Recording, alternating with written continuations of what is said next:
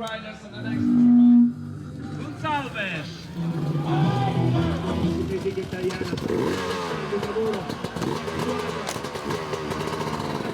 Nel 2014 la Motoclub Pavia ha vinto la classifica di club e felicissimo di poterlo. Say all the names in the correct way, so I decided to say all in a different way.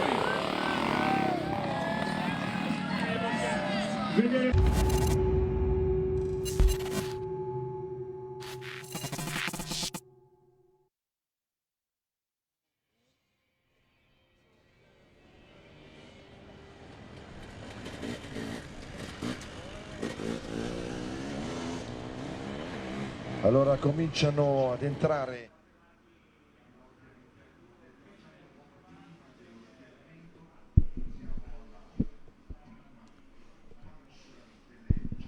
And here we are, ready to go with the live of this event. We are here in Cassano Spinola for the motocross event, the last day of the 6 days of enduro.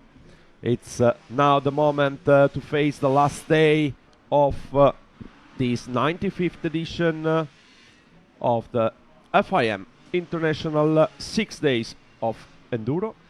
It's a beautiful morning, temperature a little bit crispy here in Cassano Spinola, as in this moment the first group of riders is out there for their own race. This morning we will have only club rider riding in Cassano Spinola, and this afternoon we will have the riders of the Women Trophy, of the World Trophy and of the Junior Trophy, taking the start from the gate here to finish their own 6 days of enduro 2021 Italy. It was a successful event. It was always every day a successful event with a lot of sunshine out there. The riders, there were 634 riders taking the start at day 1, Monday, in Rivanazzano Terme, getting out for the first day of ride. The first day they had 6 stages with around 210 kilometers to do. Here we see some of the riders getting on track for the exciting lap of the race. They will do 4 laps.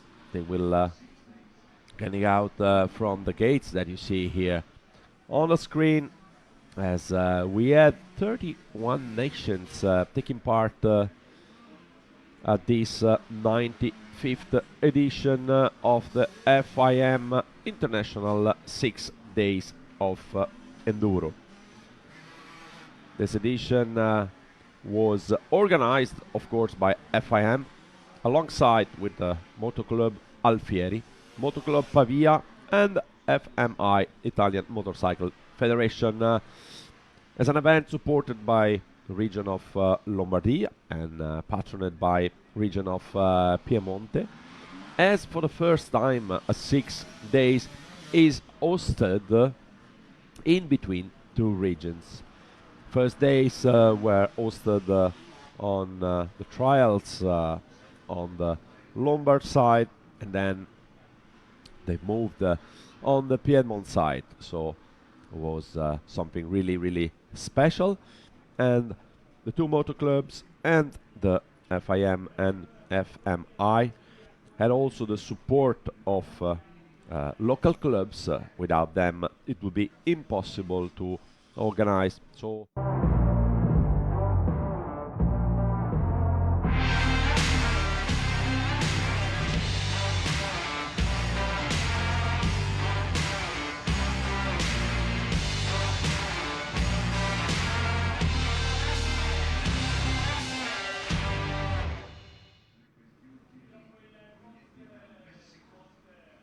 and after the aero spot we will have an onboard lap that will introduce us to the first race of the day, as we see the riders going to the gate, ready to take the start. Here we are with an onboard lap, showing us a track. We will have around 2 minutes of onboard lap here in Cassano Spinola. We see the ground. The track was very well prepared, and it's at the moment completely flat, but we're sure that at the end of the day it will be much more rough for top riders of the E1, E2 and E3 categories that will come here and competing for the last day of the 6 days. Some bank corners, the soil is pretty much stony, lots of stones around that. Some nice double jumps, some right hand corner followed by left hand corner. Track has a good flow. There's not a big track in Italy, but that's quite demanding for riders that are used to ride mostly, of course, in enduro. Some of the corners have huge banks that top riders will for sure use to going as fast as possible. Cornering and a double jump. And before this gnarly corner, quite tight, as at the moment we are completing the onboard lap. A little uphill and then again a left-handed corner with a big double jump down for the little downhill. Right side again for this 180 before this chicane, and another tabletop as to the straight. As you see, there's a good rhythm on the track, and there's plenty of corners and jumps. And here we are on the finish line again. That's a started straight, as you see, the place where we are doing the commentary, right on the right side of the track. As I said, it's a beautiful morning, quite crispy temperatures. We are around 18 degrees this morning, but temperature will rise around 30 degrees during the afternoon as the races will go on. We will start with first 13 motors just to begin the day. We have riders from the C classes coming here. The order of start is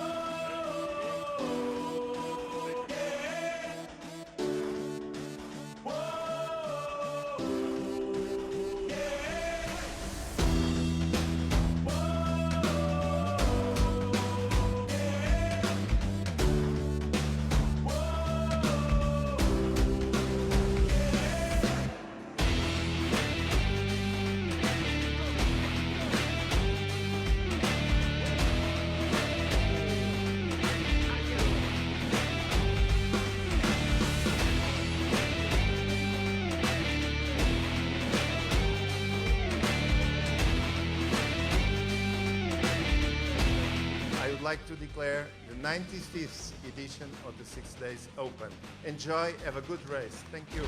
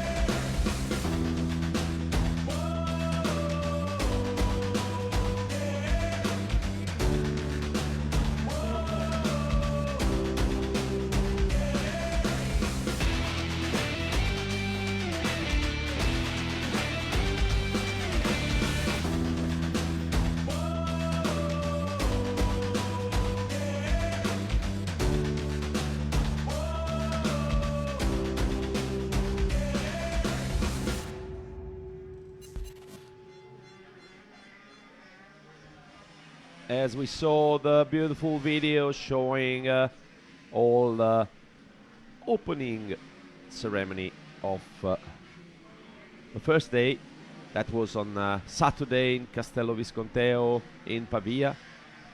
The 6 days of enduro where open ceremony was hosted there at the Castello Visconteo, as we see now the riders doing their sighting lap, and the other one preparing on the gate for the next race.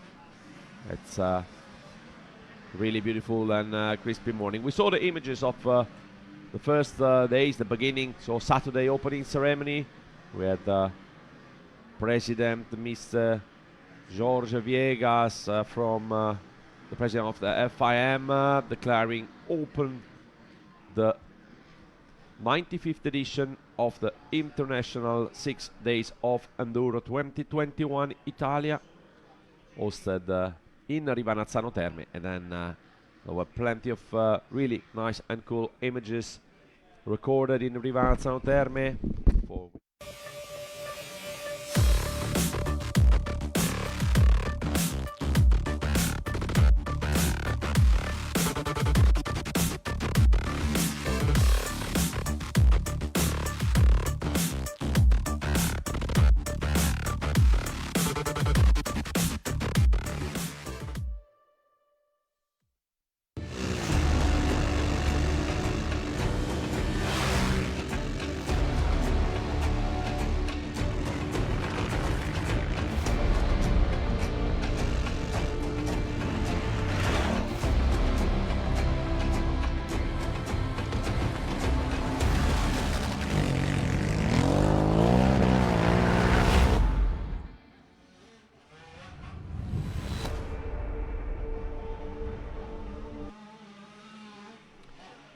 And here we are again in Cassano Spinola for the next race. We see the riders going through. There's plenty of Italian riders, of course, as it's an Italian edition of the 6 days. So we had 183 Italian riders that were on the starting gate of day 1 in Rivanazzano Terme. At the moment, it's the second race of the day that is going on. It's a British rider, number at the 12th and 13th position. Allison and Yates, there were Mr. Yates. They were competing in really nice and cool vintage clothing. Those riders are just completing their race of the day, as we have 2 laps to go here in Cassano Spinola before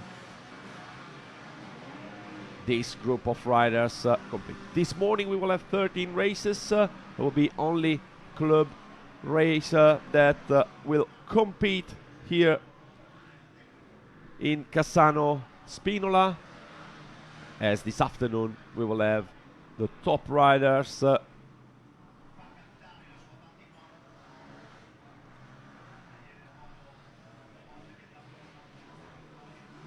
It's quite tricky to follow all the races for this final cross test. We have rider number at the second place. It's Segantini from Italy.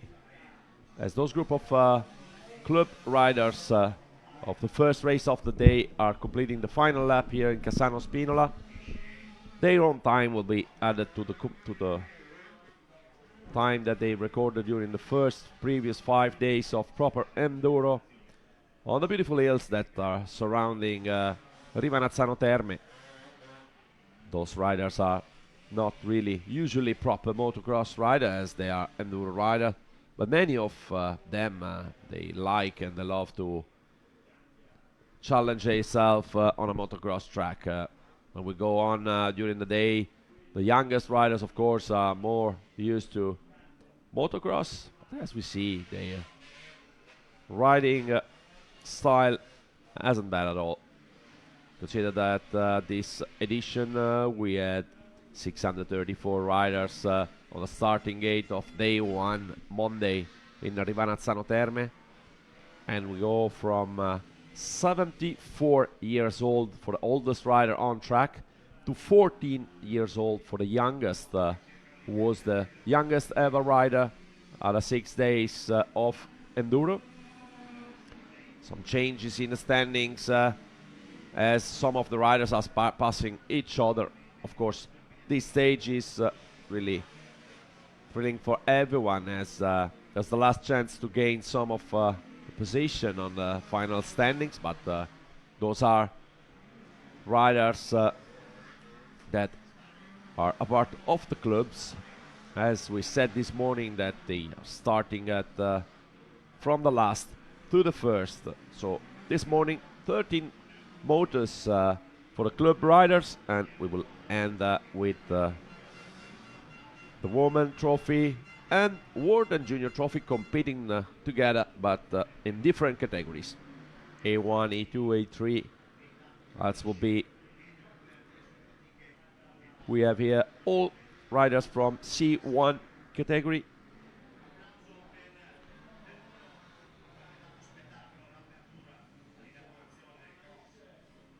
As still that's the end of lap 4 for those riders. So the track was completely flat this morning. Was really nice for those riders to come out there and challenge himself on a motocross track. Soil is quite stony, a little bit slippery, as it was of course wet. To avoid the dust later on during the day, we sure have some dust later as the sun is back, is out of the mountains here, and temperature will rise almost 30 degrees during the afternoon. But this morning was quite cold with 16 degrees when we arrived on track. The riders are still finishing their race. We'll see the final arrival order at the end of lap 4, as those riders do 4 laps in the final cross test. E1, E2, E3 riders will make 8 laps later on during the afternoon. Now after 10 minutes and 34 seconds they are completing and finishing the 4 laps. So the British rider, quite aged riders with a beautiful vintage livery on their bike and on their self with the vintage clothes on. A few changes in the last lap at the finish line of this first race of the day. 12 races to go. A little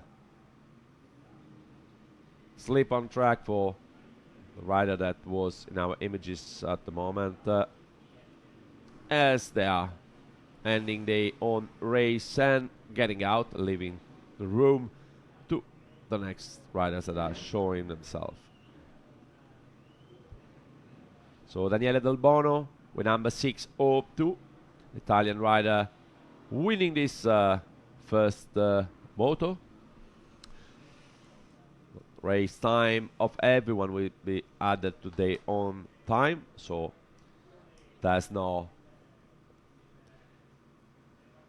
victory, if we can say, but there is their own time to add to the final time to make the classman. Mr. Daniele Del Bono with number 602 won race 1 here in Cassano Spinola, as Matteo Segantini finished at the second place. We have rider from South Africa, Germany, Czech Republic, United Kingdom, Brazil, and of course Italy. 183 rider competing from Italy. Day 1, of course, has some retirement, and it was not easy. At the third place, Daniel Christian Van Zyl, rider coming from South Africa. We have 3 riders coming from South Africa. We have 31 nations competing in this 95th edition of the 6 days of enduro. And we will have now race 2 starting soon.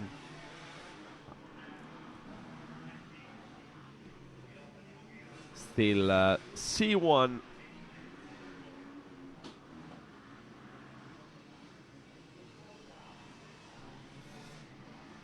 Some of the names of this list. We have Federico Martinelli. Team was composed by 3 of them: Alessandro Martinelli, Maurizio Martinelli, and Federico Martinelli. Federico is the father of the previous 2 riders, so Maurizio and Alessandro. We'll see them later on, as they had a better performance than the father. But it's such a beautiful thing that at the 6 days there are families also competing. The couples, the brothers, and it's really something unique that you can find only at the 6 days of enduro. The organizer committee of this race is made, of course, by FIM, alongside with the Moto Club Alfieri Asti with his president Giorgio Bandoli, Moto Club Pavia with his president Edoardo Zucca, and the president of the regional committee of Piedmont, Walter Carbone.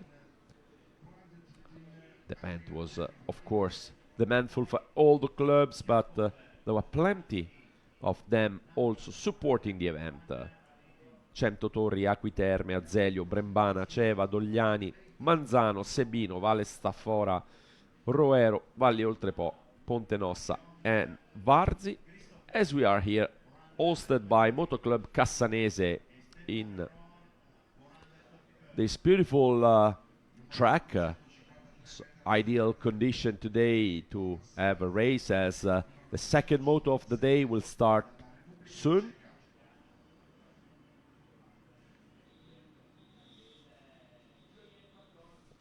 So it's almost time to go, as they are completing the sighting lap. It's 8:39 at the moment, and they are going out for preparing themselves for next race. All the names on this list, that is of course plenty of Italian riders on. We will see who will try to gain more for his own final position and for the position of his own club here in Cassano Spinola. As we see people wearing fleece and jackets. So it's still a little bit cold, but it's beautiful sunny.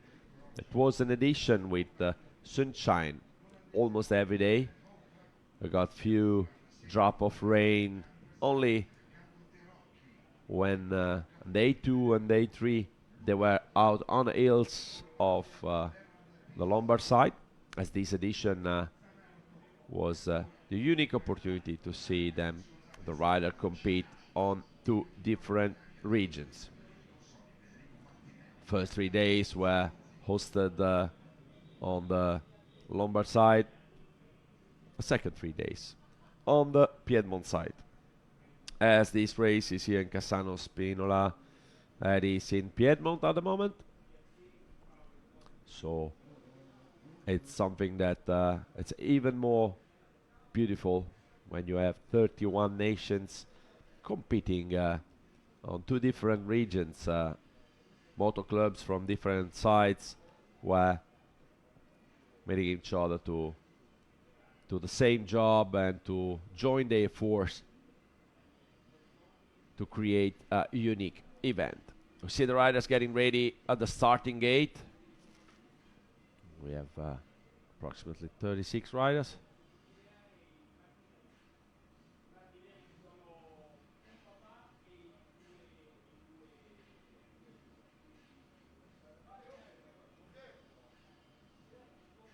"37 riders on the start of the gate. See Mr. Cabutti, another of the experienced rider out there. It's Pierpaolo Cabutti. As we said, we have plenty of Italian riders, 183 Italian riders at the start of day 1. And everything is ready here in Cassano Spinola for the start of race 2.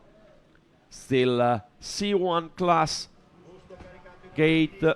It's going down, drop now, and out of the gate, as you see, full gas wide open for everyone, as everyone was getting out and ending the 4 laps with the best lap time to add to his own time of the 5 previous days. We have a German rider, that is Luca Eibach from Germany, that is just in a second position behind. Is third at the moment. In the second position we have Bart ten Hove, rider from the Netherlands, as the Netherlands got 35 riders on this edition.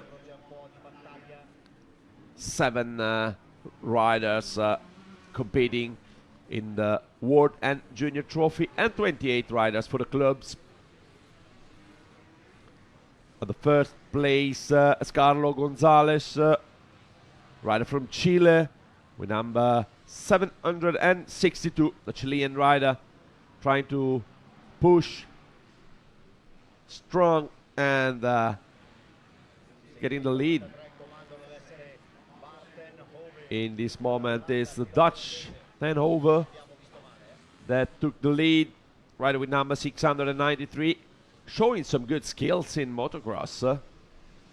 Those riders are mostly quite aged, but there's nothing better as start the morning with a motocross ride. The Dutch rider out there, probably more used to riding the sand, is showing really good skills and good style over the stony soil, slippery somewhere. That's some tight corner.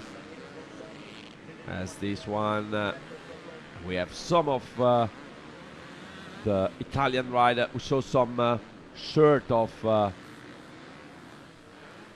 motor clubs, local motor clubs. And here we are for the first time. Lap 1 is almost done here in Cassano Spinola. Mr. Ten Hove, Dutch rider, took the lead, leading in front of Lukas Eibach from Germany. As Federico Lucotti with number 713 is now in third place. Federico Lucotti is the Italian rider in third place, just in front of Pierpaolo Cabutti, number 711. Riders are pushing really hard to score good lap time. We have Dutch riders, we have German riders, Italian riders coming from Portugal, from Belgium, from France, and from Czech Republic as from Slovakia. Here in the second moto of the day, C1 class with 37 rider on the gate, and it's Mr. Tenhove, Bart Tenhove, who is leading at the moment the race. The Dutch rider with pretty good skills in the sand for sure, is showing a good style also on the stony hardpack of Cassano Spinola, as we see the two Italian riders getting really closer, Federico Lucotti and Pierpaolo Cabutti. They were alongside almost for all previous 5 days of Enduro, as there's at the moment the Italian rider that is trying to pass Lukas Eibach, the German rider, Luca Eibach with number 544. We see the German shirt of Eibach that is trying to close the door to the Italian riders that are pushing to take the second place. They ride, one of them passes now. So we'll see at the end of this lap 2 when Bart Tenhove has a good gap in front, leading since the beginning of the race. The Dutch rider was starting pretty well and is passing right now, passing the finish line in first place, as Pierpaolo Cabutti is now second in front of Luca Eibach and Federico Lucotti, number 713. In sixth place we have Federico Martinelli, as we have another Italian rider that is right now in fifth place.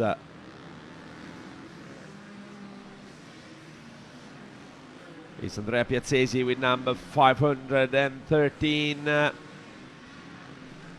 As in front, Bart Tenhove had a good gap now. Made a good gap in the first 2 laps with a brilliant start, taking the whole shot and trying to escape as much as possible. His advantage is quite important at the moment. Will be really tough for Pierpaolo Cabutti to try to take back the ground that he lost at the beginning of the race, trying to pass Luca Eibach, the rider from Germany. You see the distance at the moment in between first and second place, with really good style still for Bart Tenhove. Dutch rider has now 5 or 6 second gap on the rider, on Pierpaolo Cabutti, as at the moment the fight for the victory in the second moto of the day, C1 class 37 rider on track, is not really on, as Bart Tenhove, the Dutch rider, is leading. The Dutch rider is riding with number 693. Remember, we had plenty of riders coming from the Netherlands, 35 of from Netherlands, 28 of them, they are riding, competing for the clubs.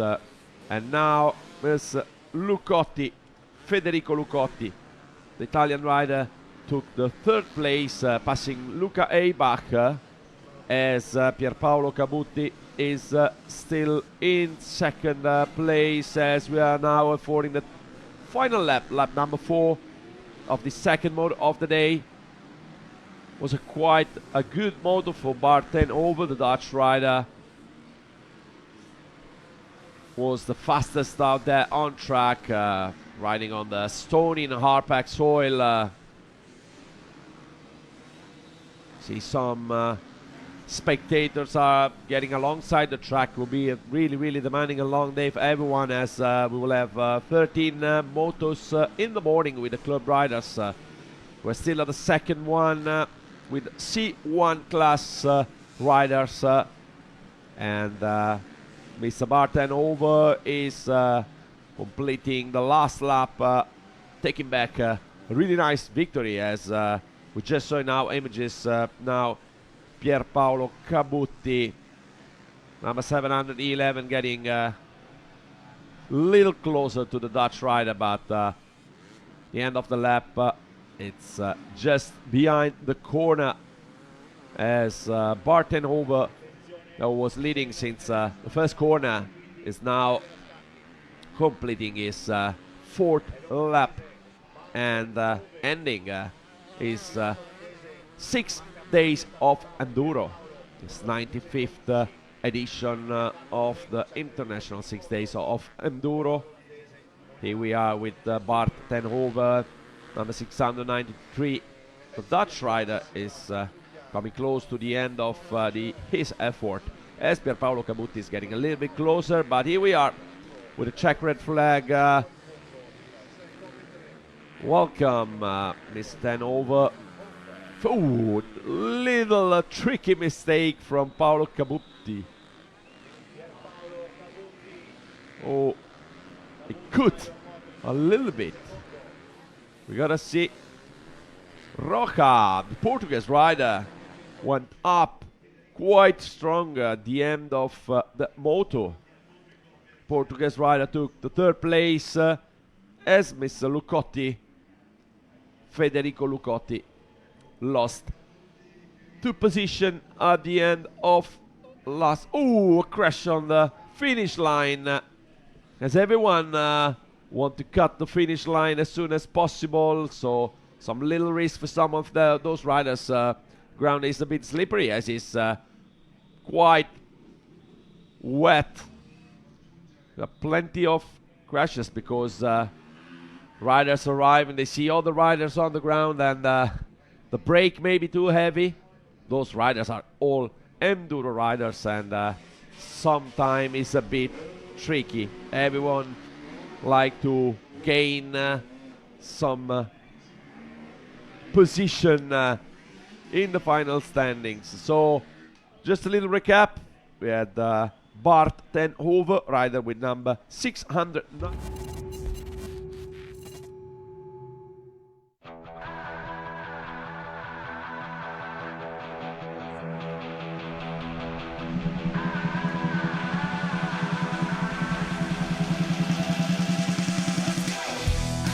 With over 650 riders in the paddock for the FIM International 6 Days of Enduro, logistics are an essential part of helping a diverse group of riders to make it to the finish. Servicing a broad spectrum from the professional World Trophy riders to the largely amateur club competitors, several major brands provide crucial racing services. Their involvement right from the grassroots in this unique event, proving their commitment to the motorcycle industry as a whole.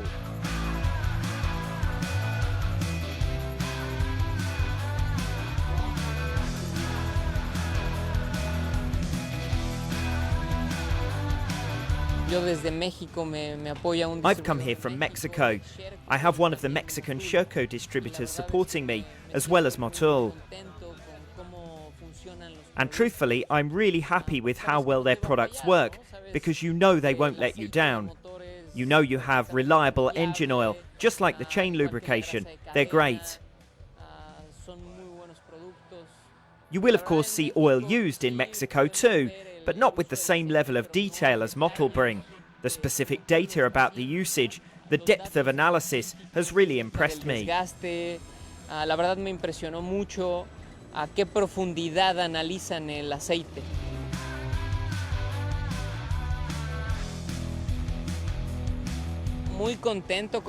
I'm really happy with the support of Sherco. They're very professional. They've been ready at all times. They look after everything from parts to food. They're great people, really friendly, and they've taken care of us. It's a great brand, and they've provided great support. Muy buena marca y muy buen apoyo.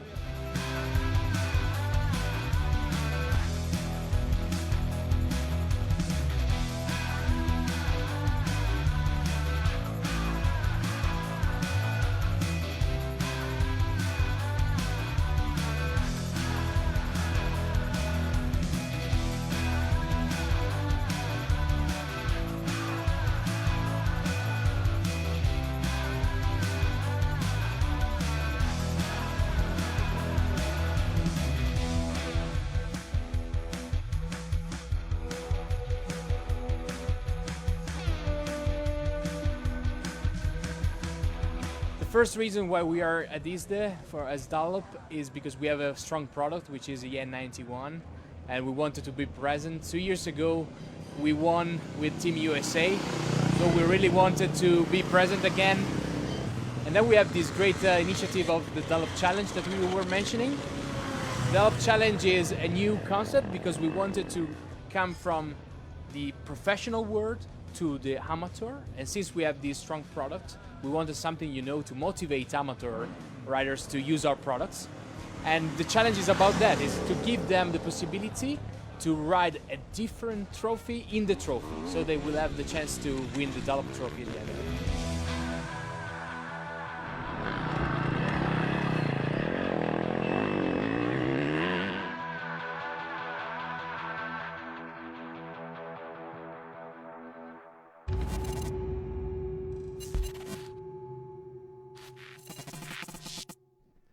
And we saw some of the beautiful images recorded on Rivarazzano Terme, where the paddock was hosted inside the airport.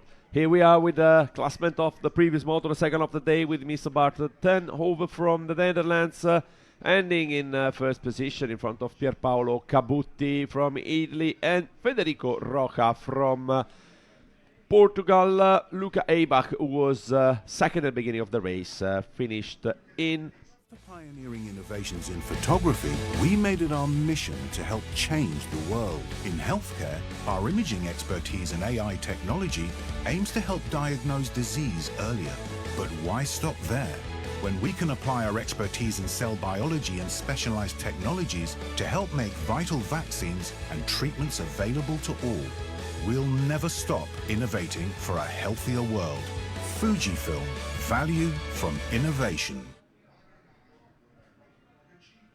And the rider of the third race of the day, Moto3, for the C1 class riders, are just completed a sighting lap, and they are picking the gate for the race, as the gate will drop soon for race 3 here in Cassano Spinola. We have in this race the first of the Martinelli brothers, as Alessandro will take part. We saw in the first group, and then race 1, the father of the two Martinelli brothers.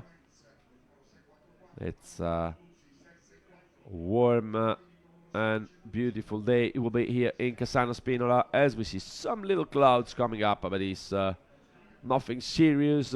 We are now in region Piedmont, what is the other region that is hosting the 6 days of Enduro 2021 Italia. The track start to be a little bit more rough, but it's nothing compared to what will be in the during the day. This morning we will have 13 motos. That's moto number 3 of the day.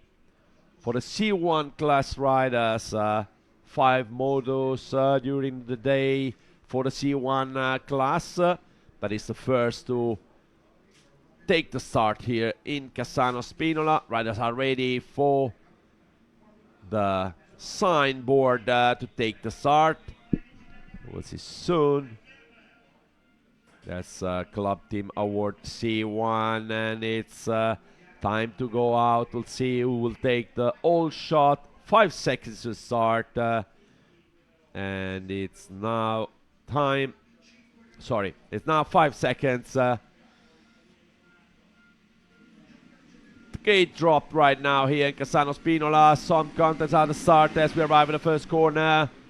And we see who will take the all shot. Is the rider from Czech Republic, Daniel Brunner, with number 431, who took the all shot of this third race.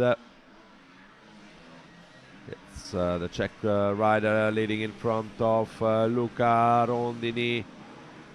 As at the moment they are arriving, here we are with number 719.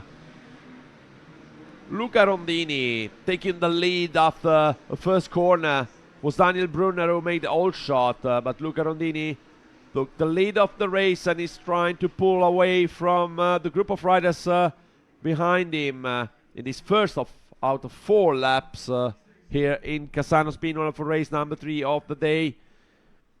Luca Rondini, rider number 719, trying to push to take a little gap, as in 3rd place was Ruben Wagelaar from the Netherlands. There's already one rider, Bart ten Hove from the Netherlands, taking the victory in race 2, as we are now in race 3, first lap at the moment, with Luca Rondini leading this 3rd race of the day. We're gonna go soon at the end of the first lap here in Cassano Spinola on the stony hard pack of this nice track here nearby Tortona. Cassano Spinola, a small village just close to the border with Region Lombardia. That's a group of 5 riders with 2 German passing each other. We saw Michael Domagla with number 543 pushing hard, and that's another pass. His teammate from Germany passed him, pushing him a little bit outside, as Luca Rondini is still leading in front of Daniel Brunner on the 3rd place. We have a German rider who took just the 3rd place before the end of the lap, pushing out his teammate Domagala.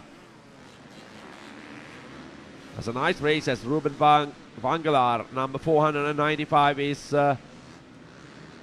temporary in the 4th place. As we see Ronnie Road, number 443 in 3rd place, getting closer to Daniel Brunner, pushing really hard to get the 2nd place. The German rider with a good style. Those Enduro bikes are quite performing here in Cassano Spinola.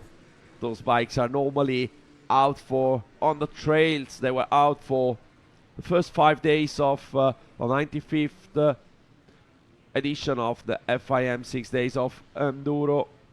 And the German rider Ronnie Road, 3rd at the moment, is trying to find a spot where to attack Daniel Brunner, the Czech rider that is in this moment 2nd behind the leader. As Ronnie Roder was the rider who took the all shot of race 3 before Luca Rondini passed him. 3 riders pushing really hard. Ronnie Road is rider number 443. Little tricky corner for him, as he's trying to defend his position while finding a spot where to pass Daniel Brunner, the Czech Republic rider that is 2nd in this 3rd race of the day. Getting closer to the end of lap 1, as Luca Rondini is now going to pass the finish line and keeping his 1st place in front of Daniel Brunner and Ronnie Rood, as the Dutch rider Ruben Wagelaar, it's now with number 495, trying to pass, almost counter for them, as Rode passing 2nd place, passing Brunner. But Daniel Brunner is trying to get back his position, right over the jump and all outside. It's Ruben Wagelaar taking the 2nd place, trying to follow the German rider Ronnie Rode, that is now actually 2nd. Here we are with a slow motion of a nice pass for Ronnie Rode on Daniel Brunner, taking a little risk going on the bank on outside. As Luca Rondini is still leading with a small gap, leading in front of Ronnie Rode, with the Dutch rider Ruben Wagelaar in third place. Ronnie Rode, it's now second. Can recognize the German shirt. Gap is getting a little bit shorter as Ronnie Rode is getting closer and closer to the Italian rider lap per lap. It's now time to finish lap 2 almost, as Luca Rondini is still leading with a small gap on Ronnie Rode, the German rider that is in second position with Ruben Wagelaar, number 495, in third place.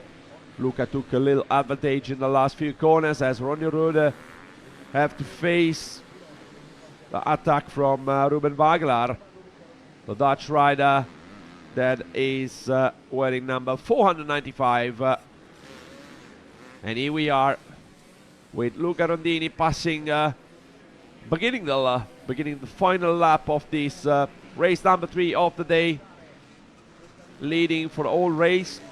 After the old shot from Daniel Brunner, the Italian rider is actually leading in front of Ronnie Rode and Ruben Wagelaar, as we have another Italian rider taking the fourth place is Simone Angeretti, number 950. We see now Luca Rondini with a KTM number 719, trying to push it for the last corners to sort out this victory. That is the nicest way to finish, to accomplish the 6 days of enduro. Those riders were out for almost 1,000 kilometers in 5 days, competing on incredibly nice stages and trials, having fantastic transfers. They were all really enthusiastic about this edition, an edition that was really demanding for bikes and for riders too, as with a quite nice style, Luca Rondini is getting close to the victory, but is Dutch rider Ruben Wagelaar that is trying to sort out for second position and passing at the inside at the moment on Ronnie Rode, German rider, third position, last corner, and we will go for the end of the race. One of the last corners of Cassano Spinola, or Cassano Spinola, with Luca Rondini. Here we are with the end, but the Dutch rider is trying to get on the gas on the last few corners, but it's Luca Rondini who is taking back the victory in this third mile of the day in front of Ruben Wagelaar and Ronnie Rode, who pushed really hard at the beginning of the race, probably giving something a little bit too much and losing some position, as on 7th place Alessandro Martinelli, one of the two Martinelli brothers, finished the race in 7th place. It was a really nice moto, this third one of the day, with Luca Rondini, the Italian rider, one of the 183 Italian riders on the starting list of this 95th edition of the International 6 Days of Enduro, took the victory here in Cassano Spinola. That was Moto 3 of the C1 class. We will have 4 motos for the C1 class, and then we will turn the page and go for C2. 4 laps for those riders, for the club riders, with Luca Rondini winning in front of Dutch rider Ruben Wagelaar and Ronnie Rode from Germany, as Simone Angeretti just finished his race in 4th place. Other group of riders is ready to go out for the sighting lap. we're talking about race number 4 of the day for those enduro riders who will have fun here in Cassano Spinola. The riders are preparing themselves to make the sighting lap here.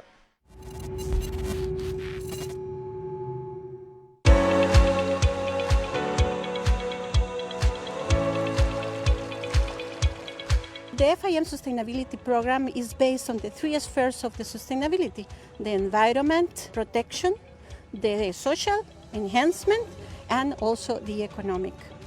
For the environmental protection, the FIM has an environmental code, a series of regulations that include the strict control of the sound level that is made at the beginning of each competition, and also at the end to test the sound levels of the bike, and also the sound level of the atmosphere, the event.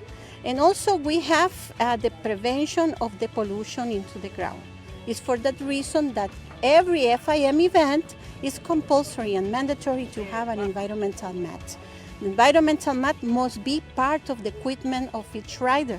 All this to prevent spillage on the ground. Also the camping area, and when we have hospitalities and caravans, it's necessary that they deposit the wastewater in a proper places. We promote biodiversity.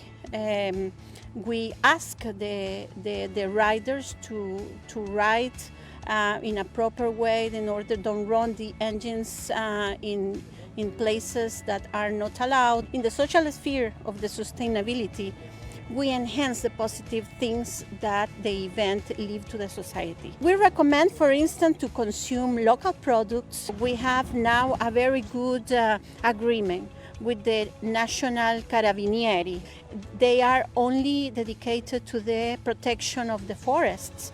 So they have a very good agreement with the National Federation in order to use motorcycling for clean the forest in order to avoid and prevent fires. So they are showing the biodiversity of the area. They are showing how to take care of the forest while practicing the sport. And it's very nice because they do not prosecute the riders. So they educate the people in order that can live and can use the forest in a proper way. Alex Salvini is one of our environmental ambassadors that promote sustainability while he practicing the sport. The voice of our environmental ambassador is powerful because they have a lot of followers and they are a role model in the society. So it's very nice to count with them.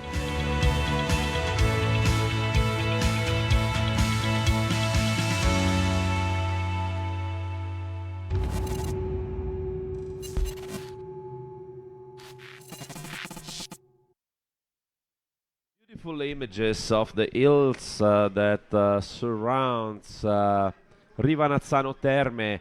That is a really, really important thing to talk about green, as our sport is going more and more green, following the rules and always respecting the nature, respecting the green, because we love nature. We ride out in the nature and we love nature. It's so important what the enduro clubs also.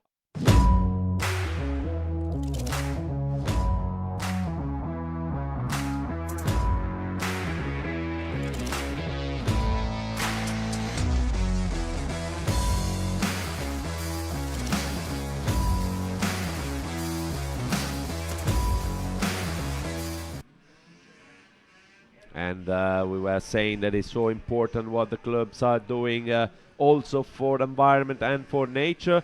The green, it's important, and we love nature. So that was an important message. This 95th edition of the International 6 Days of Enduro was hosted in Rivanazzano Terme and surrounded by incredible, beautiful nature, incredible, beautiful hills. The trails out there were really, really nice, and many people from all over the world have the chance to appreciate this nature. We have some American rider align himself on the gate, on the starting gate of this race 4 of the day. This image show rider number 405 is Brian Story, one of the private out there competing for clubs. Plenty of American riders in this edition, and that was something really important and nice, as United States of America are presenting always one of the best teams both in World and Junior Trophy. They got several pretty fast rider in club category too. So C1 class for race 4 at the moment here in Cassano Spinola. Riders are preparing the gate, and we saw Elia Campagnolo, rider number 731, preparing the gate and getting ready alongside with Brian Story, the American rider, as we have also Fred Hose with number 405 at the starting gate of this race. See riders competing from Germany, from Czech Republic, Italy, Netherlands, USA, Slovakia and Chile at this at the start of this 4th race of the day. 15 seconds before the gate will drop, as it's now 5 seconds to the start of the 4th race of the day out of 13 for the club rider here, C1 category. And we'll see who will take the whole shot. It's a couple of Italian riders in front. There's a crash at the first corner. For a big crash for 3 riders at the first corner, as is the Italian rider who took the start. It's Matteo De Gavardo with number 859. Matteo De Gavardo, who took the whole shot alongside with the Dutch rider Jan Willem Arendsen. 35 riders, Dutch rider. Crash now with the contact on the 4th corner of the track. One inside, one outside. Contact, and the rider fell down, as is the rider with number 859, who's leading currently the race. Lucas Kuchera, rider number 458, is now actually 3rd, as Ben Clark, it's 4th. Ben Clark with number 575. Plenty of British rider competing out there. There were several aged rider competing with beautiful vintage colors on their bike and their clothes. Really cool to see them with the British flag on their shirts, on the back of their shirts, as a huge fight at the beginning of this moto, as the riders are getting faster and faster race per race. Those riders have been almost never alongside during the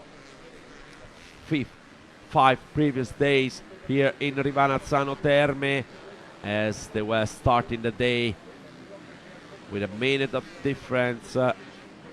And it's Clark who takes the lead at the end of the first lap. Ben Clark from Great Britain taking the lead in front of 2 Italian riders.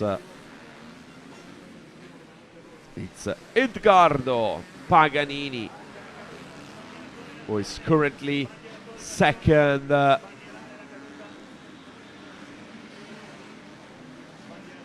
And Nicolo Maspero, who is 3rd with number 840. American rider Brian Story is actually 4th, even if he's displayed with Puerto Rico flag. Brian Story will align himself in Mantova in a couple of weeks for the Motocross of Nations, competing for Puerto Rico, as there will be no American team at the nation in Mantova, but come back to the FIM International 6 Days of Enduro with this fourth motor of the day, C1 class. Nice duels here in Cassano Spinola, as we see Mr. Ben Clark taking the lead with a huge advantage on his pursuers. More than 6 seconds for him on the Italian Edgardo Paganini, was now currently in the second place, but there's a huge fight behind for the third place with a group of 7 riders. 6 riders trying to sort out to get second and third place here in Cassano Spinola for the final cross test, the C1 category. We are finished soon the second lap with Edgardo Paganini, number 936, in the second place, and a crash in between the 7th and 8th rider. Little crash for them, as Edgardo Paganini is currently second, with third Nicolò Maspero, but is Ben Clark, the British rider Ben Clark, who is leading since lap number 1, the end of lap number 1. Ben Clark took the lead and pushing really hard. I spoke with him yesterday at the finish of day 5, and he said that he's a proper motocross rider, riding enduro occasionally, and this was his first 6 days, but he's a motocross rider, and you can clearly see it as the rider are affording the 3rd lap out of 4 here in Cassano Spinola for the last day of the 95th edition of the FIM International 6 Days of Enduro. More than 1,000 kilometers for those riders on their bikes, on the legs, on the arms, and there were 5 demanding days out there with warm temperature, a lot of dust, stones up and down hills, as Ben Clark, as you can see from our graphic, have a huge advantage in this moment on the Edgardo Paganini, number 936. There's a fight now with Paganini, who is third behind Nicolò Maspero, and Brian Story was trying to gain a position with number 405, the American rider, riding for Puerto Rico. Now, there's probably it's Edgardo Paganini. No, it's not Edgardo Paganini. It was Nicolò Maspero, who went out of the track in a little crash for another rider, number 505. It's American rider John Bill, making a little mistake, as Ben Clark is still leading the race. Rider number 505, John Bill, went down on the ground and he lost a couple of positions, 7 right now, with always the rider that is on our images. You can see from the style that is a proper motocross rider, as yesterday on the final stage we talked with him, asking about this final cross test, and he couldn't wait to come here in Cassano Spinola, having some fun and pushing hard. So Ben Clark from Great Britain is still leading from lap number 1, affording the last lap of the race out of 4 here in Cassano Spinola. That's the 4th race of the day. We will have another race for C1 group soon, but Ben Clark is pushing his bike for the last few corners of his 6th day of enduro. It was a good 6 days for him and for his club, of course.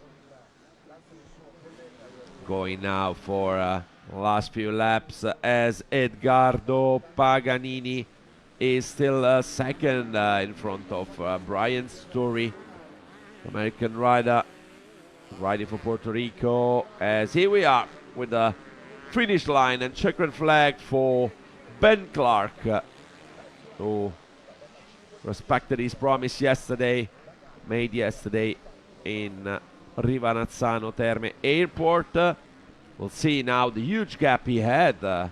It's a good gain for him in Cassano Spinola, as third is still Brian Story following and trying to pass at the last corner Edgardo Paganini, who over-revs a little bit, as Niccolò Maspero is fourth, and Finnish rider Titus Eniala finished the race in 5th place. Matteo Pietranera, number 836, finished in 6th place, as the American rider with number 505, John Bill, ended 7th.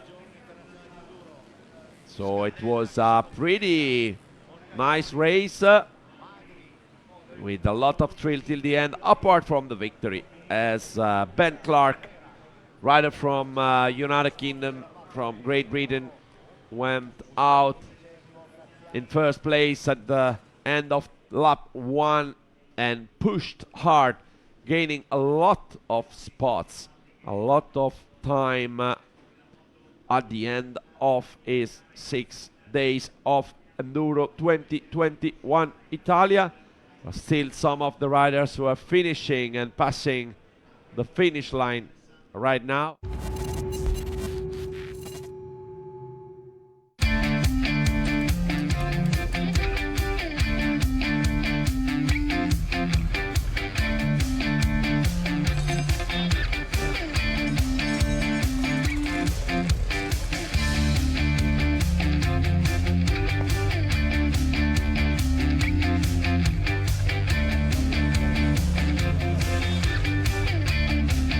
During the race, here we do the racing service and the rental for the rider who wants to participate at the event without any problems and with all facilities. During the race, we can provide to every rider the service. So we give the gasoline, the air filter, the food during the race, any spare parts they needed. And they need only to riding and enjoy his 6 days, his race.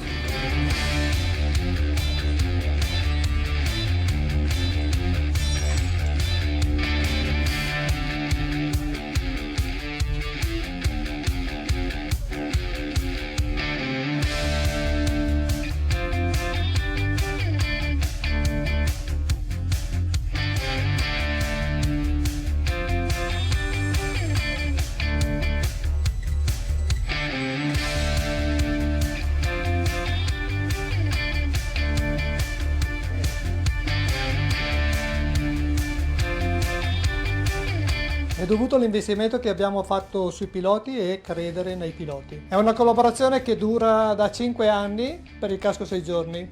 È stato il primo casco ad essere omologato con la nuova omologazione internazionale 06.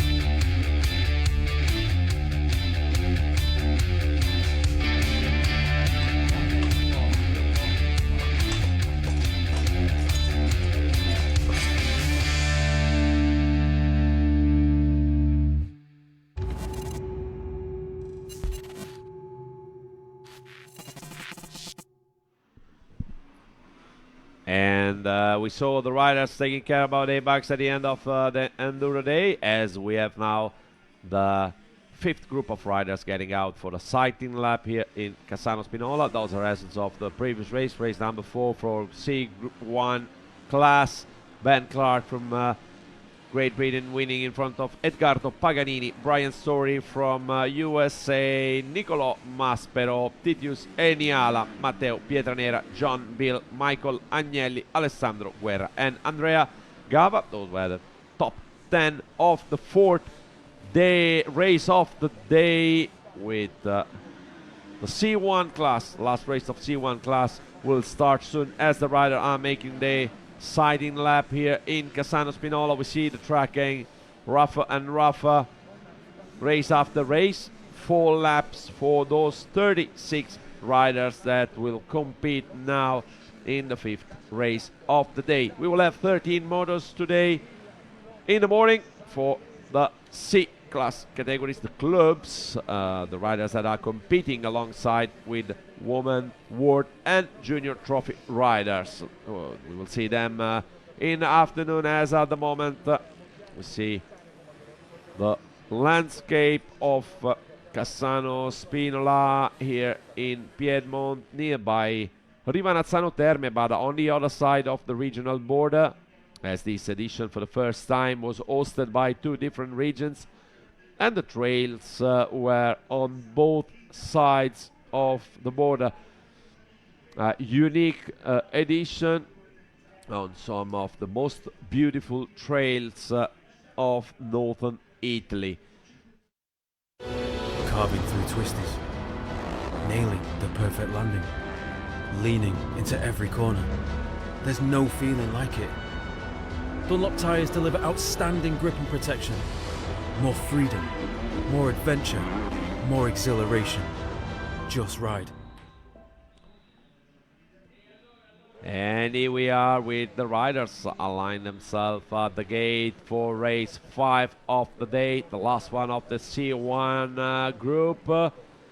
So we will have some really good Italian motocross rider, as Kevin Cristino will start with number 402. Italian rider. It's now was displayed right now, and we have some other really good riders coming here. We have Enzo Pellegrini, Guido Conforti, Filippo Alutto, one of the Alutto brothers. They were riding at home when we were riding the last 2 days of this International 6 Days of Enduro.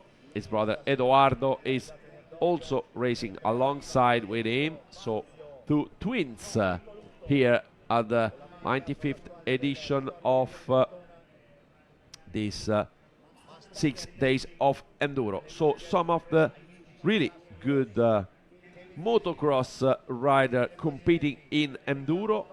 See Pasinetti, Federico Fanzio with number 816 is another of the riders alongside with Edoardo Alutto and Filippo Alutto. 716 for Federico Fanzio, 916 for Filippo Alutto and 816 for Edoardo Alutto. Kevin Cristino will start on the first gate.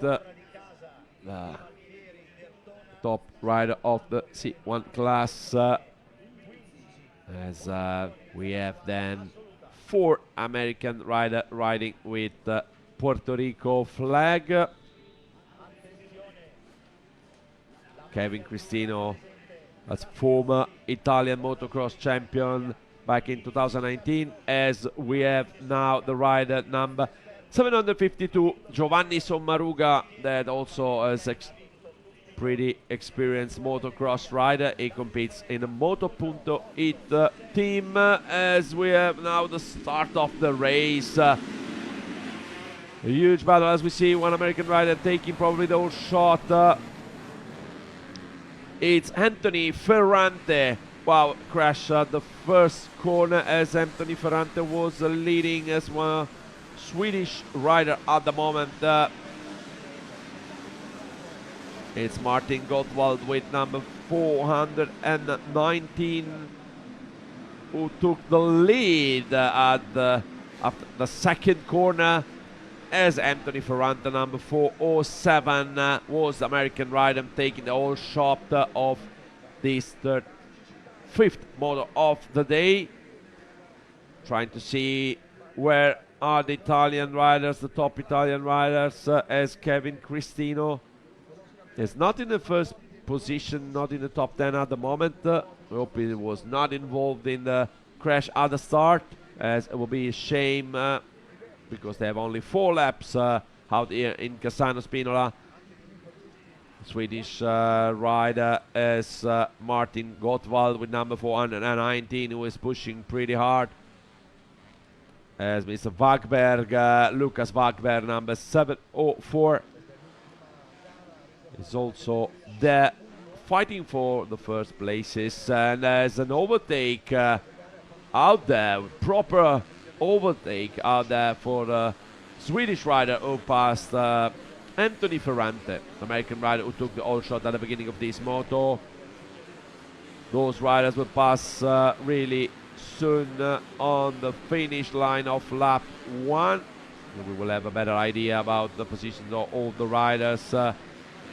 One of the Alut brother is at the moment currently in 10th position after the start of the 5th race of the day. There's some yellow flag waving on big jump. Riders are coming downhill. The first lap finish is Mr. Wagborg, Lucas Wagborg, number 704, who took the lead. At the second place, there's another Davide Soreca, another Italian rider with Kevin Cristino, 5th out there. Pretty sure that we will see plenty of nice fights during this race, as we have some of the quickest motocross rider competing at the 6 days of enduro out there. As Lucas Wagborg at the moment is taking the first place with Davide Soreca.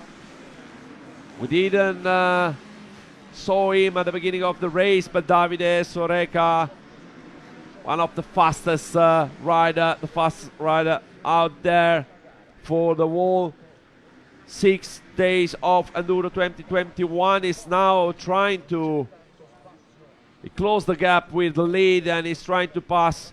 He will get really soon trying to find a spot where to pass the Swedish rider Davide Soreca with number 865, launching himself on the big tabletop and trying to get inside of the Swedish rider Lucas Wagberg, as Anthony Ferrante is still in 3rd place behind those 2 riders, but Kevin Cristino was 5th at the end of the first lap.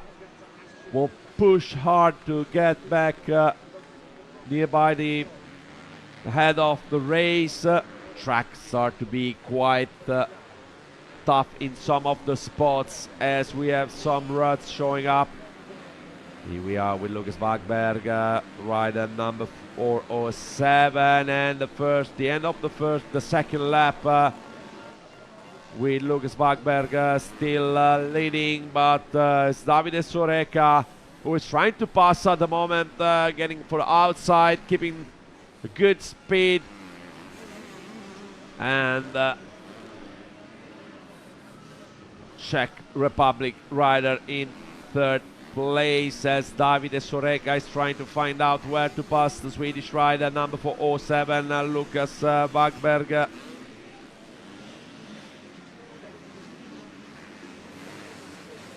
It's Patrick Markvark, number 455 in 3rd place, with Kevin Cristino still in 5th, and Anthony Ferrante, American rider, in 4th place.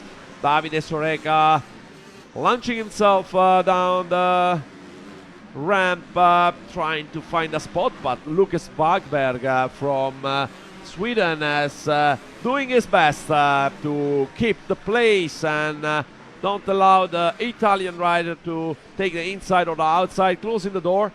So Lucas Wagberg still leading the 3rd lap of this 5th race of the C1 class. Last race for C1 class as the Swedish rider who took the lead during the first lap is still leading with Davide Soreca coming back. Those two riders took huge advantage on the next to Patrick Markvarg in number 455 for Czech Republic, as Anthony Ferrante still fourth, and Kevin Cristino, the Italian rider, motocross former rider, is still fifth. Former Italian motocross champion. Track is getting rough. Some more ruts showing up as Lucas Wagberg is affording now this short corner with is the beginning of the last lap right now, with Lucas Wagberg still first, but Davide Soreca is trying to sort out a place where to try and attack the Swedish rider. Nice style for those two riders. Davide Soreca pushing his bike a little bit and whipping out, trying to take the outside. Not easy as the track there is quite wet, but Davide will not give up, that's for sure. It's a fighter, as known as show racer in Italy, as his style on the motocross bike is always really stylish and making the show on track.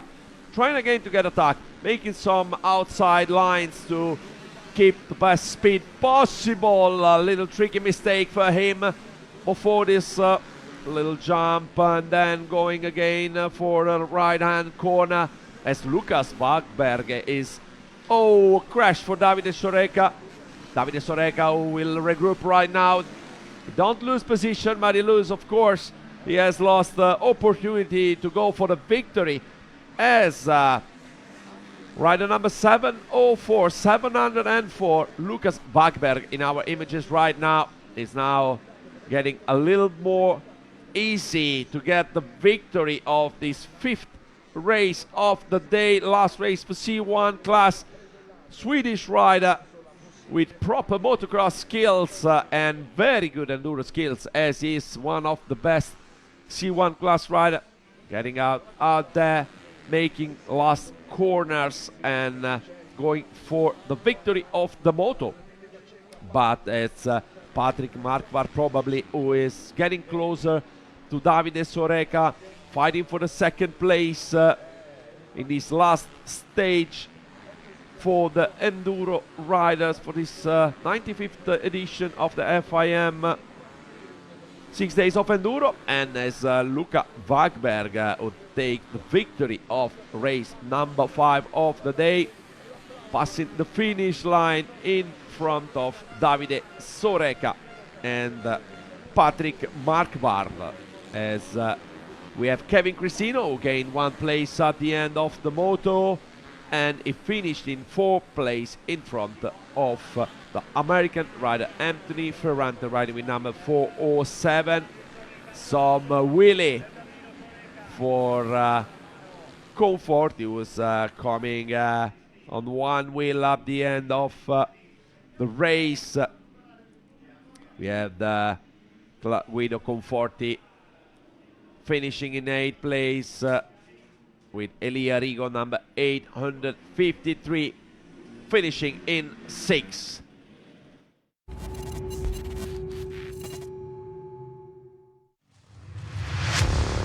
Although the eyes of the world are on the trophy categories, the largest number of riders at the FIM International 6 Days of Enduro belong to the club class. A broad spectrum of competitors, from youths representing major enduro nations and hoping one day to graduate to the trophy teams, to enthusiastic amateurs from a whole range of different nations. Sono partiti 488 piloti del club. Over 400 riders have started this edition in club. Club is the very essence of the 6 days. They're amateur riders who are here for pure passion. It's a class where they all ride exactly the same course, exactly the same specials as the World Junior and Women's Trophy classes. It's often an introductory category, a first opportunity for many young riders to compete internationally and in this unique team environment. But it's also a category where you'll find many older riders. And for some, the only objective is to get the bike to the end of the competition. The spirit is to compete, not necessarily to win.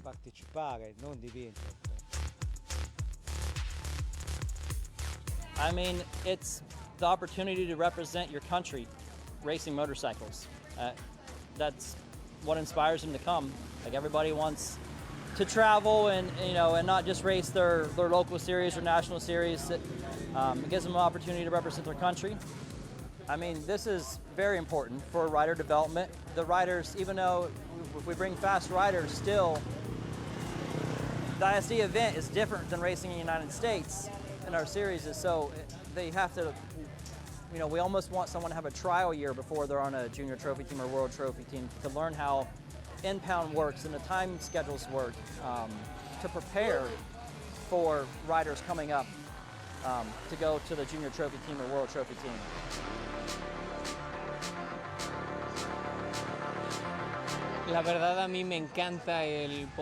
For me, it's truly great to be able to come to this competition because I get to ride the same track as my idols, the same course as my heroes.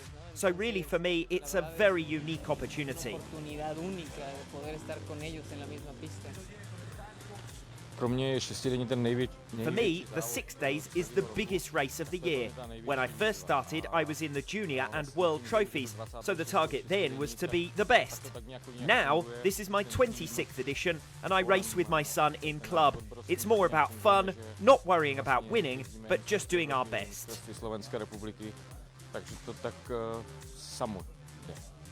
Yeah, look, racing against some of the top guys, or with the top guys, is quite different. We're used to the pressure in South Africa. There's some good guys, but the whole setup here is very different.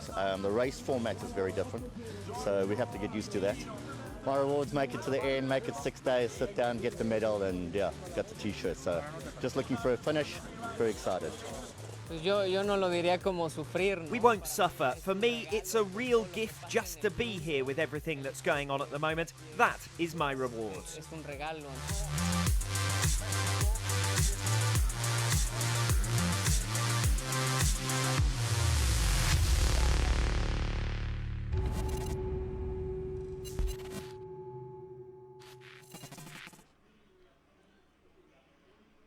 As it now 9:48, we will start soon with the first race of the C2 class. Will be the 6th race of the day for the club riders. That's the finish of race 5, the 5th race of the day, with Lucas Wagberg from Sweden taking the lead and the victory in front of Davide Soreka. A lot of riders: Giovanni Sommaruga, number 20, another former motocross rider competing from team Moto.it. They were telling the story of the 6 days of enduro on the media, and Moto.it, alongside with Motosprint, is one of the media partner of the event.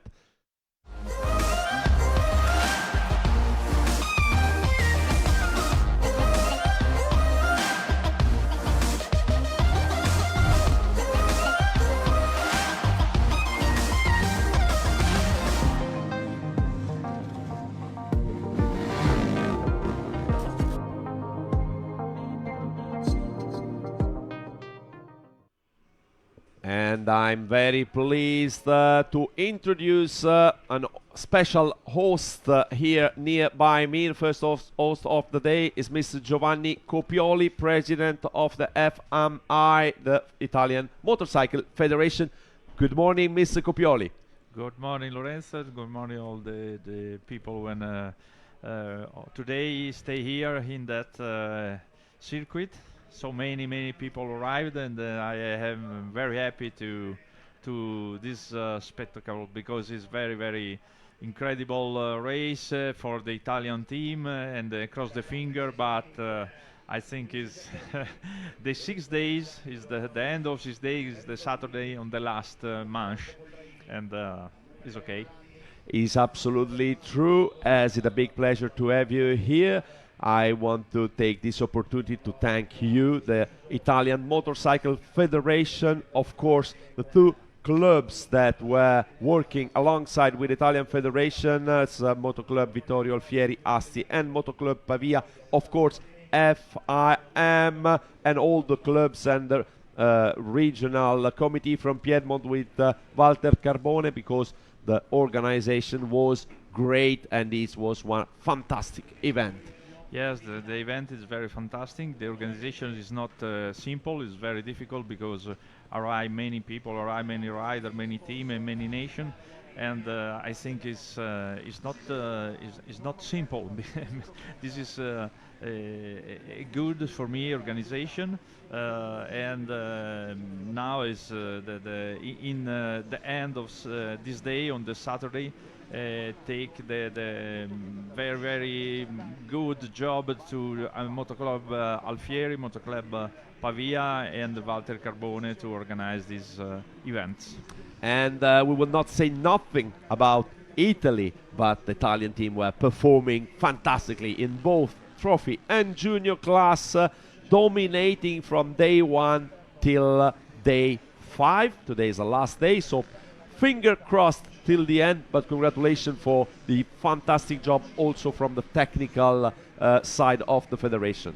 Thank you, Lorenzo. The technical is very important to support the rider all the years, not only the last year, but so many years when working together to arrive in this competition to prepare it is very important to the Italian Federation. But it's very important to other club, the private club, the other riders, Italian riders participate in this competition, many Italian riders, and I am very happy to result of all the riders, the Italian riders. Yeah, we had 183 Italian riders taking the start from Rivanazzano Terme out of more than 600 riders, 634 riders overall. It was huge for Italy in World and Junior Trophy, but also, as you said, President, in the club's standings, as we had a lot of Italian riders fighting for first top 10 position in the clubs. It's a pretty beautiful day out there, as it was for the previous 5 days on the hills that surround Rivanazzano Terme.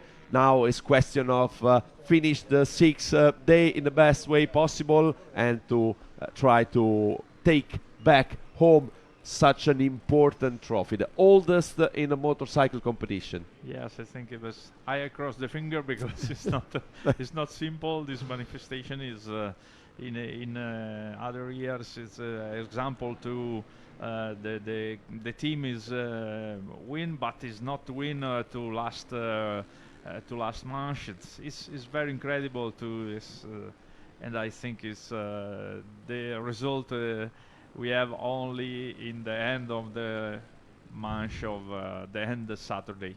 Absolutely. So we will, of course, wait in the afternoon to see the Women the 4 and then to see Junior and World Trophy riders compete alongside themselves in different classes, E1, E2, E3. As the sighting lap is almost done here for the first race of C2 class. That is the 6th race of the day here in Cassano Spinola.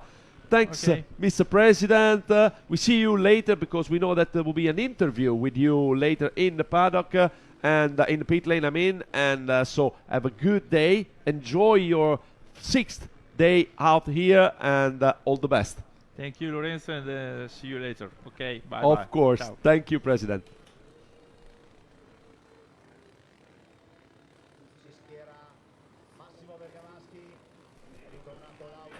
And the riders are keeping the gate for this first race of the day in the C2 class. It was a pleasure to talk with Mr. Giovanni Copioli, the lawyer that is running the Italian Federation since a few years. Great, passionate man.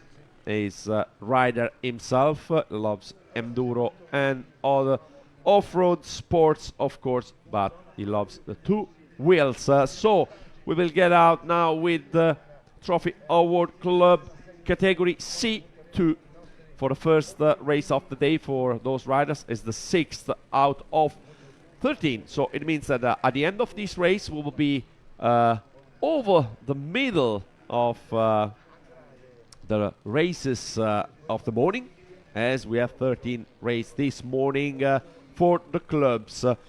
We will have, I will let you know, 1, 2, 3, 4, and 5 races for what concern the C2 class, as we had 5 races in the C1 class. Riders are preparing themselves. We spotted some KTM 6 days replica bikes or some Rieju 6 days version bike. The bikes are made expressly for this event, as many products were made expressly for this event, like the Iron 3 we saw with a fantastic 6 days of enduro graphic, and we saw also some of the Prospect goggle, Prospect 6, made for the 6 days limited edition of the Scott Sport goggles. So these will be the first race of the C2 class.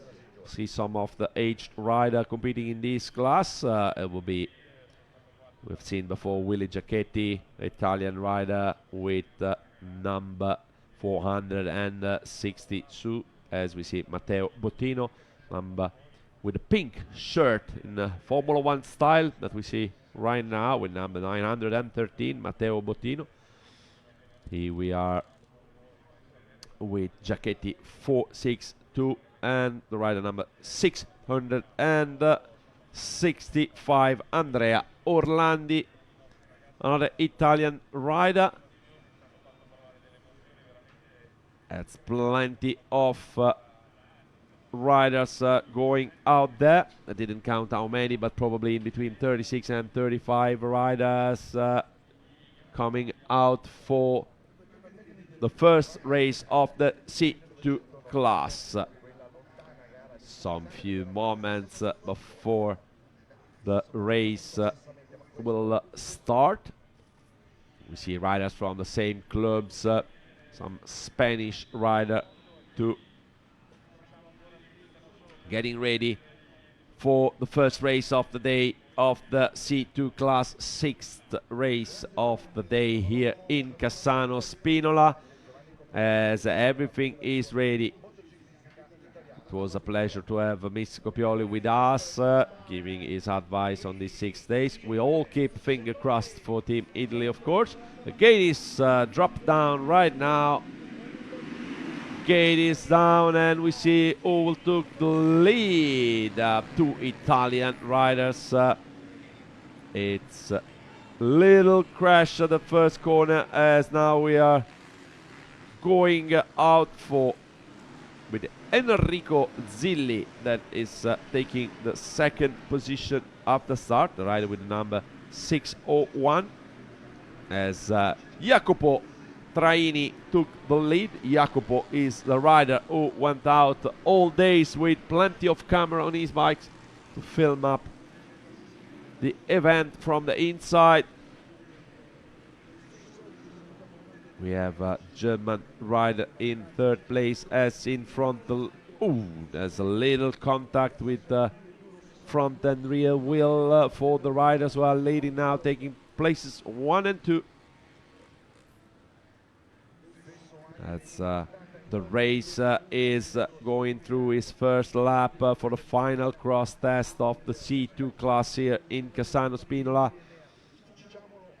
The riders are getting closer for the fight of the first place, as they take already a good gap on the 3rd, 4th and 5th rider. It's quite 2 riders are quite faster than the following groups, as there's an attack for the 4th place, with the rider passing outside and taking the 4th place and going already for the 3rd one, again on the outside line. That is really faster, and much possible that this rider took the 3rd place already. Not sure if it was Giordano Rossi with number 565. There's some here we are with Jacopo Traini leading at the moment,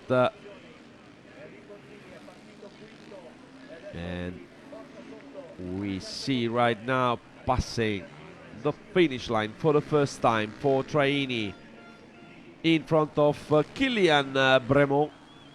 Kylian Bremont, the French rider, with number 528. And Enrico Zilli with number 601 in third place. Traini took the lead at the beginning of the race, taking the all shot in front of Enrico Zilli and going out for the lead, as Enrico Zilli probably made a little mistake. And then here we are with... That's probably a mistake from... yes, it was Traini going down, and so the lead now for the rider, the French rider Kylian Bremont, riding for Moto Club Lozère, the French Moto Club, who had plenty of riders on track out for the first 5 days of Enduro here in Rimanazzano Terme, as now in Cassano Spinola. The rider Kylian Bremont, number 524, is currently leading, taking advantage from a mistake from Jacopo Traini, who went down. Enrico Zilli was just there and he took the second place. So at the moment Luca is Enrico with number 601 is in second place, followed by Jacopo Traini. Those three riders have a good gap on the pursuers.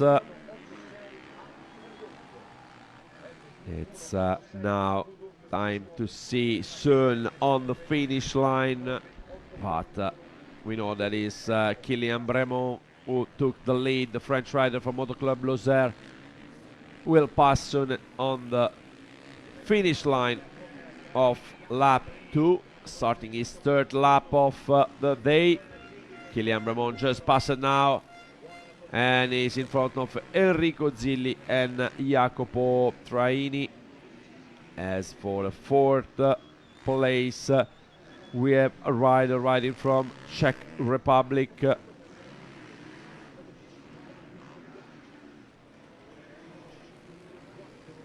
and Maxi Schek is now fourth of the race. The German rider took the fourth place in the second lap. We're now in the third lap of this final cross test of C2 class, the first race for the C2 class, as we see Enrico Zilli pushing hard, trying to reduce the gap from the lead of the race. It's still in our images now Kylian Bremont from Moto Club Lozère, who is leading the race, the first race of the C2 group. It's quite understandable that the French rider had some good motocross skills, as Enrico Zilli too is trying to reduce the gap and to push hard to take back the French rider, as we have some lapped rider already after 2 laps. We are currently doing the third lap out of 4. First lap rider in this moment, as Enrico Zilli is trying to sort out this and to lap the rider that was shown now at the moment. Kylian Bremont taking the outside and crossing the line of Enrico Zilli. Enrico that is getting closer and closer and wants to try to take the lead of the race. We'll go soon for the end of this third lap, as Jacopo Traini is still in third place, but the gap is really short right now as they pass on the finish line of the third lap, starting right now, the last lap of the race, with Enrico Zilli second, trying to find a spot where to pass his contender for the victory, some lap rider around the track. That will make life not easy for the rider number 1 and 2 in this moment. Kylian Bremont from France. Kylian is riding for Moto Club Lozère, as the Italian rider Enrico Zilli is riding with the shirt of Team Italy. And the Moto Clubs, it's quite tricky to sort out and pass all the lap rider, the few really slow rider We are in the finish, the last lap out of 4 of this final cross test for the C2 class. Enrico is trying now to push hard and to find a spot where to pass the French rider Kylian Bremont, as Bremont is trying to close all the doors. Enrico is trying to take the inside right now here, trying to find a good line, the fastest one, as is the last half of the last lap, and Enrico Zilli a few corners still to try to pass Kylian Bremont. Kylian is putting down his leg to try to help himself, keeping the speed in the corner, as Enrico will try now the inside here. He tries, but Bremont breaks hard inside and he passed. Enrico Zilli passed and took the lead, and is now in front of Kylian Bremont.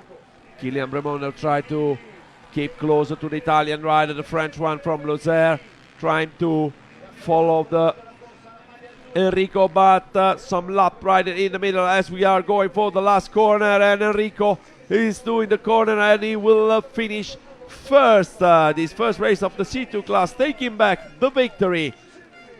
Italian rider really happy, of course, over revving on the finish line, and closing first Kylian Bremont, and in second place as third is Jacopo Traini, with Maxi Scheck, the German rider, taking back a fourth place.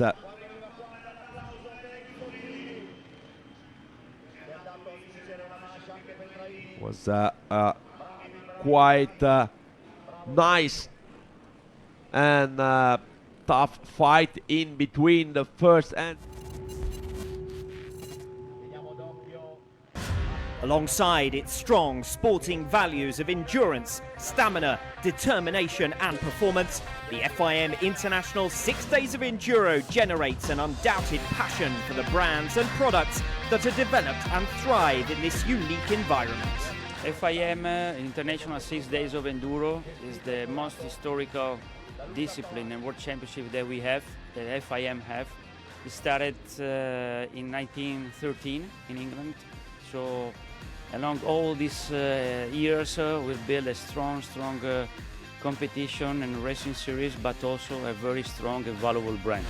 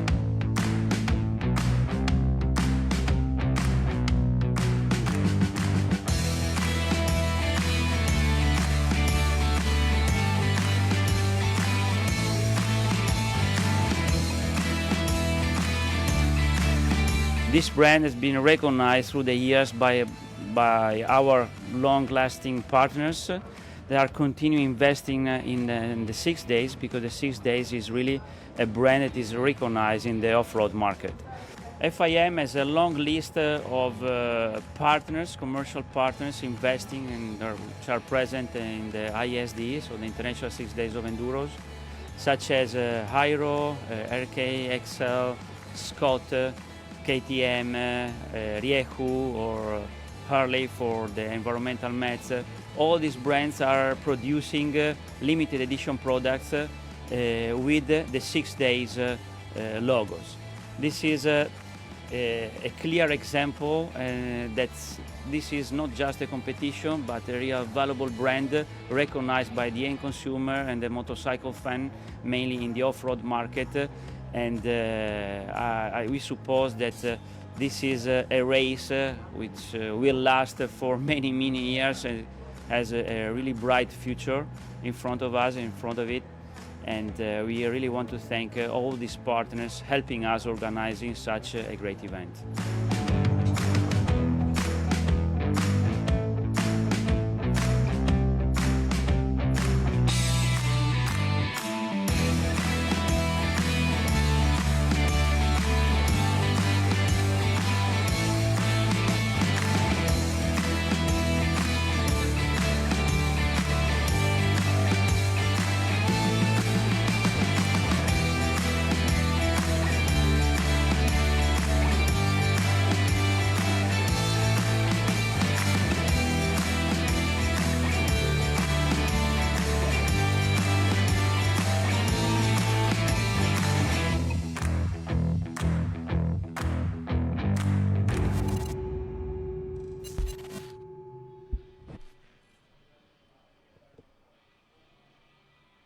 And here we are in Cassano Spinola for the final cross test of this 95th edition of the International 6 Days of Enduro by FIM.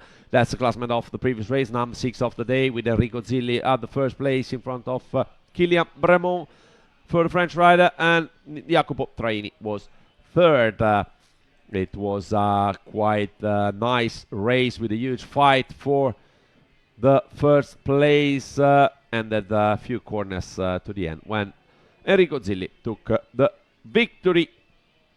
Now we are getting out for the 7th race of the day, the second of the C2 class. The clubs will do 13 races this morning, so 7 out of 13. It means that we passed the middle of the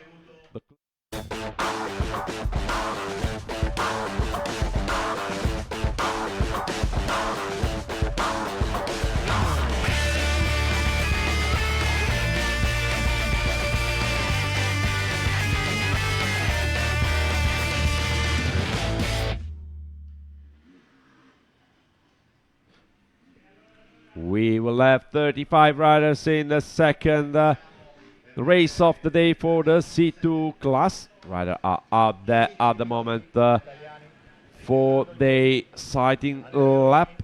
Riders coming from all over the world. 31 nations, 634 riders out there at day one. Well, there was a really nice opening ceremony in Pavia, as now, as you can see from the graphic, is Club Team Award C2. Second race of the C2 class is the 7th race of the day out of 13. Weather is getting nice, but it was promising a sunshine day. It's just a little bit cloudy, what will keep temperature a little bit more down, cool and fresh for the riders that are involved in those races that are not really demanding, as they will do only 4 laps each. For what concerns the clubs, it's every 35 riders is going out now to make the sighting lap. They will align at the gate soon for this race, as we see one of the legends of Enduro on our images as photographer for Motorsprint, one of the media partner of the event, Dario Agrati, one of the most related name with international enduro. We have some of the riders out there with a lot of experience, like we see Mr. Gottwald in an interview 2 spots ago, that is as his 27th 6 days. Rider like Alessandro Botturi are completing the 16th 6 days of enduro. There are others with 17, so plenty of really experienced rider. We have the rider from Finland that is trying to do what he have done every day in Rivanazzano Terme, as this rider was starting always on with the foot on the seat of his bike. It's a Finnish rider that was really funny and always smiling. Every morning he was going out from Rivanazzano Terme with the foot on the seat of his bike, making a little show for a few spectators that were there. And is Reijo Karpinen, rider number 725. And every evening when he was coming back in the same with the same style. So it was quite nice to see him also trying here, but the ground is a little bit different. It's a bit muddy, wet and slippery, as this track presents the soil stony soil, and it was wet by the crew of the moto club here, Cassano Spinola Moto Club, that is hosting this event as Moto Club Cassanese, who host the final motocross test, final cross test of the 95th edition of the International 6 Days of Enduro Italia 2021. The riders are completing their sighting lap, trying to see the best line web to pass. That will be for the more experienced rider in motocross, as for many will be just a little walk out there this morning compared to what they did in the previous 5 days, when to have to face even more than 200 kilometers per day, what is really demanding, but the trails and the transfers and the stages were so nice that many of them said it was a shame that we could not stop during the race just to, you know, enjoy the landscape of the hills that surrounds Rivanazzano Terme on both sides, Lombardy and Piedmont. We have a lot of media here trying to take back home some interviews, some pictures, some video, as is the most old motorcycle competition of the world. It was invented in 1912, first edition 1913 in Great Britain, with Great Britain and France rider fighting for the victory. Since that moment, many others have running and had some little break only for First and Second World War, and unfortunately, as we know, last year the event that was supposed to be this one was cancelled. And the images, rider number 878, so 878 was Katsuki Namegawa, the only Japanese rider competing here. 31 nations officially here at the 6 days of Enduro 2021. Number and the 12th at the gate, we have a special rider, Andrea Lorini, with number 611. Lorini, father and son, are competing here. The father, Dr.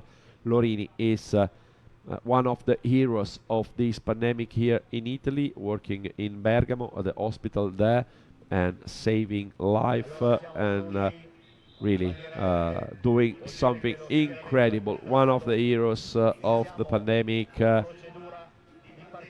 We need more people like that now, trying to put the pandemic on our shoulder and on our back, and trying to just looking at the final cross test here, focus on bike riding. And here we are, the gate is going down. Some rider have missed the start as they were doing it too quick.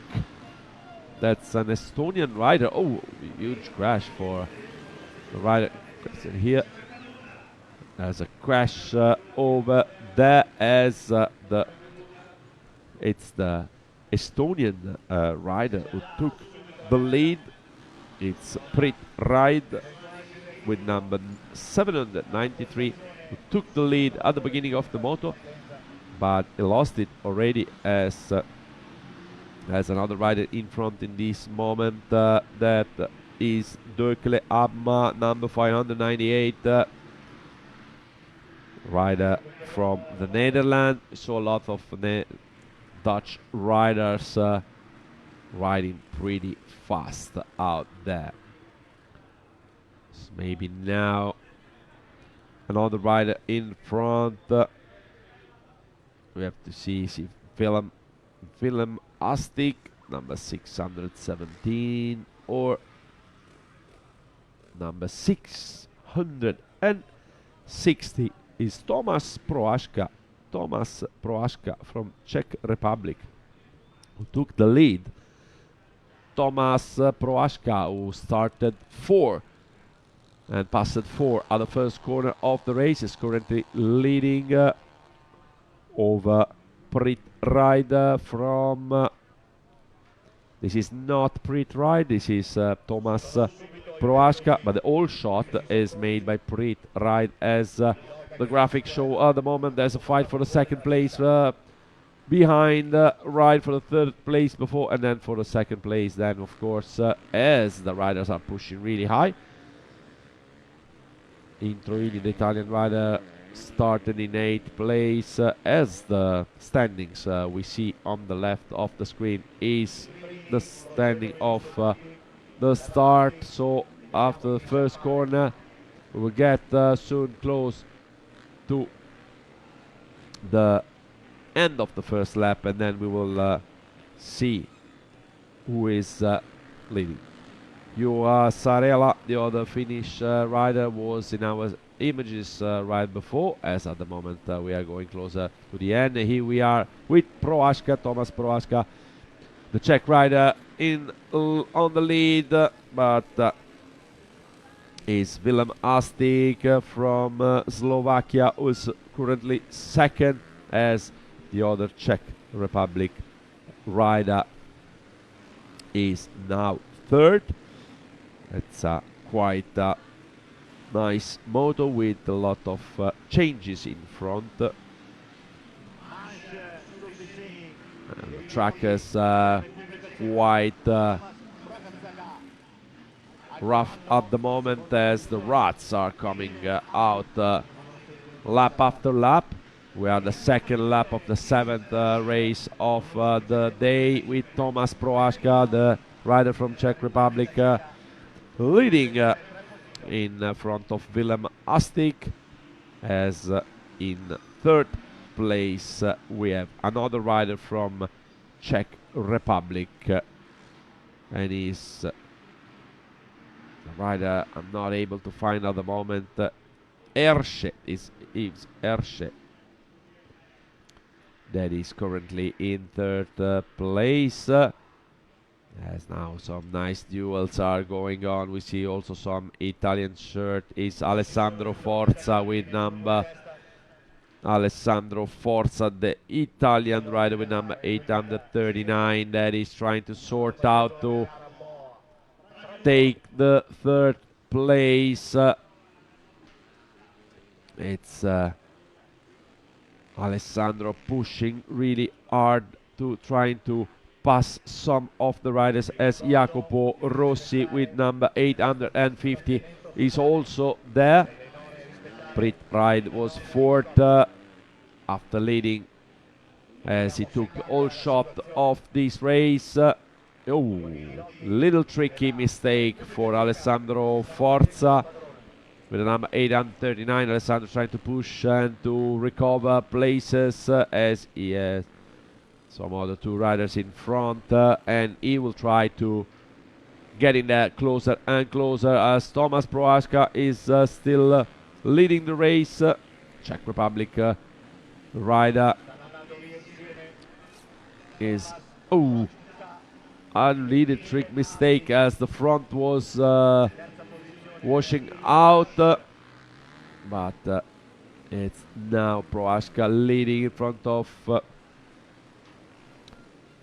the rider from Slovakia, Willem Astig, and the other rider from Czech Republic, Alessandro Forza, is 4th currently, with Jacopo Rossi 5th.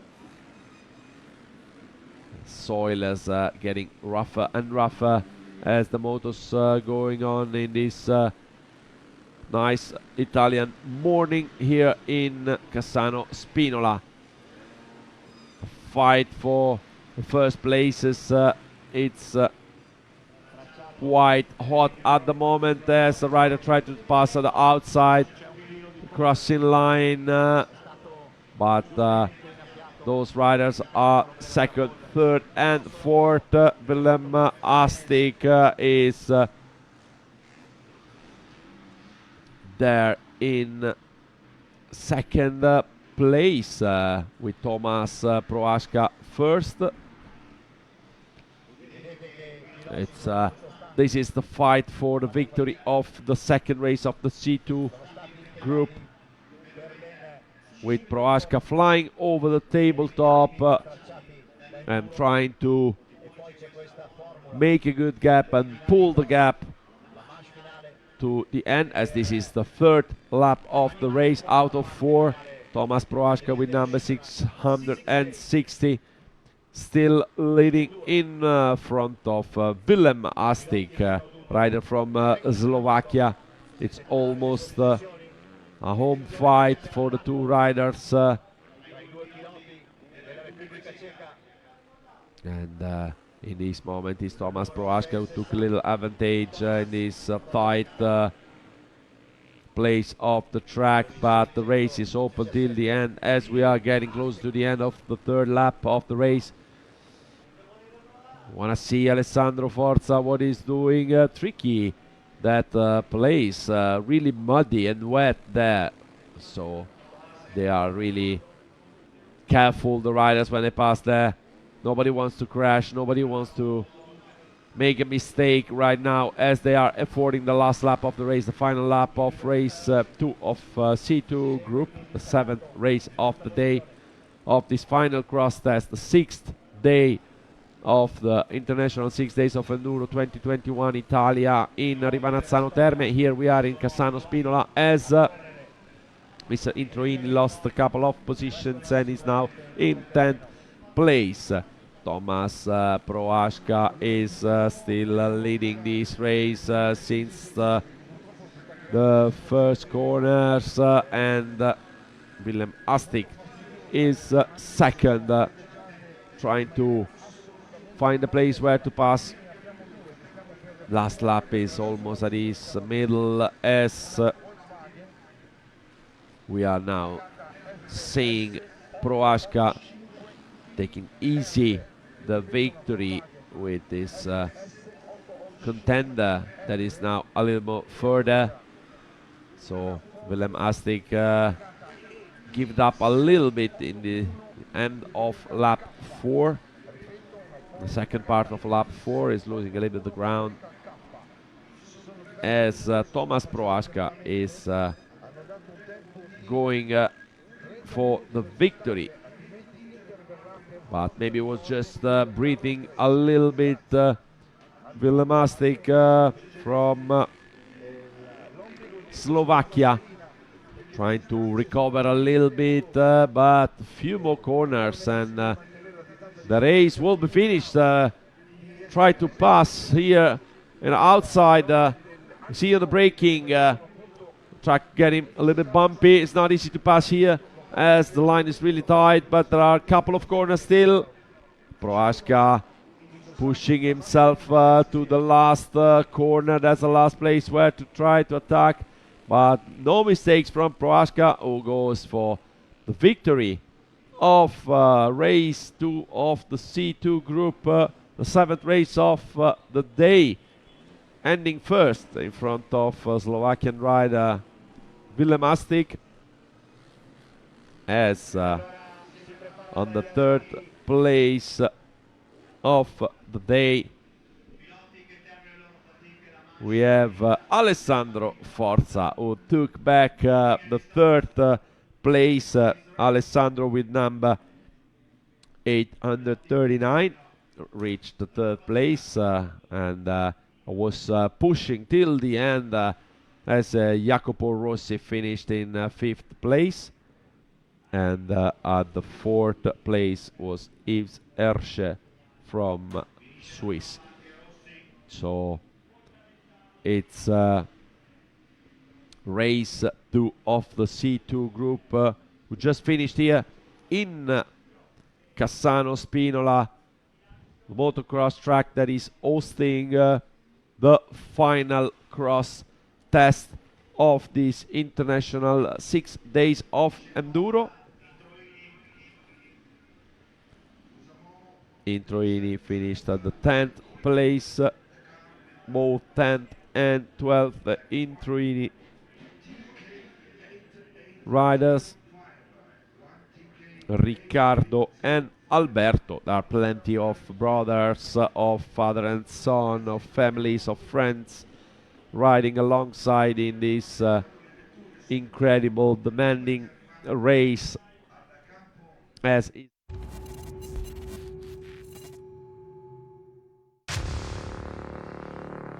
Alongside the experienced hands of the Globe's elite in the World Trophy, youth takes centre stage at the FIM International 6 Days of Enduro with the Junior Trophy for under-23 riders.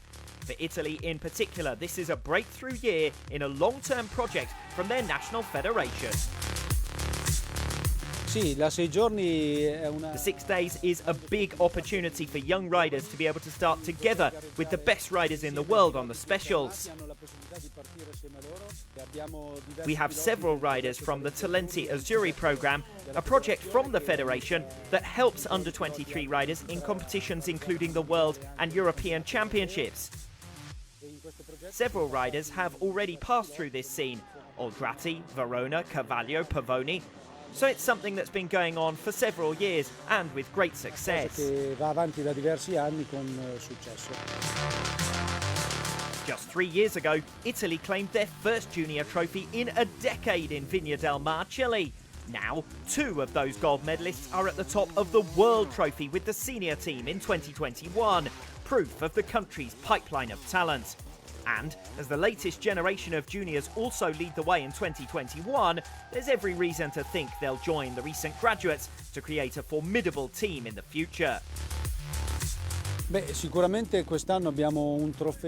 This year we have a very strong junior team with Pavoni, Macarito and Moritini, and that gives us every reason to look ahead to a bright future. Riding here for Italy is a special emotion, a real honour for me.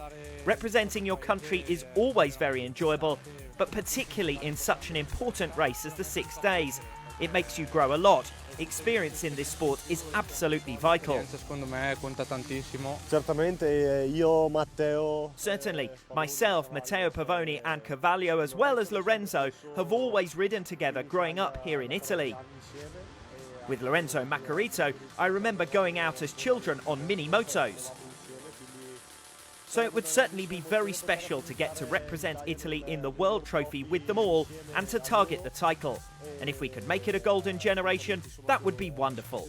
We certainly hope to create a legendary team in the future and bring titles home to Italy. Fare un team del genere in futuro e cercare di portare a casa la vittoria. Honestly, I hope that we can have success as early as this year here in Italy, which of course is not easy, but that good results can then lead to more in the years to come in the World Trophy.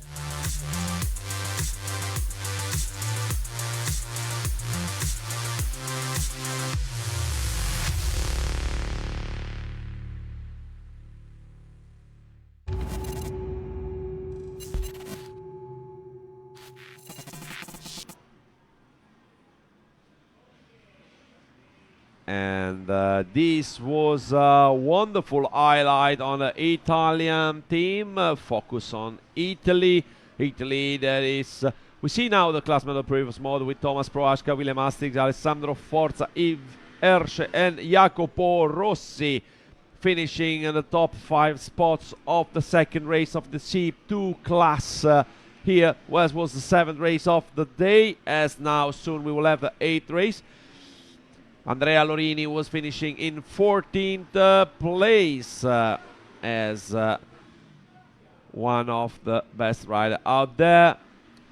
We see the riders completing their own sighting lap. We will have another rider from teammoto.it. It's Aimone Dal Pozzo in this moto, as we said.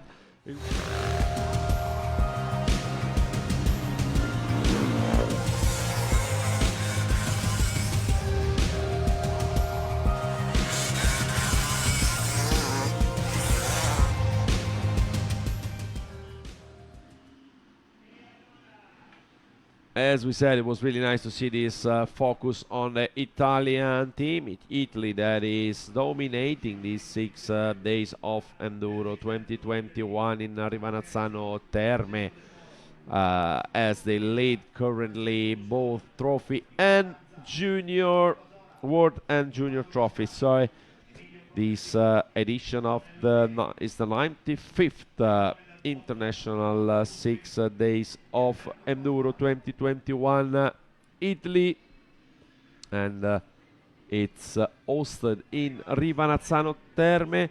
Organization is made by Moto Club Vittorio Alfieri Asti with his president Giorgio Bandoli, Moto Club Pavia with the president Edoardo Zucca, and the president of the regional committee of Piemonte Walter Carbone, alongside, of course, with the FIM and the Italian Motorcycle Federation, FMI. And we not forget to mention all the clubs that helped out to sort out this event in the best way possible: Cento Torri, Acquiterme, Azelio, Brembana, Ceva, Dogliani, Manzano, Sebino, Valle Staffora, Roero, Valli Oltrepo, Ponte Nossa and Varzi. Here we are in Cassano Spinola. We are hosted by Moto Club Cassanese, who runs the circuit that hosts the last final cross test of this day 6. So we are plenty of top riders here. That's one of the legend of the 6 days. One of the legend of Enduro is Mr. Fabio Fasola. That Fabio Fasola, rider number 872. There's plenty of stories about this incredible rider who is 60 years old and is still challenging himself in a tough and long race like the 6 days of Enduro was here in Italy. We had rocky trails, a lot of dust, and those are the Busco Bros. 3 of them involved in this edition of the 6 days. Paolo Buscone, it's alongside with Francesco Buscone, number 737837. And we see many of the specialists also of the desert, of the sand, competing usually in Paris-Dakar or in the marathon in the desert. But here we are in a motocross track in Cassano Spinola. The last riders that are completing the sighting lap are coming back, and here we are with the last one. Everyone will take a gate to take the start of this final cross test, as now we have Fabio Fasola, number 872. We were joking with him every morning, every afternoon, making jokes about his name, Fasola or Fasola, changing every day. The Italian rider with number 872 is getting ready, relaxing and focusing on the next race. We will have 13 Italian riders competing here. Here we have Emilio Procaccini, rider number 930. There's also Antonello Meli with the 931. Another Italian rider, this time coming from Sicily. Plenty of riders out there. 13 coming from Italy. Lots from Spain. 5 seconds to the start of this third race of the C2 group out of 5. We will have 5 races from C2 group. Gate is ready to drop right now, as it's time to go out for the 8th race of the day. Rider pushing himself out of the gate, going close to the first corner, and I think it's one of the Buscone Bros who takes the lead.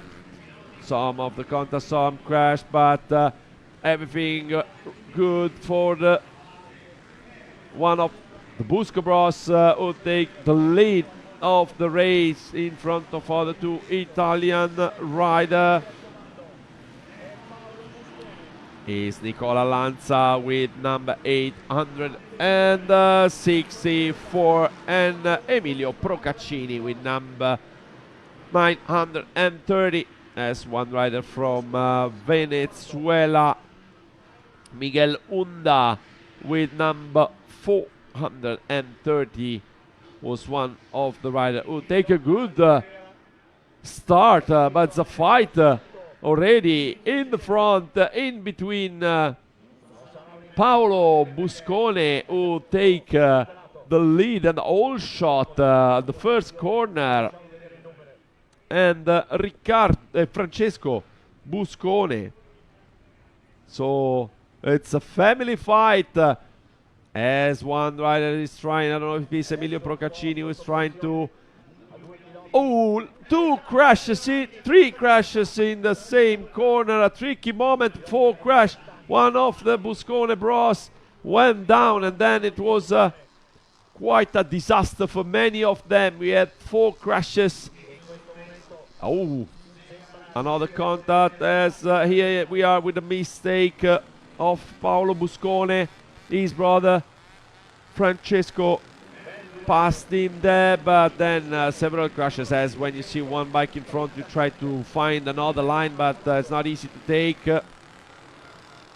as Francesco Buscone is still leading as we are getting closer to the end. Few spectators are showing themselves around the track, as now is 10:42, and the public is coming to see, of course, the club riders, but they are waiting for the woman later on, and both world and junior trophies. So Francesco Buscone with the Czech rider Dominik Blatter trying to take the lead. It's a huge fight in between Blatter, number 536, Dominik Blatter, trying to find the spot where to pass Francesco Buscone. The two are fighting almost since the beginning, even if Francesco was fighting with his brother Paolo, who took the lead, and the whole shot again on the brakes. Blatter is trying to pass. He found a spot at the inside as Francesco Buscone made a mistake. But Subiras, the Spanish rider that is in Justo Subiron. No, that is not Subiron, it's Subiras who is now in 3rd place. Dani Subiras, number 586 from Spain, trying to cutting the distance from Francesco Buscone, and trying to take the 2nd place here, the place where Paolo Buscone crashed, and outside Subiras found a place where to pass Francesco Buscone. The two Busco Bros were leading just immediately after the first corner of the race, but then Paolo crashed, and Francesco now is 3rd, as Subiras took the 3rd place. And Blatter, the rider from Czech Republic, took the lead during this 2nd lap out of 4. We are going soon to be at the middle of this 8th race of the day here in Cassano Spinola, the motocross track of the Motoclub Cassanese, who hosts the final cross test. This is the 3rd race of the C2 class. 3rd race of the C2 class, that is the 8th race out of 13 this morning. Then in the afternoon we will have E2, E1 and E3 class riding and we will have both World and Junior Trophy rider mixed together, but in different classes, so A1, A2, A3, as Francesco Buscone is trying to defend himself from the attack from another rider that is coming at the outside at the moment. Paolo Buscone with a number 737. I'm not sure because I cannot see well the number, if he's 837 or 737. Probably 737, Paolo Buscone, so it was Francesco who took the old shot and then crashed out. Almost contact for the rider at the Belgian rider. It's rider from Belgium taking now the third place. It's Van Dommele, Adrien Van Dommele, who took the third place, passing Paolo Buscone. But in front is always Dominic Blattler, the Czech Republic rider, who is currently leading the race with Subiras in second and Van Dommele in third. There are 13 Italian riders, but few of them only are showing themselves. Two brothers in the top 10, Paolo Buscone, who is third, and Francesco Buscone, who is in ninth place. Always demanding as we are getting closer to the end of the second lap, and we will begin the third lap of this moto. Blattler, Dominic Blattler is still leading from Czech Republic. The Czech rider is now leading in front of the Spaniard Subiras. And here we are on the finish line. Finish line that is quite tricky in some place as it's not really wet. It's Subiras that took the lead. As Blattler probably made a little mistake because Van Dommele, Adrien Van Dommele took the second place, and Blattler is now third. So it should have been a mistake from the Czech Republic rider, as Francesco Buscone gained one place and passed 8th on the finish line of lap 3. Sorry, we are going now for the final lap of this race with Dani Subiras Riojo leading this last lap of this third race of the C2 category. Spanish Subiras, Dani Subiras, number 586. Now we can see clearly the number of this rider leading in front of Dominic Blatt, the rider Adrien Van Dommele from Belgium, with Blattler from Czech Republic third. Paolo Buscone is fourth at the moment. That's what the graphic is showing. As another Italian rider, Gilberto Liberini, with number 465, is currently 7, leading in front of Francesco Buscone. Subiras is going for the victory in this third moto. We will have 5 C2 class motos this morning, and at the end of the C2 class we will have still 3 motos of C3 class. It's Subiras, the Spanish rider Dani Subiras, with number 586, who is leading here at Cassano, the Cassanese Moto Club at Cassano Spinola. And here we are with Subiras, who crossed the finish line in first place with Adrien Van Dommele. You can recognize the Belgian rider with the black, white and red shirt. Third place for Blattler, who over revs a little bit as it's a surprise, the rider coming from Israel, Ariel Shelley, who took the 4th place at the end, passing Paolo Buscone, who finished the race in 5th place. Gilberto Liberini ended 7th as Francesco Buscone finished the race in 10th place, over-revving his bike.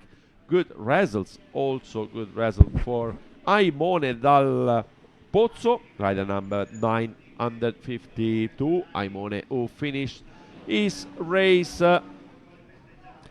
in 13th place, the second rider for the Moto.et team, a team who has another rider, Marco Aurelio Fontana, who will show himself really soon, as Marco Aurelio Fontana as one of the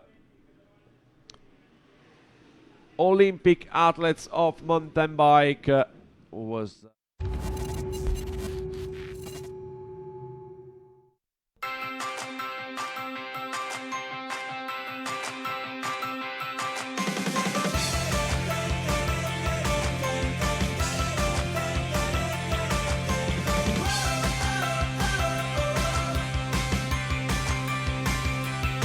Honda loves off-road, and enduro is one of the most challenging and spectacular disciplines worldwide. Furthermore, the national team's formula is one of a kind because it happens only once per year, and it is beautiful to see riders riding motorcycles of different brands challenging for the same purpose, that is make their nation win. We set a special stage of our Honda Live Tour that is a demo ride for customers that want to have a ride on public roads on board our most successful bikes. But 6 days is an off-road event, so we are here with a fleet of Africa Twin that can be tested both on-road and off-road thanks to some units from our official off-road school, that is True Adventure Off-Road Academy. As you can see, we are here with the new 2022 Africa Twin that has been announced last Friday. Lots of people are coming here to our stand to see the new bikes, and then to highlight this opportunity we invited Joan Barreda, the famous rally HRC rider, on Saturday to join us to have a ride on track before the afternoon races on board the brand new Africa Twin, so don't miss it.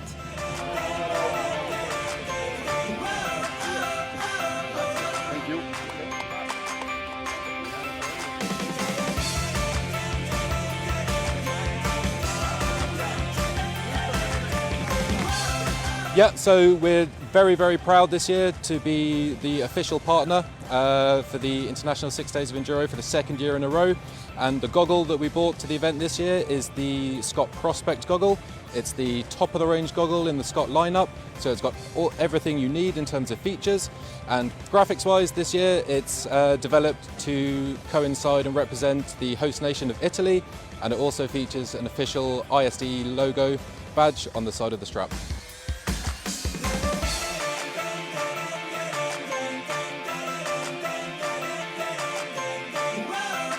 First time for 24MX as an official sponsor of the 6 Days of Enduro this year in Italy. We are very proud and honored. We would like to thank the organization, from the motorcycle clubs to the institutions that have made this possible, and we think this is also a great step towards being closer to our riders. At 6 Days of Enduro, you only have 15 minutes to get your bike ready for next day. And that includes also changing both tires. With Rafa Honda, you can be confident that you can do it in 6 minutes, your both tires.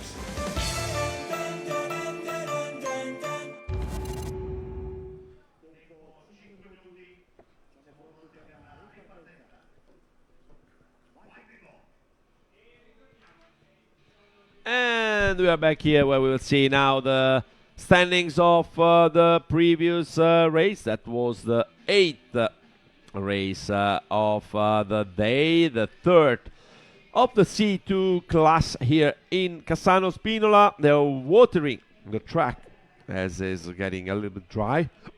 Many riders on track and the ruts are getting really tricky. This water will allow, of course, the dust to stay down more, but it will make, of course, a little bit more tough for next riders that are coming out on track, as the water is always tricky when the track becomes a little bit muddy and difficult. So we will see if some crash will happen, what is quite possible due to the level of motocross riding, the skills of motocross riding of some of the riders that are out there, but many of them are former motocross riders, so the races are always really interesting. As we're going up in the classement, because we started with the last, here we are with Danny Subirats, number 1 of the previous race. Adrien Van Dommelen finished at the 2nd place in front of Dominique Blattler, with Ariel Shelley 4th and Paolo Buscone 5th. His brother finished in 10th position, as Gilberto Liberini was 7th at the end of this C2 group race. We see Aimone Dal Pozzo in 13th place, the rider for Moto.it. They are collecting experience, all three riders, and then they are reporting what they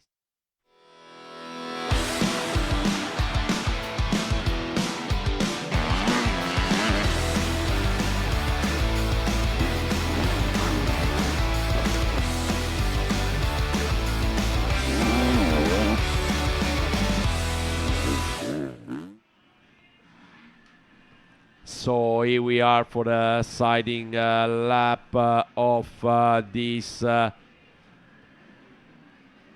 4th race of the C2 class. This 4th group of C2 riders. We will have another one then that will be the 5th of the day for the C2 class.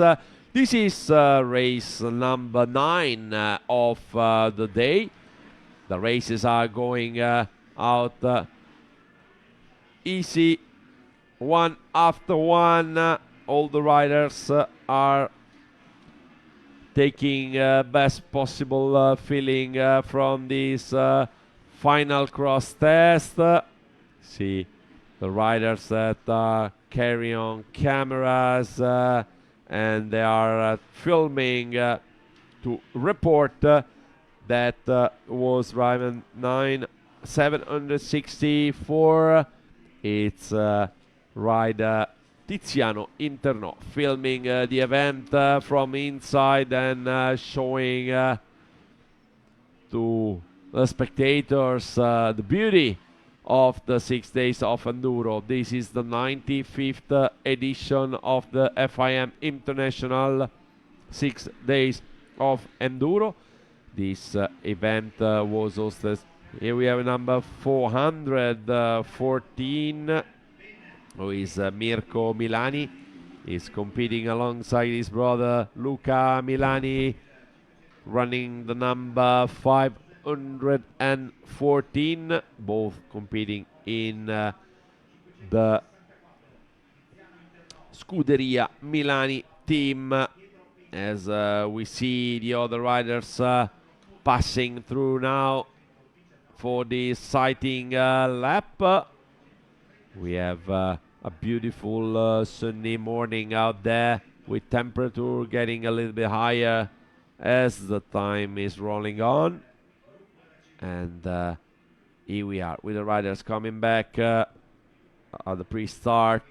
They will then align one after one at the starting gate for this race number 9 of the day here in Cassano Spinola. We are hosted by Moto Club Cassanese as the 95th edition of the 6 days of enduro.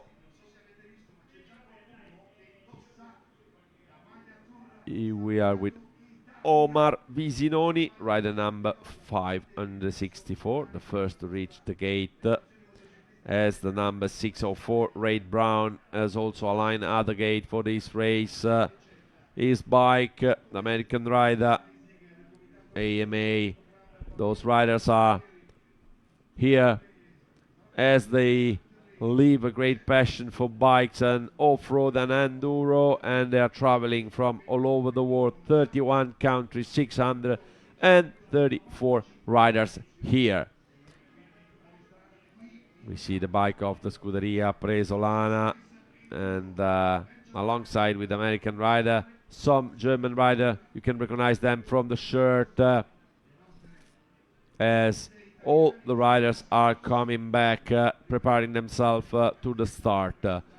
This 95th edition of the International 6 Days of Enduro was organized alongside with the Italian Motorcycle Federation, with the Moto Club Vittorio Alfieri Asti, with the Moto Club Pavia, and the president of the regional committee of Piedmont, Walter Carboni. That's the trio of the organizer that have hosted the event in Rivanazzano Terme for the 2021 edition. 2020 was supposed to be hosted here, but as the pandemic was going on, it wasn't possible. So last edition of the 6 days was hosted in 2019 in Portugal. Almost all the riders are getting ready for the start. Goggles on for them, as we see number 919 Alessandro Pozzi, one of the Italian riders that will take the start in this fourth group of C2.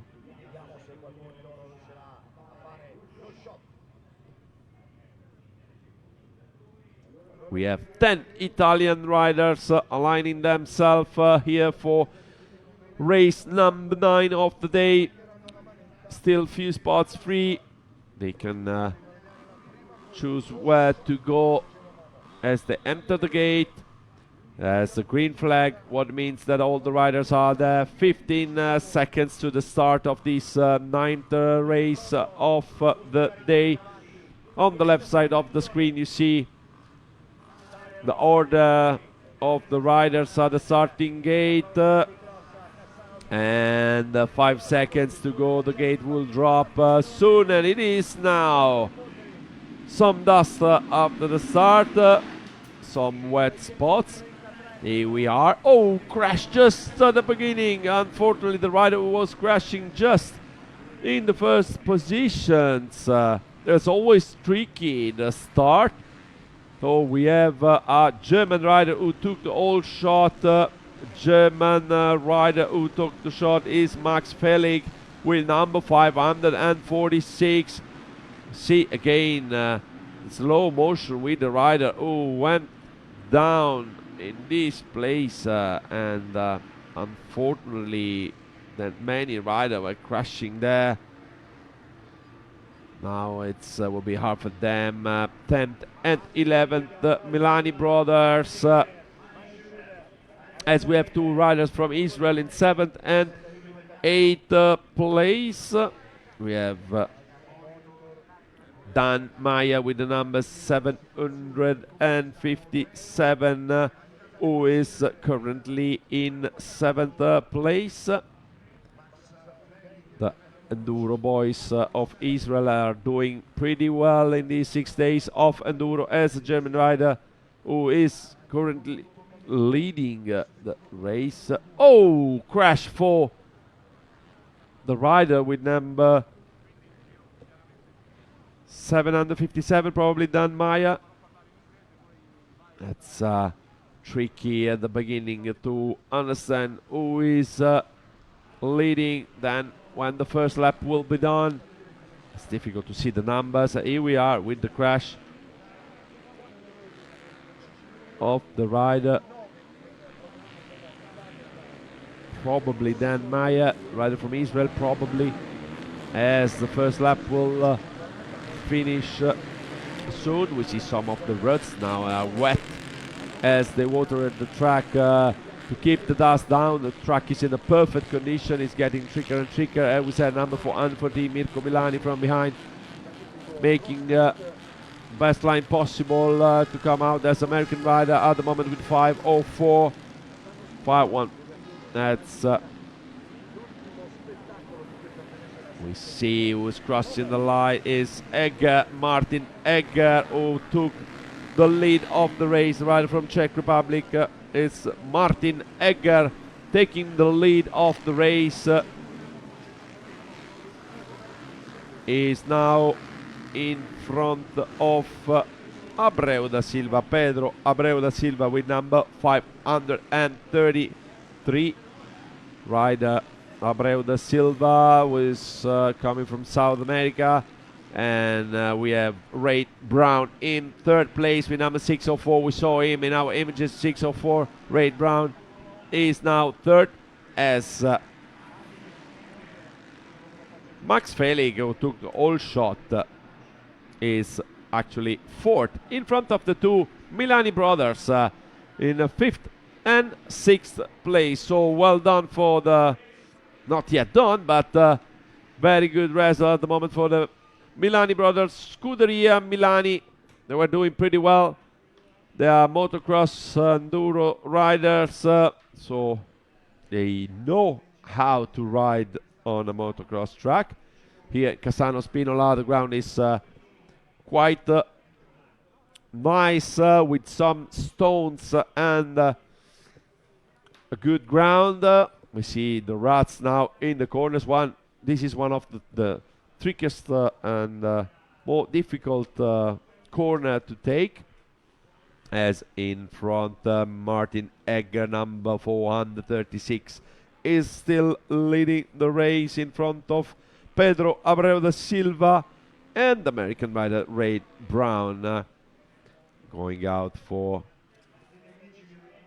some tricky corner. Rider number 514, Luca Milani, actually in fifth place, as the battle is going on very well. We're good, very tough fight.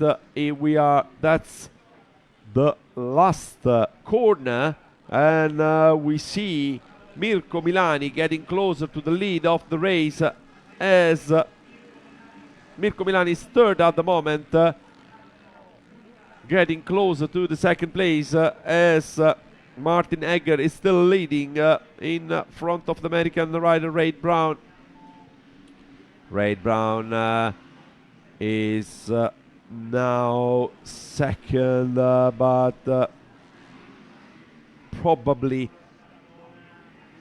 this is the fight between Abreu da Silva and Luca Milani, as Mirko Milani is in third place. We are running lap 3 of this race with Martin Egger leading the race, but it's here we are with Martin Egger. Then in second place is the American American rider Ray Brown, who is second, but Milani is trying to take it outside and try to pass the American rider. So even if this is not a shirt of American rider, so this is Milani passing probably Abreu for the fourth place. Yes, it is. The two Milani brothers running in third and fourth place. Yeah, here we are with Brown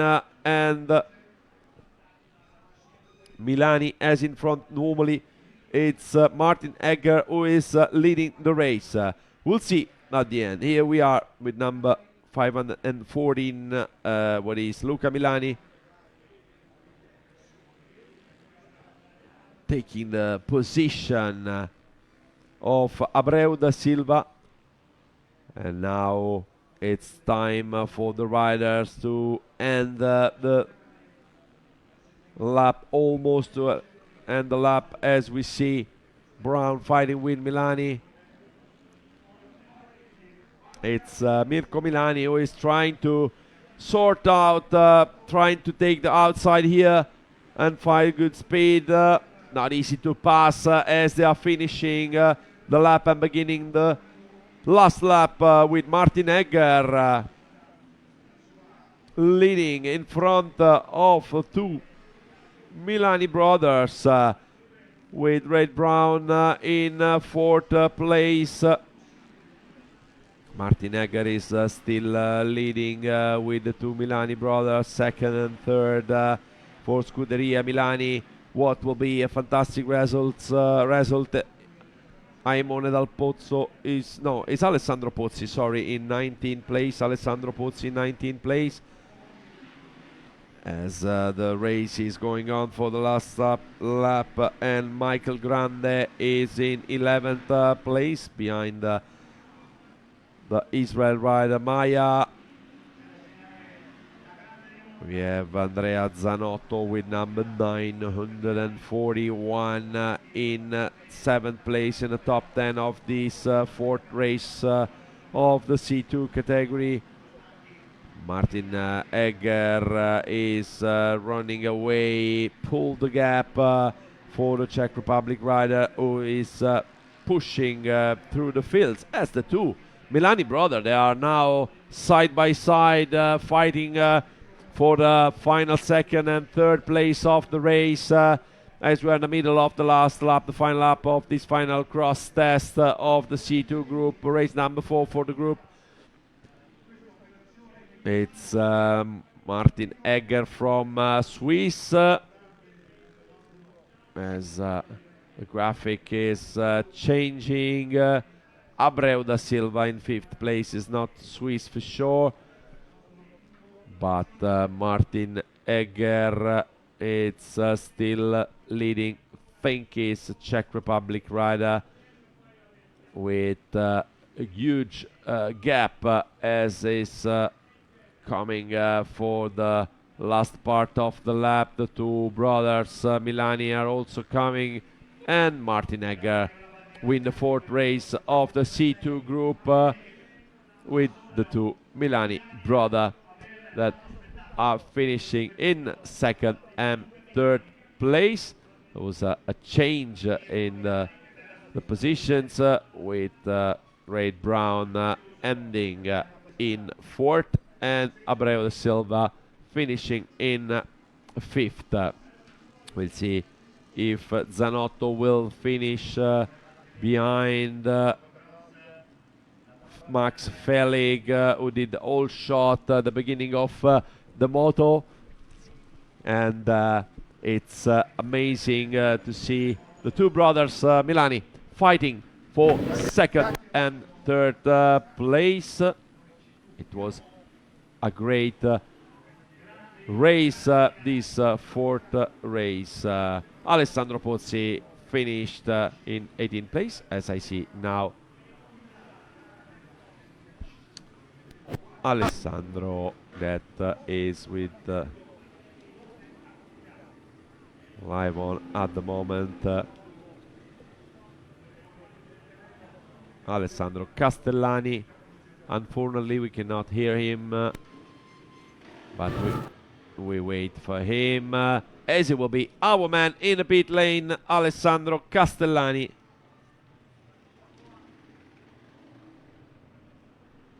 The man who will report from the paddock during the whole day. Next race will be number 10.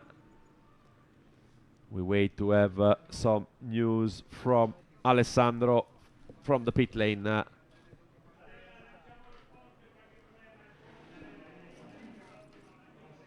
We have some little issue with the microphone for Alessandro.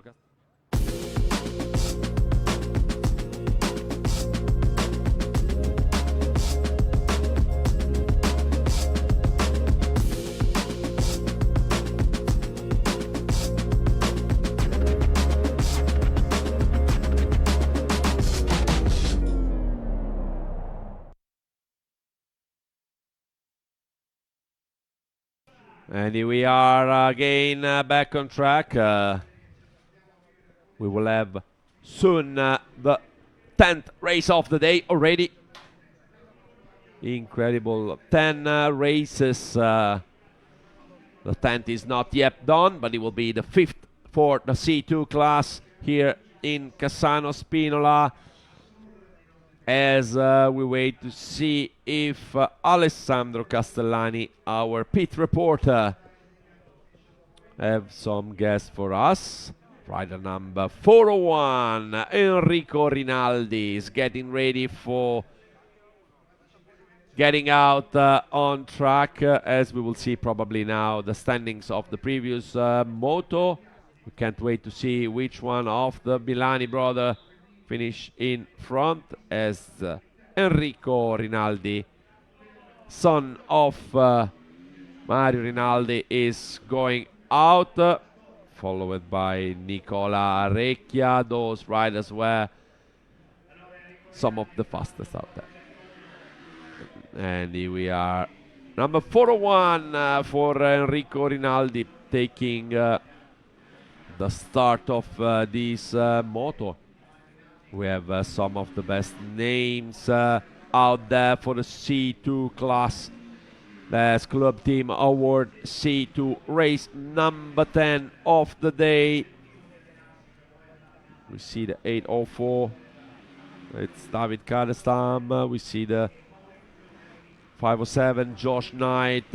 We see some of the German rider, Swedish rider, 805. It's Alexander Gunnarheim, 606 from United States. See Joel Tonsgaard. We've seen Anson Maloney. We've seen some really of the best rider like Enrico Rinaldi. There's also a living legend of the Paris-Dakar. Here we are with Mr. Alessandro Botturi, one of the most experienced rider out there, as is for him the 6 days of enduro number 16. Today for him will be 96 days of 6 days of enduro, as he accomplished always all the 6 days he has done. Some rider from Lausière, as also Lausière, that was Kevin Malige. Moto Club Lausière have plenty of riders out there.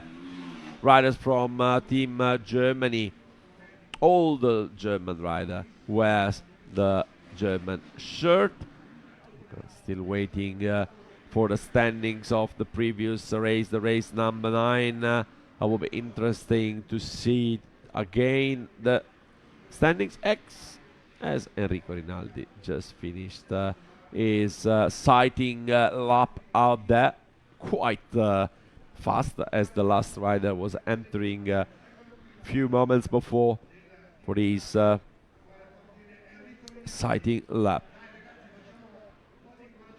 Enrico Rinaldi was really one of the top guys out there for the clubs. He wears the Italian shirt and it's doing pretty well,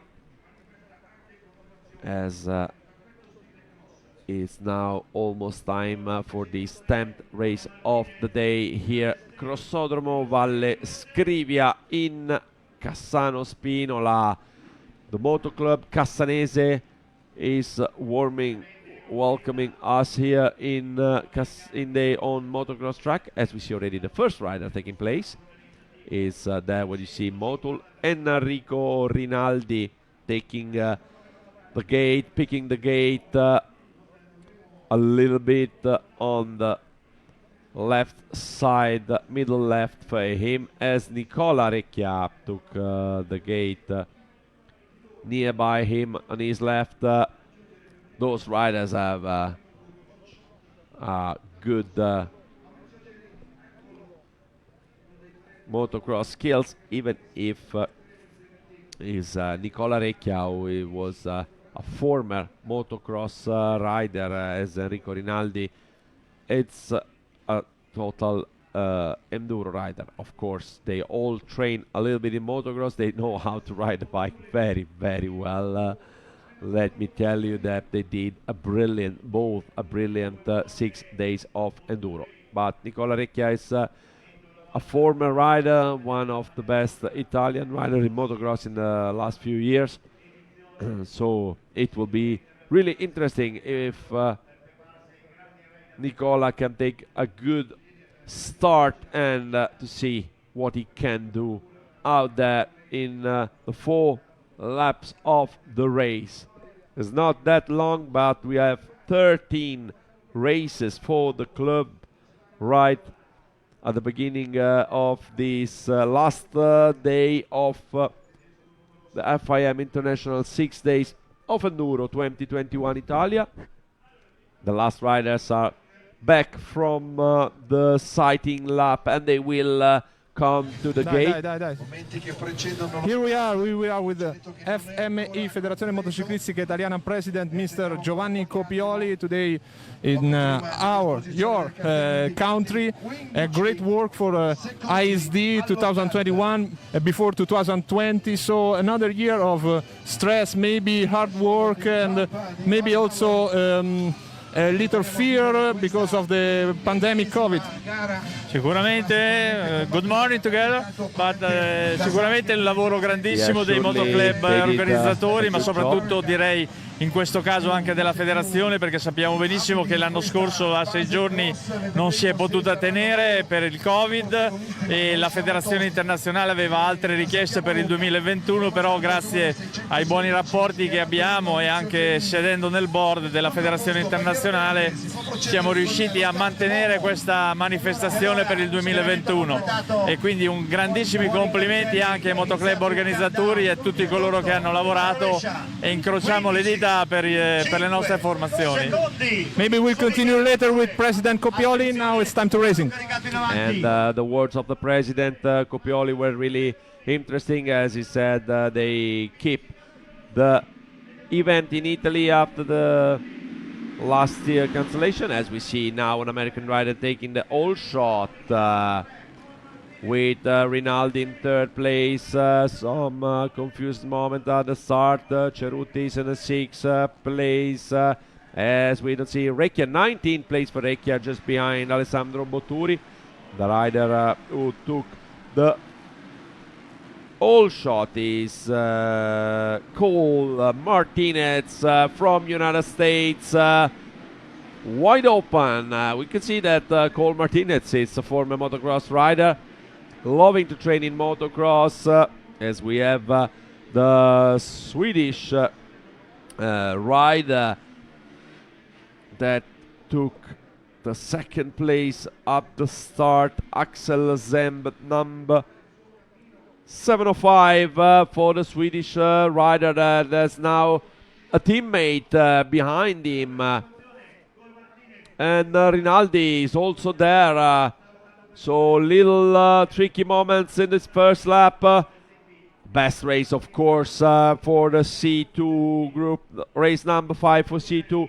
All shot for Cole Martinez is confirmed by the graphic, as Rinaldi is trying to take the best line outside and keep the speed. We said he's not a specialist for motocross.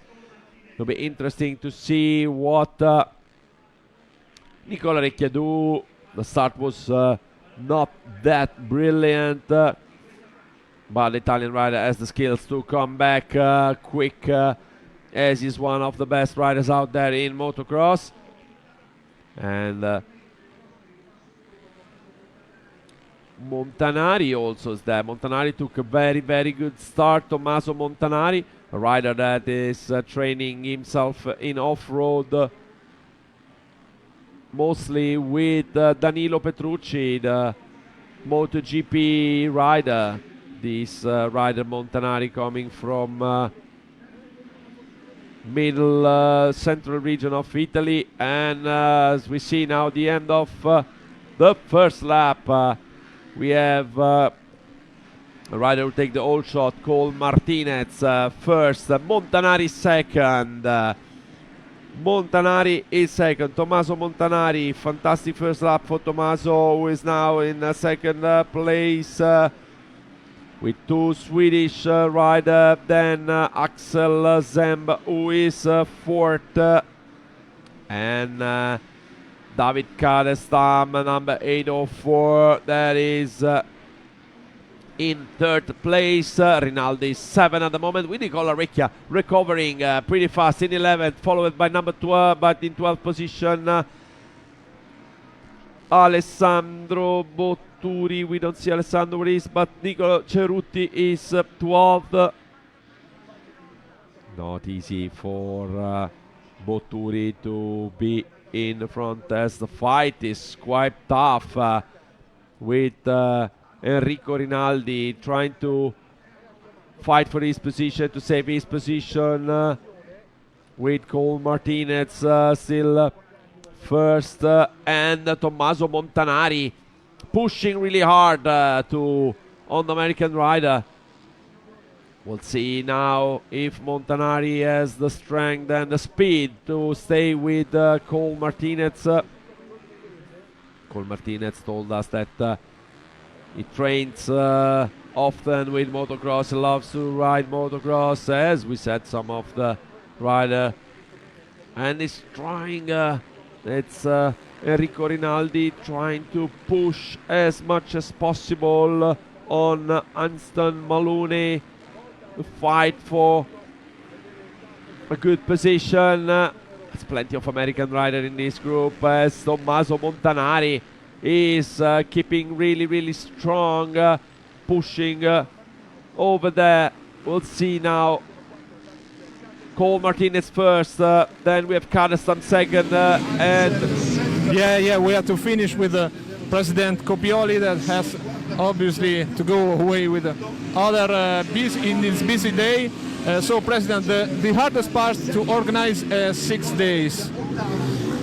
Questa 6 giorni, come tutte le 6 giorni, è sempre molto impegnativa per gli organizzatori, cioè è un impegno veramente importante, prima di tutto per quanto riguarda trovare tutti i permessi per riuscire a completare 5 giorni di gara in fuoristrada. Non è mai semplice, considerato quello che c'è, però qui hanno fatto un ottimo lavoro, anche perché le prove speciali si sono svolte praticamente quasi tutte in proprietà private, in campi che poi verranno arati, e quindi di conseguenza anche da questo punto di vista l'impatto ambientale direi che è molto limitato. Poi è ovvio che anche noi, insomma, stiamo cercando di sensibilizzare tutti i nostri amatori al rispetto del territorio, ma allo stesso tempo chiediamo di poter esercitare questo sport al pari di tanti altri. Il Motoclub in questo credo che abbiamo fatto un ottimo lavoro.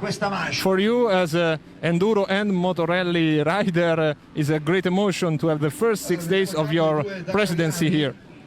Sicuramente questa, per un appassionato come me, anche direi ormai un ex pilota, perché non ho più tempo per andare in moto, ma ho sempre fatto i campionati italiani di motorelli, quindi so cosa vuol dire bene o male andare in fuoristrada, e in questo caso è la mia prima 6 giorni da presidente in Italia, perché ne abbiamo già svolte altre, e l'ultima che ci ha portato un grande risultato è stato in Cile, dove abbiamo vinto con gli junior, e adesso, incrociando le dita, vediamo come finisce oggi. Però insomma, essere in Italia la 6 giorni è la massima espressione dell'enduro, ci emoziona veramente tanto.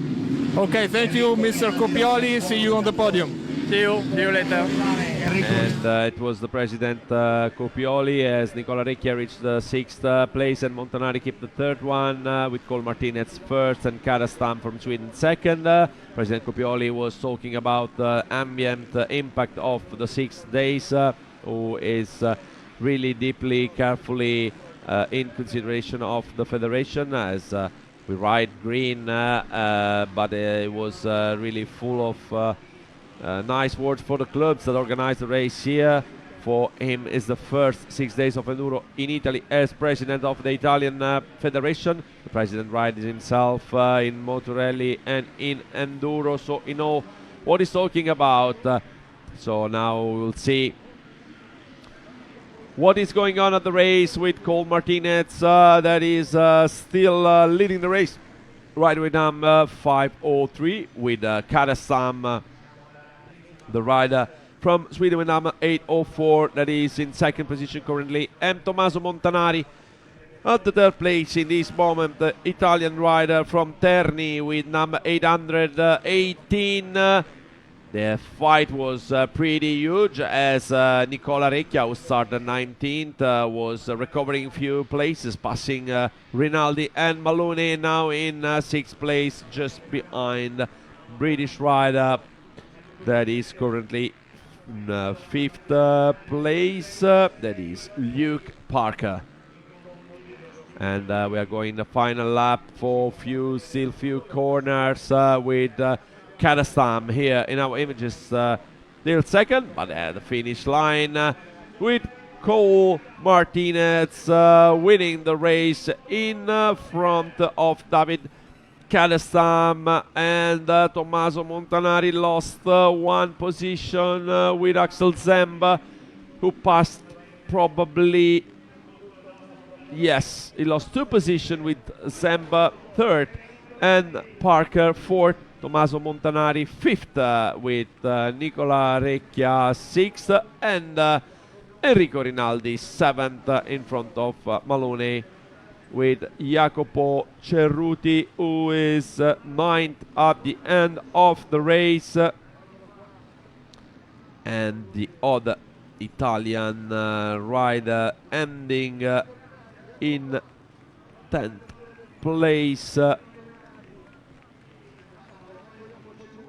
That's some explanation in between riders with number 8 under and 18, Tommaso Montanari, and another rider with Robert Malanchini finishing in 10th place. 11th place for Gerini, Maurizio Gerini. It was a truly nice moto, but as we go on, the riders are more and more performant and they have good skills. Cole Martinez win this 10th race of the day here in Cassano Spinola. That was the 5th race of C2, so all the riders from C1 and C2 have done their race. Cole Martinez took the all shot at the beginning, at the first corner.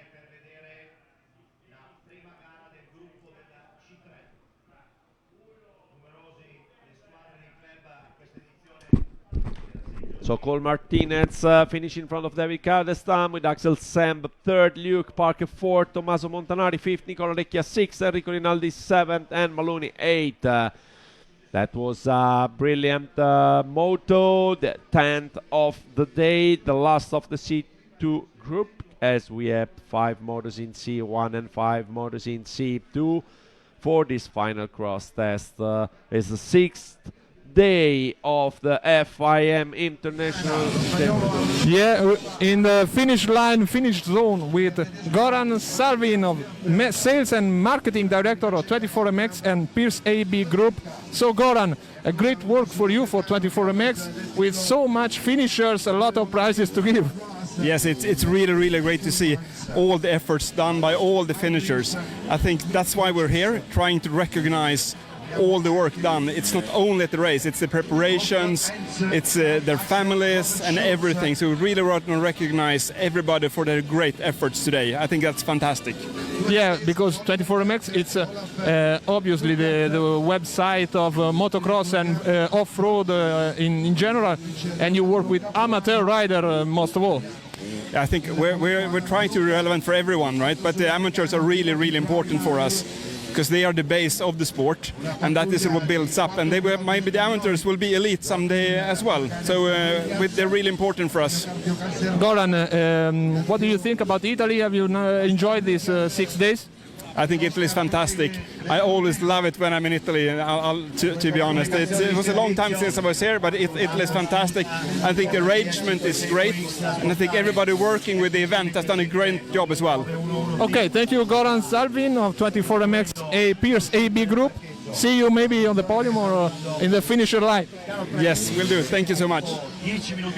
And it was really nice to have the word of 24MX, one of the partners, the partners of the event. We have some official sponsors, so a part of the main partners, Aeromotul, Honda and Robert Kappa. We have the official sponsor, Scott, Arcade, Takasago Chain, Excel, Takasago Rims, 24MX, UFO Plus, Intec SKF, Dunlop, Galfer, Consorzio Tutela, Vini, Oltrepò Pavese, Perin Generators and Fujifilm Iriense. 24MX provide a brilliant service, and we'll have prize for all the riders, all the finisher here in Cassano Spinola. As we see the riders of the 11th race of the day doing the sighting lap here in Cassano Spinola, as a moto club cassanese who hosts the event at the Crossodromo Valle Scrivia.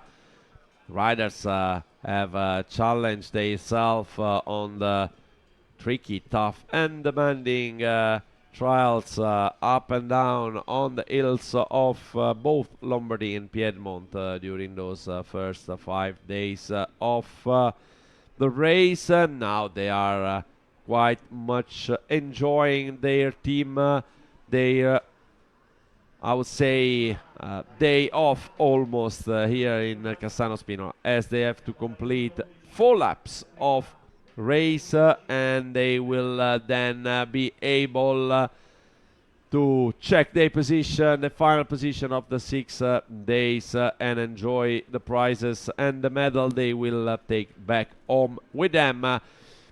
Here is the morning of the last day. We have all club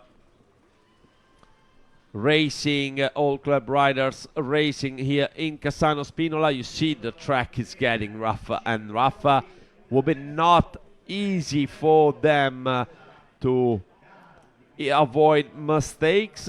We have few riders from Italy in this group. Exactly, if we have to count, we have 3 riders competing here for team for Italy, I mean with the Italian flag, and the rest are riders coming from France, South Africa, Spain, Germany, Czech Republic, Netherlands, Lithuania, Switzerland, Poland, really all over the world, Chile, Mexico, and there is really all over the world in this 11th moto of the day. Is the first race for Group C3, and so as for the Enduro, we will have E1, E2, E3. We have at the moment the C3 category here. We will have 3 races for C3. We have 32 riders on the grid in this moment. They will soon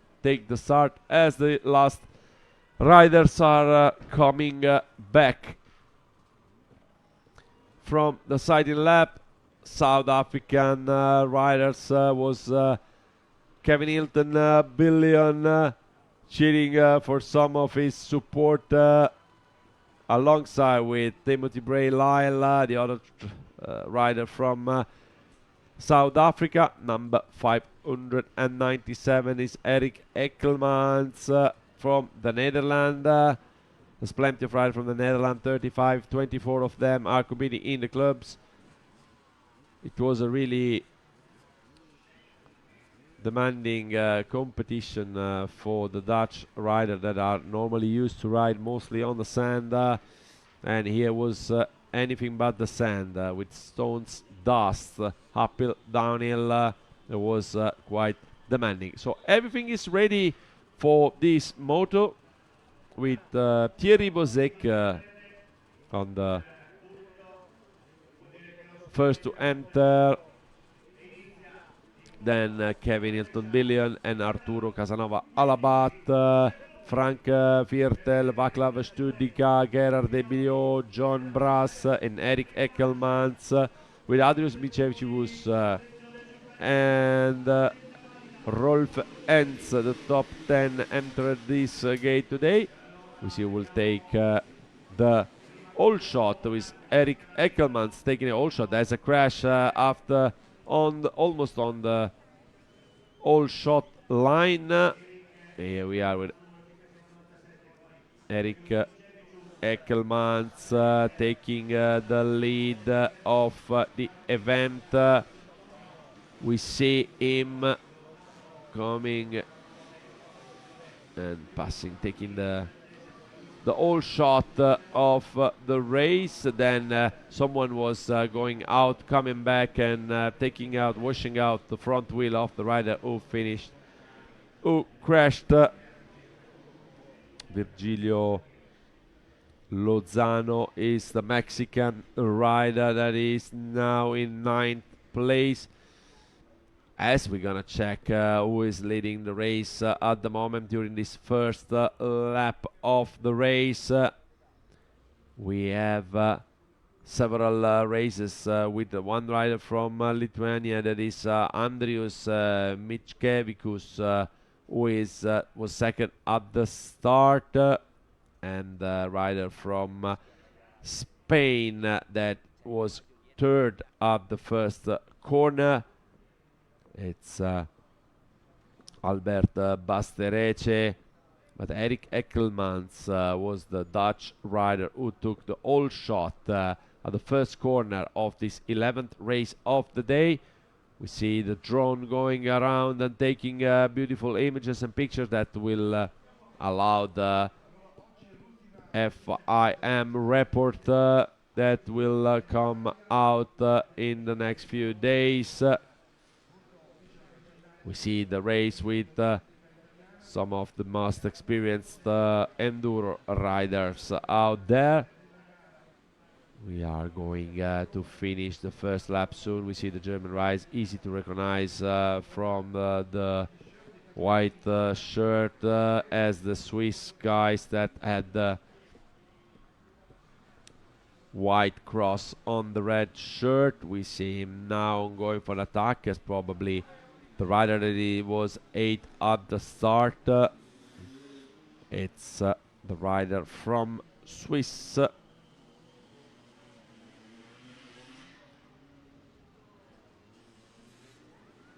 As we are just completing now the lap is the German rider Olaf Sudkat who took the start.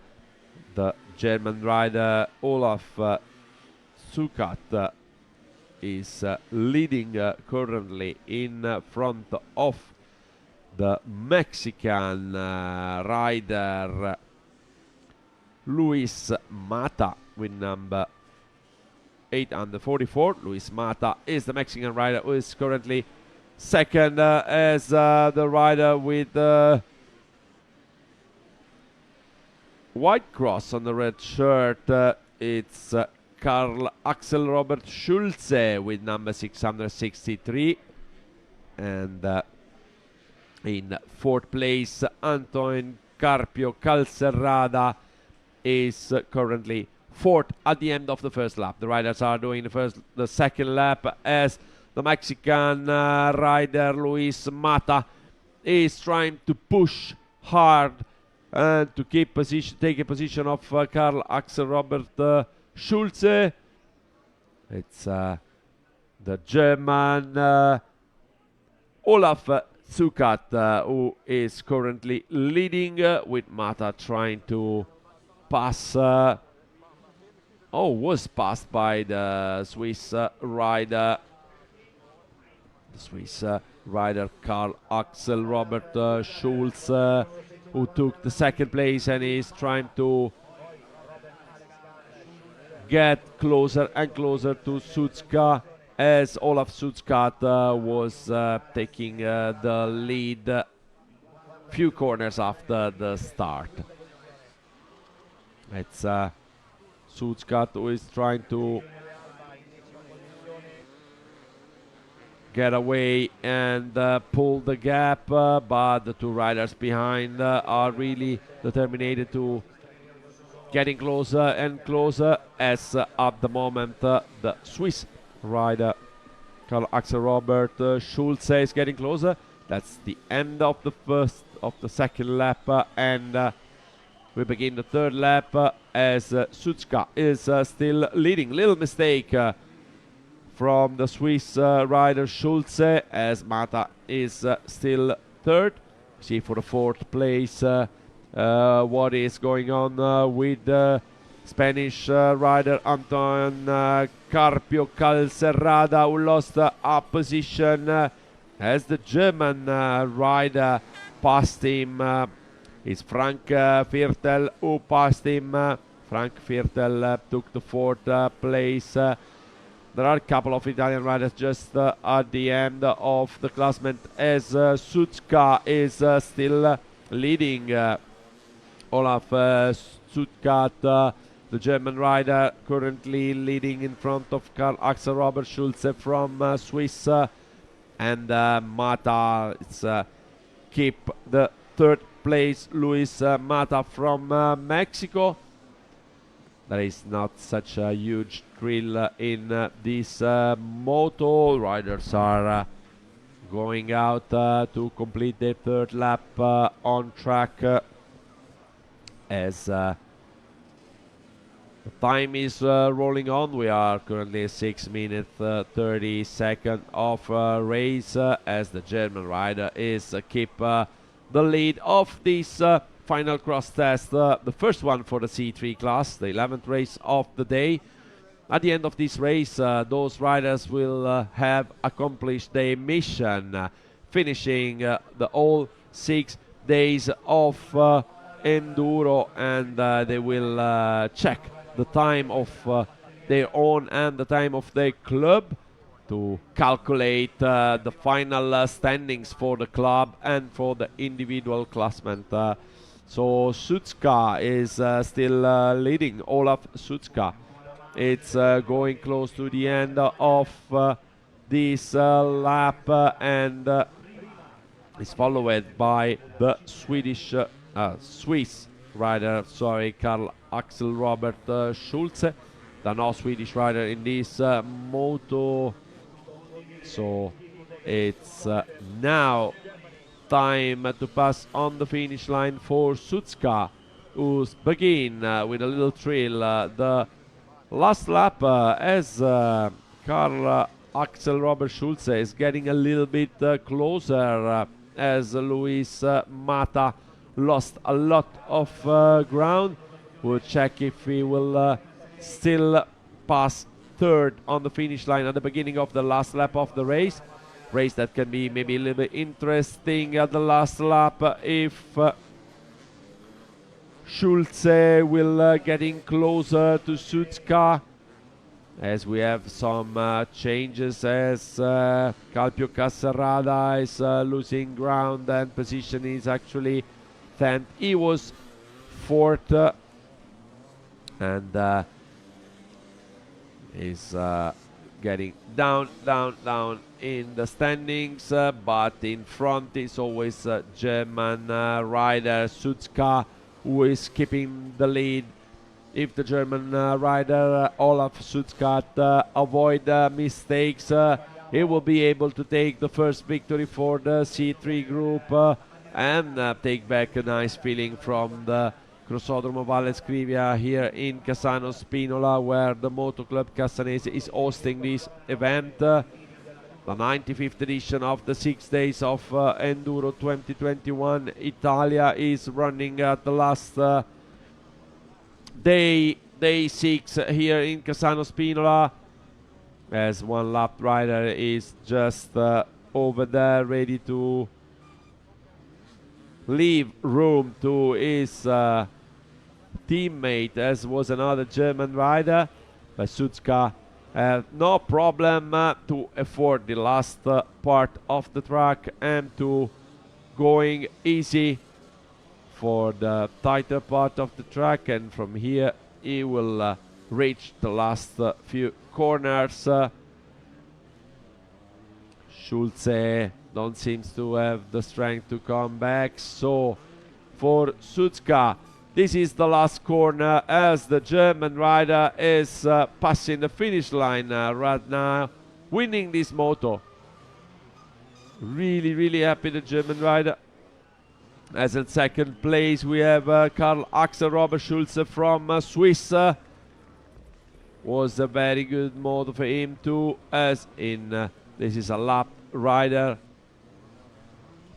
we will have Luis Mata. Here we are with Luis Mata in this moment. You see him on the screen, numbers 8 under 44 from Mexico, and rider that finished in 4th place, taking 1 place at the end of the moto is the rider from Lithuania. Mikchevki was the rider who had a good beginning of the race, then he lost some ground and he came back at the end.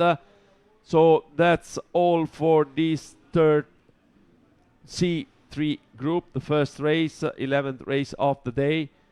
We have still 2 races this morning before to ending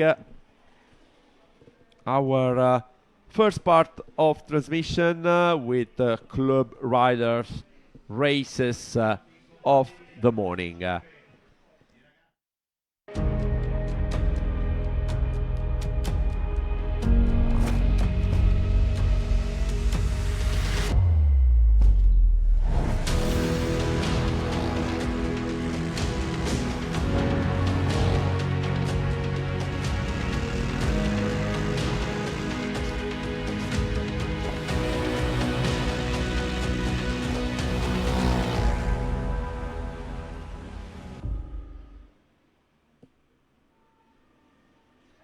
Here we are in Casano Spinola.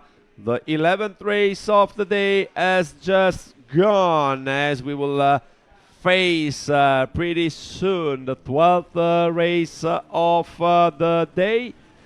It was a quite calm race, I gotta say, because the first group of riders were quite low.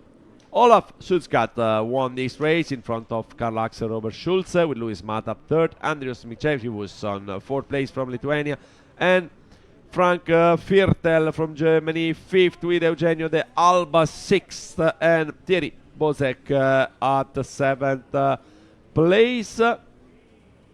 Leonardo Victor Capuano from Mexico was 18th, as John Brass from Netherlands was 19. We have now a few seconds before the next group. The 12th is the second for the C3 category, will come on track. Here we are, everything is ready with them, getting ready for the last effort here at the FIM International 6 Days of Enduro Italia 2021.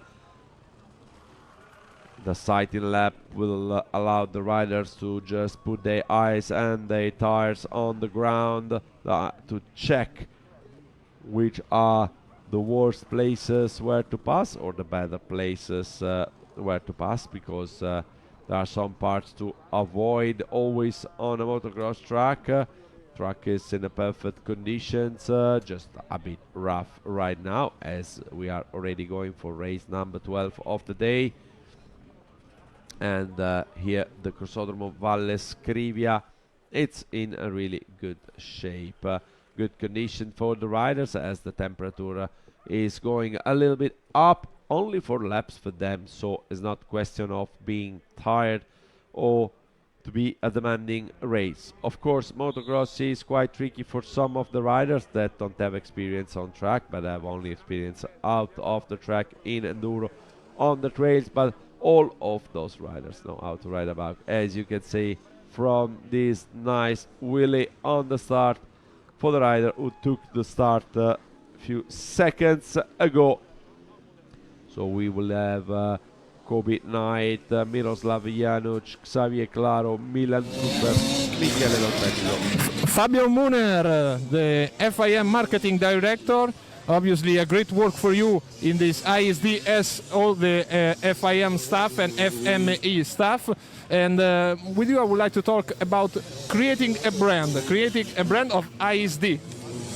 Yes, ISD and the 6 days are both brands owned by FIM. It's a great pride for us to work on it. It's the most historical race we have in FIM, as we started in 1913 in England.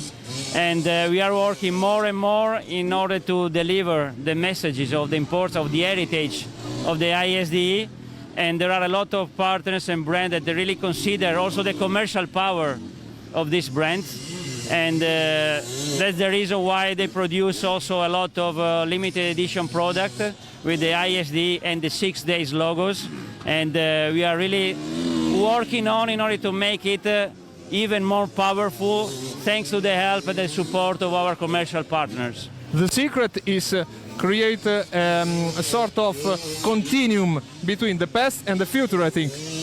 Yes, exactly. This is the ISDE. Every edition change country and nationality, and so is our work is also to create a certain standards, not only sporting, sustainability and environmental or safety standards, but also in terms of communication marketing in order to deliver the same product or even a better product year after year and edition after edition. Okay, thank you, Fabio Muner, FIM Marketing Director, and hope to enjoy this race. Thank you so much. Thank you.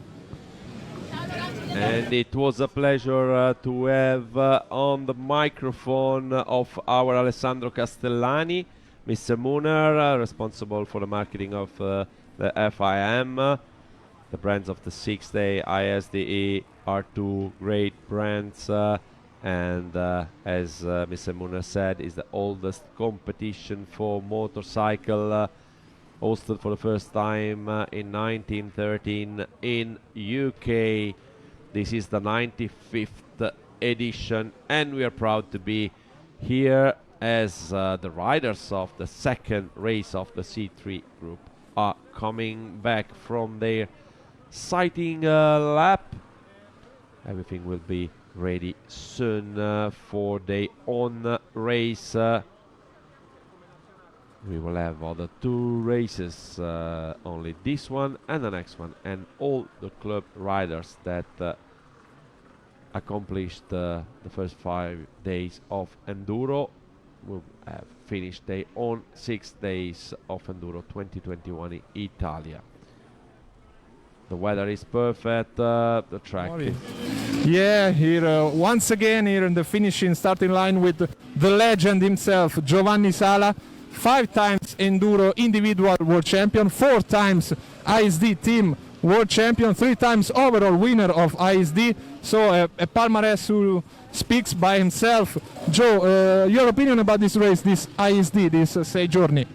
Yeah, first of all is the very passion of the hobby rider. I'm surprised so many riders come here to race, and the big number of the entry. And so this is a good way for the passion of the enduro. For sure, from the professional side, was a really interesting race, because they find a different special test during the different day, so they find a different situation, and for sure. I'm happy because I'm Italian. The Italian at the moment is the leader, so it's good. The 6 days were completely powerful. They find a really typical situation of the enduro: stone, grass, and so on. So probably was one of the best the 6 days in the past. Joe, maybe a stupid question, but I have to do it. It's better to win an individual world title or a 6 day? It's better to win the both. Because for sure, from the top level, it's good to win the individual, even the 6 day, because always to win some race is very fun. For sure, the 6 day is much more international, because we have the people from USA, we have the people from every place, every world. A different world champion, there is not so much participants, not so much nation to compete, and so it's good to win everything. Exactly. Thank you, Joe. Enjoy the race. Thank you very much. And it was Giovanni Sala, a living legend of enduro and off-road. Giovanni Sala, you can clearly understand why he was winning so much. As he said, doesn't matter winning individual or 6 days as a nation, what matter is to win. And there's a green flag time here in Cassano Spinola. 15 seconds before race number 12 of the day will be on. The gate are ready to drop as the panel of the 5 second is displayed right now. Kobe Knight, Miroslav Januk, Xavier Claro, and they just started. Avoid accident at the start, please, guys, as it's really tricky to pass now. And there's an Italian who took the whole shot, Davide Pellizzaro, number 954. The Italian rider took the start just in front of a rider from Venezuela who took the second place up the first corner. With another Italian rider, that is Alberto Facci, who was third at the start. We'll see in the first lap positions going on as we have another Martinelli in the race. It's Alberto Martinelli. It's the father of the two brother Martinelli. Alberto is currently 15 after the first corner, so all shot for Davide Pellizzaro as Xavier Claro from Venezuela was second at the first corner. A little tricky moment with one rider in front of Claro who had a little issue, but nothing serious. I mean, nobody crashed.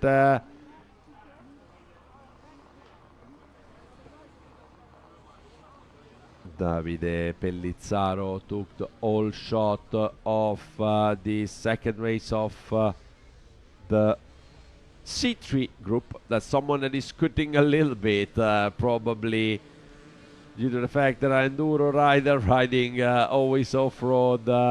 This guy was scooting a little bit. If he didn't take advantage, there's no problem.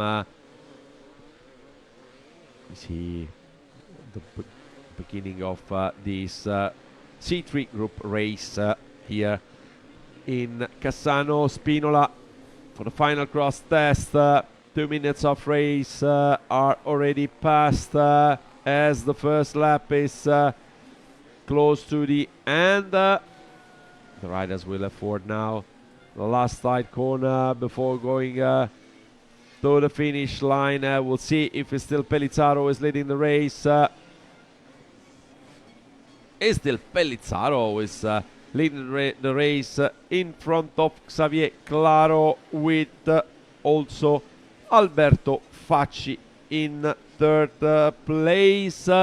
Kobe Knight, the American rider, went up to the fourth place as the Spanish rider Enrique Garcia Munoz with a number 590 is currently fifth in front of Nina Klink.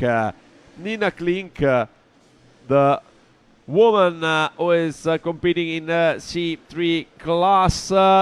Nina was the best rider, the best girl out there in the clubs for the all 5 days of races of enduro. Here we are during the second lap of this 12th race, the second for C3 group. We will have only another one, as we have another rider in 7th place. Is the rider coming from Czech Republic, Jan Kral. Jan Kral is currently 7 behind Klink.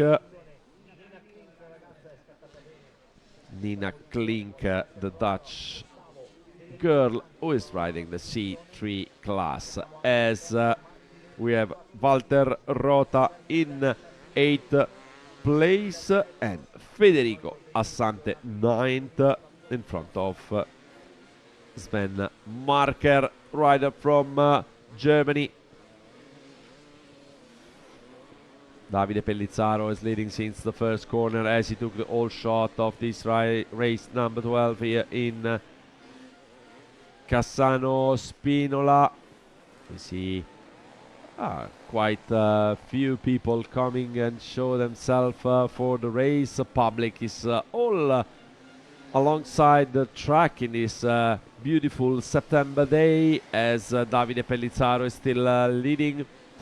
And he passed, but Nina Klink passed Facci and took the 4th place of this race.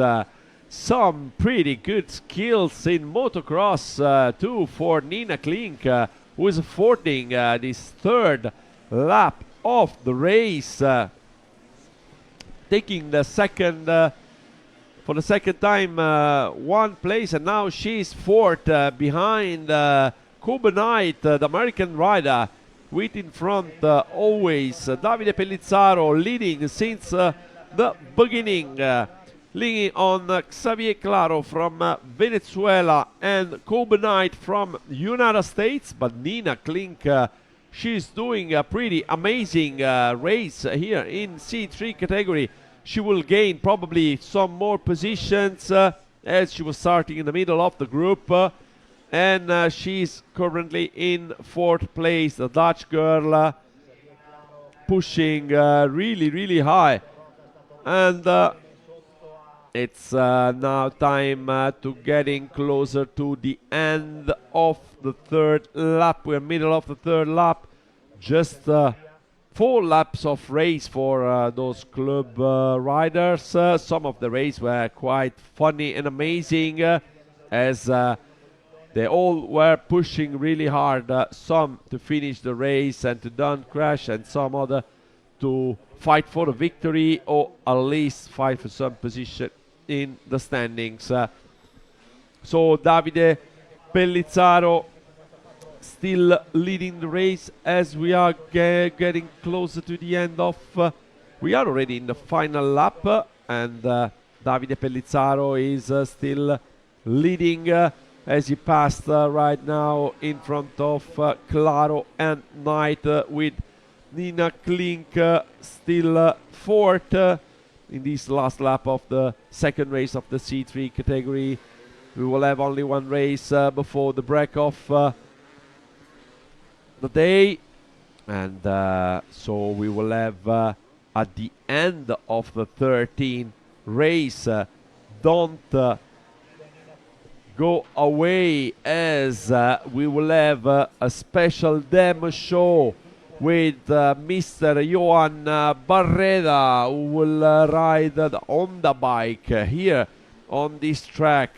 So you will see the Africa Twin ride by Johan Barreda here in Cassano Spinola, as Davide Pellizzaro with the number 954 is still lead the race as he's going through the middle of the final lap. Davide is pushing really high to get the victory. The final victory will be a good satisfaction for him to win the last stage, I will say, even if it is a race, a 4 laps a race. But Davide can do pretty well this, as this is another corner getting in now to the tight section of the track, coming out from this double S. Davide will afford a tabletop, and then he will go for the last tight corner, taking back home this very nice victory for him. Crossed the finish line in 1st place. Good job, Davide, for you, as Mr. Claro from Venezuela will cross soon the finish line of this 2nd race of the C2 group. The 95th edition is getting closer to the end. We will have another race after this one. Here we are with Mr. Claro. The rider before was a lapped rider, as Kobe Knight, little mistake for him at the last corner, past the finish line, and we will wait Nina Klink to see if she will be able to grab the 4th place of the race, just in front of Walter Rota from Italy. Davide Pellizzaro, il vincitore di questa gara del race. Well, maybe there's a technical problem. I don't know if the microphone works well. Now here we are. Davide Pellizzaro speaks Italian only. Your race, your 6 days, tell us about it. La mia 6 day era partita abbastanza bene. Purtroppo ieri, il venerdì, ho avuto un problema alla moto e ho preso 24 minuti di ritardo. Però comunque dai, sono stato contento delle mie prime giornate e poi sono molto contento di aver vinto questa manche di motocross. Ero partito forte i primi 3 giri, poi l'indurimento alle braccia mi ha fatto un po' calare il ritmo. Per fortuna avevo un buon vantaggio sul secondo e sono riuscito a vincere. Ok, thank you. And now we have the... And it was Davide Pellizzaro who was explaining about his race and about his 6 days. Happy as the 6 days started very well, but he had a little issue with the bike yesterday and they lost 24 minutes, unfortunately. But then he was really happy to get the win in this.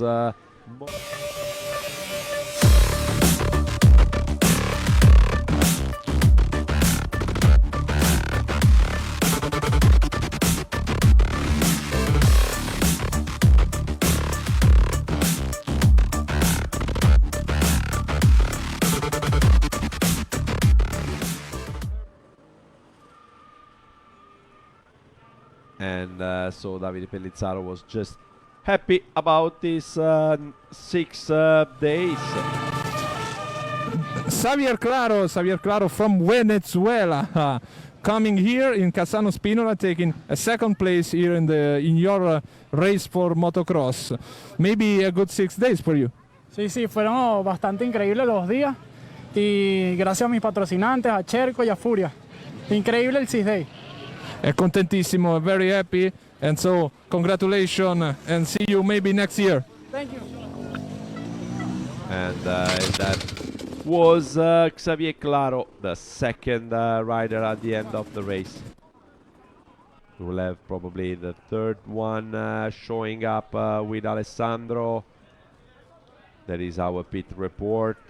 Alessandro Castellani, who is collecting the interviews from the pit lane, and at the end of the races, then we will have race number 13.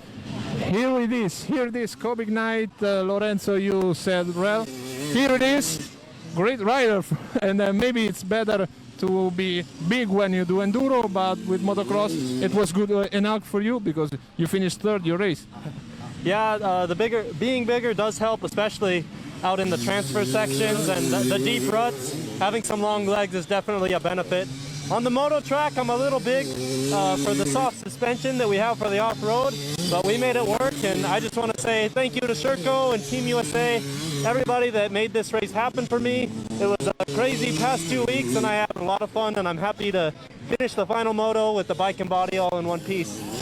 Your opinion about 6 days? I've been to, this is my first time racing it, but my 3rd ISDE that I've been to, and I love every time that I come racing, whether I'm spectating, it's all a blast. It was the best event in the world, and yeah, I love it. Okay, congratulations, David. Congratulations, nice, thank you. And thanks to Alessandro that is collecting the rider's interview at the end of the race, and is collecting some always nice and interesting words from his guest over there at the pit lane or finish line or everywhere he gets around the paddock. Thanks, Alessandro. So we will go now for the next race. It was Kobe Knight, the American rider, who finished 3rd the 2nd race of the C2 group. As it's normal, the last race of the group will be the most interesting, as we have the top rider that are involved in this race. So it's usually the most spectacular race, the last one of the group. And this is the last of the C3. the third race of this group, the 13th of the day. After this, don't kid, because we will have Johan Barreda riding the demo ride for Honda here in Cassago Spinola on the Crossodromo Valle Scrivia. We are hosted by the Moto Club Cassanese as the 95th edition of the 6 days. It's organized by the Moto Club Vittorio Alfieri Asti with his president Giorgio Bandoli, Moto Club Pavia with the president Edoardo Zucca and the president of the regional committee of Piedmont Walter Carbone. There are plenty of other moto clubs that helped out organizing this race and making sure everything was okay. Centotorri, Acquiterme, Azelio, Brembana, Ceva, Dogliani, Manzano, Sebino, Valle Staffora, Roero, Valle Oltrepò, Ponte, Nossa and Varzi. This is the truly long names of all the clubs that helped out, as we will have Quentin Boulet, Team Lausière. Quentin is the first rider that will align himself up the starting gate of this race, alongside with Rafa Bracic, with Alejandro Andreo Batles, with Tanner Whipple, with Florian Poudevigne, with Clint Jason Densley, with Talon Suxen, with Luc Malige, with Jérémy Lacaban, Manuel Gunster, Milan Kotek, Filip Fiala, Michele Sonzogni, and other Italian riders.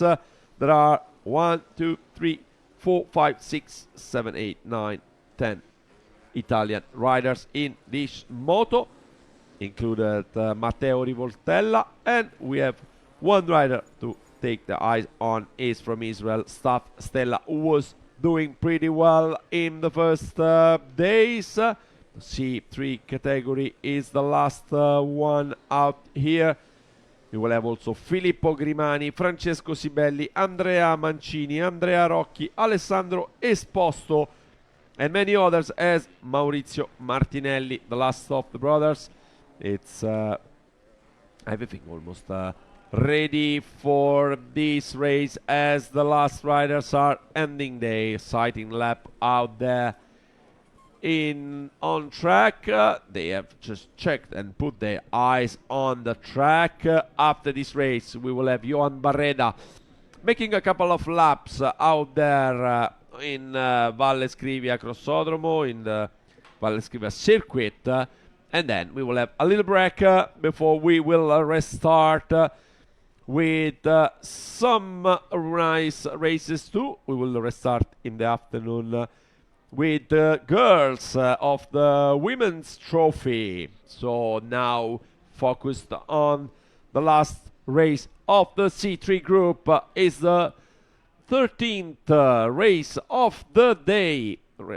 It's incredible how quick the time flies, as everything is almost ready here in Cassano for the last race of the morning.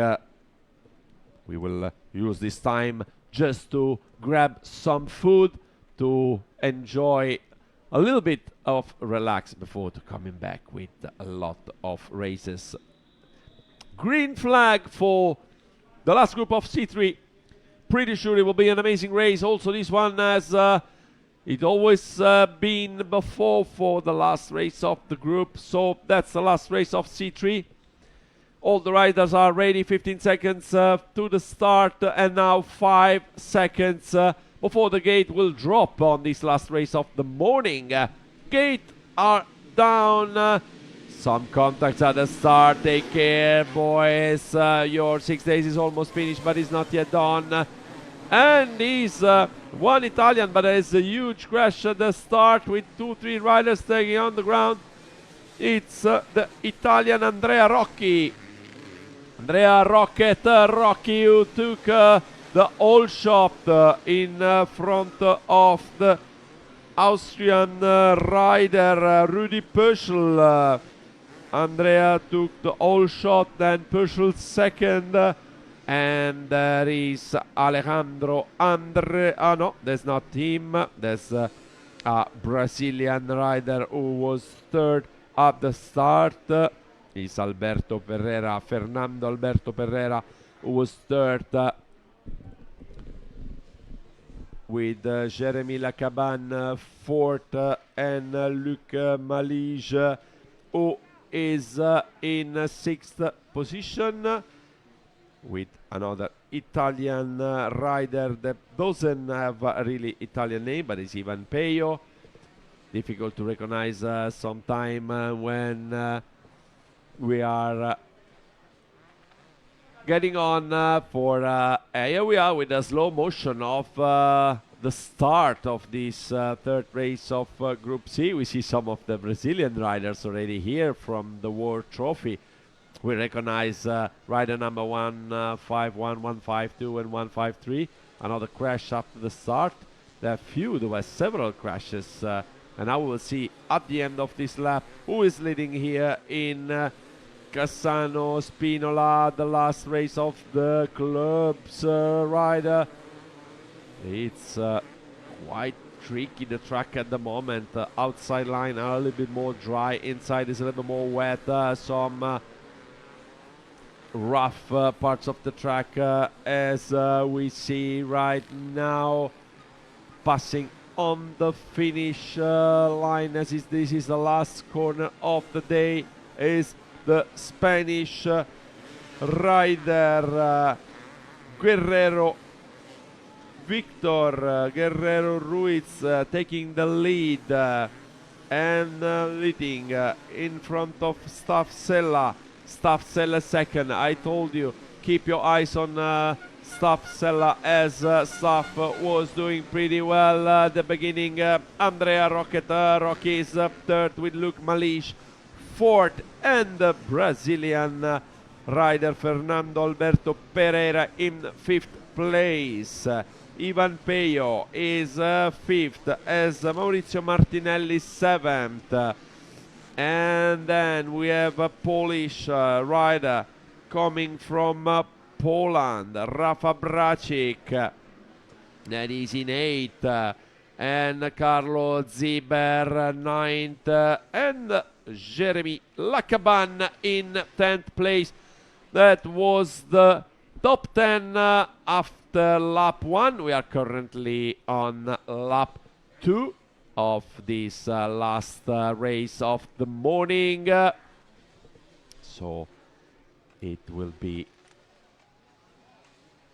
really interesting to see if the Spanish rider Victor Guerrero can keep the lead till the end, as Stuff Sella is pushing to getting closer to the front, and Andrea Rocky was getting also a good start, taking all shot, and he was third at the end of the first lap. Now we are on lap 2. There's plenty of fans out there cheering for American riders, even if they are not in top positions. Brazilian riders also cheering for their colleague from the clubs, as now we are going for the end of the second lap, beginning the third lap.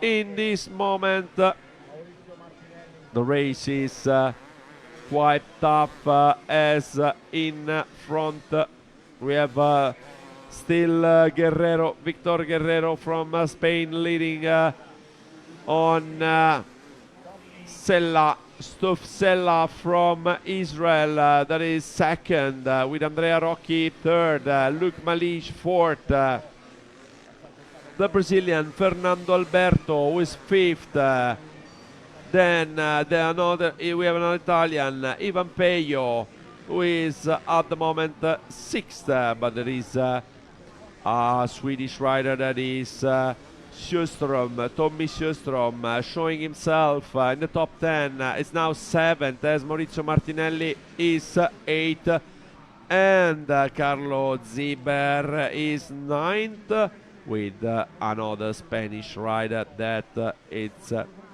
closing the top 10, and is Alejandro Andreu. Time is rolling on as we pass 5 minutes 40 in this moment. There's a nice battle over there with rider pushing themselves, trying the outside and inside to find the best flow on the track. Really important to keep the flow and making well. It's at the moment the rider who is leading is Guerrero, that is trying to defend by the attack from Stoff Sella. Stoff is trying the inside, but this is too tight at the moment to pass. Now they launch themselves on the tabletop for the last corner of the third lap, and they will begin the last lap soon as Guerrero is still in front with Stoff Sella second. Some tricky place over there where it's quite wet, and now Guerrero have to face Stoff Sella in this last lap of the race. Guerrero pushing hard, but Stoff Sella is trying to find the best line where to pass the Spaniard. The young, really young rider from Israel is really at ease on the stony ground, as is the Spanish that is leading almost since the beginning, as Andrea Rocchi took the old shot and then lost the lead. But is Luc Malich that is fourth at the moment with the Brazilian Fernando Alberto, who is currently fifth in front of the Italian Ivan Peyo. And here we are with the attack from Stoff Sella, who is trying to pass inside now. It was almost on the pass, but now he outside. He had a better line, and he passed on the tabletop, getting the dry line. And now a little trick, a little mistake. Here we are with a slow motion.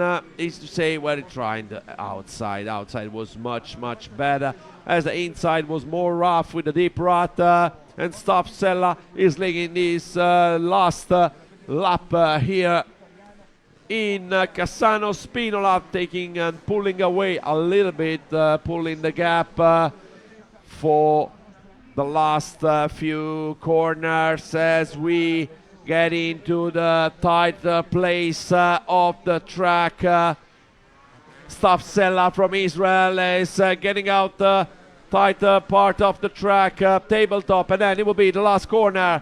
A left-handed corner for Stoff Sella, followed by Victor Guerrero, and it's Stoff Sella who win this last race of the morning in the C group, C3 group. Stoff Sella is first at the end of the race, and he won in front of Victor Guerrero, with our Andrea Rocchi ending in third place in front of the rider of Losier Moto Club, Luc Malige. The Brazilian Fernando Alberto Pereira finished fifth in front of Ivan Peyo from Italy, who finished sixth, as Sjöström from Sweden is seventh. But there is another rider who finished in eighth place, and is Rudi Pöschl, who gained a place and was able to pass, as we have Maurizio Martinelli, unfortunately losing 5 places at the end of the race. So this was all for the club races. It was an amazing morning. Andrea Rocchi, the third of this final race of club. Great 6 days for you, I think. Yeah, of course. This is my first 6 days, and I'm here in Italy with a beautiful crowd. For me, it was a charge for the heat.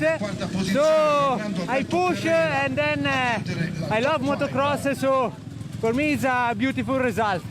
Okay, congratulations.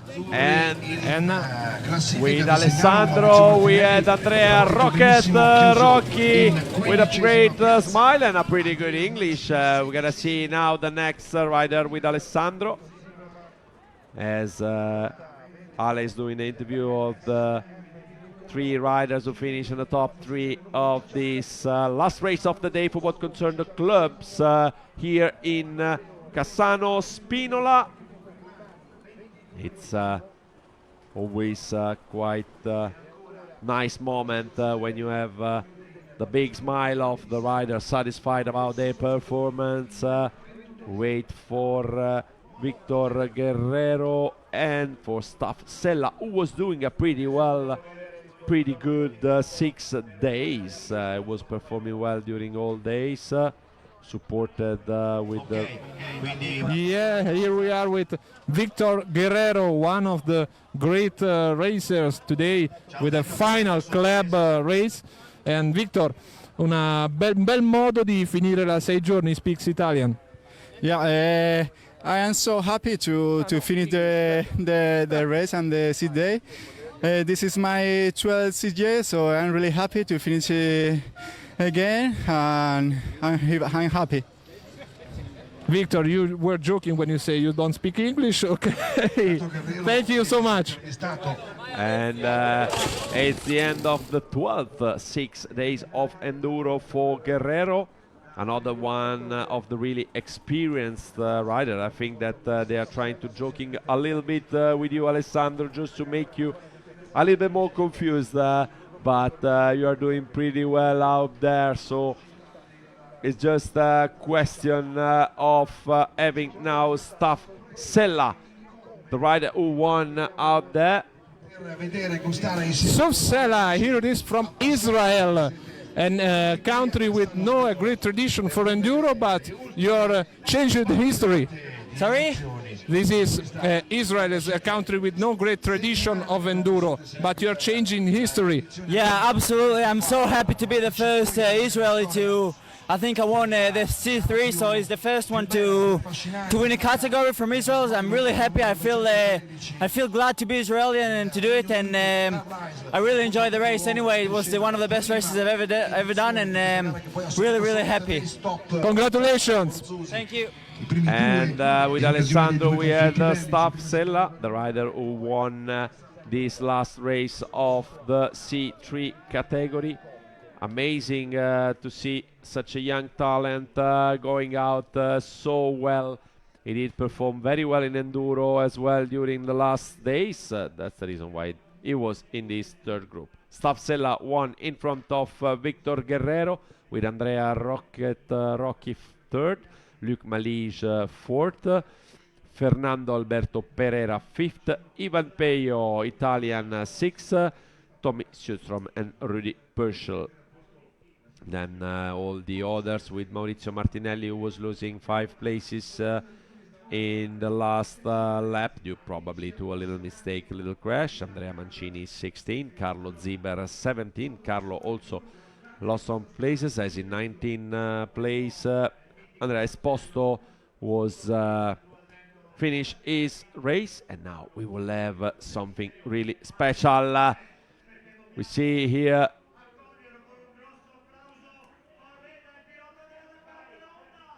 Johan Barreda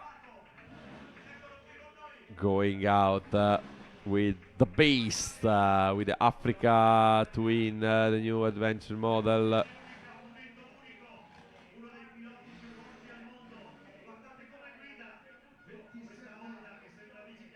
And it's a quite nice moment. When you see a bike that you can buy at the shop, at the Honda dealer, you can go out, buy the bike and make what they are doing. Of course, there's an instructor from Honda, and there is Johan Barreda himself, one of the best Paris-Dakar rider, one of the best rider out there. It's he has such incredible talent. When you see the way how he rides his bike, how easy it can be to ride a beast like that on a motocross track, that's amazing. Trying to imagine what you can do then with this bike on the trails, this bike on the desert, this bike on everyday roads, because this bike It's unbelievable how easy it is to ride. The new DTC gearbox version, even more flow to ride. There's a new windshield that is even bigger, and new graphics. The bikes are really nice and are so easy to ride. Of course, we understand if you will not ride it exactly like Johan Barrera is doing at the moment, as he's one of the few in the world that can do something like that.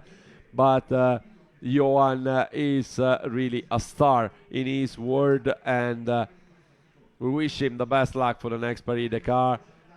The factory HRC Honda rider pushing on the pegs as getting on the Cassago Spinola track. Spinola, it's doing pretty well at the moment. As we just get a message from Alex Salvini himself, the Green Ambassador, and of course rider, will probably join us in the commentary later on, as Johan Barrera is still doing laps out there in Cassano Spinola. The Spaniard is one of the best rider in what is off-road in general, but is always one of the contender for the victory of the Paris-Dakar. Was a bit unlucky several times, but if you see what he is doing with his bike, it's quite amazing. A bike that it's really a masterpiece, a great classic of the off-road bike. It's tricky to see how he gets on wheelie on such a tricky track as it's Cassano Spinola, a stony hardpack with water on that make it even more slippery, and he's riding as it will ride on the road. The sound of the bike is really nice. The two bikes are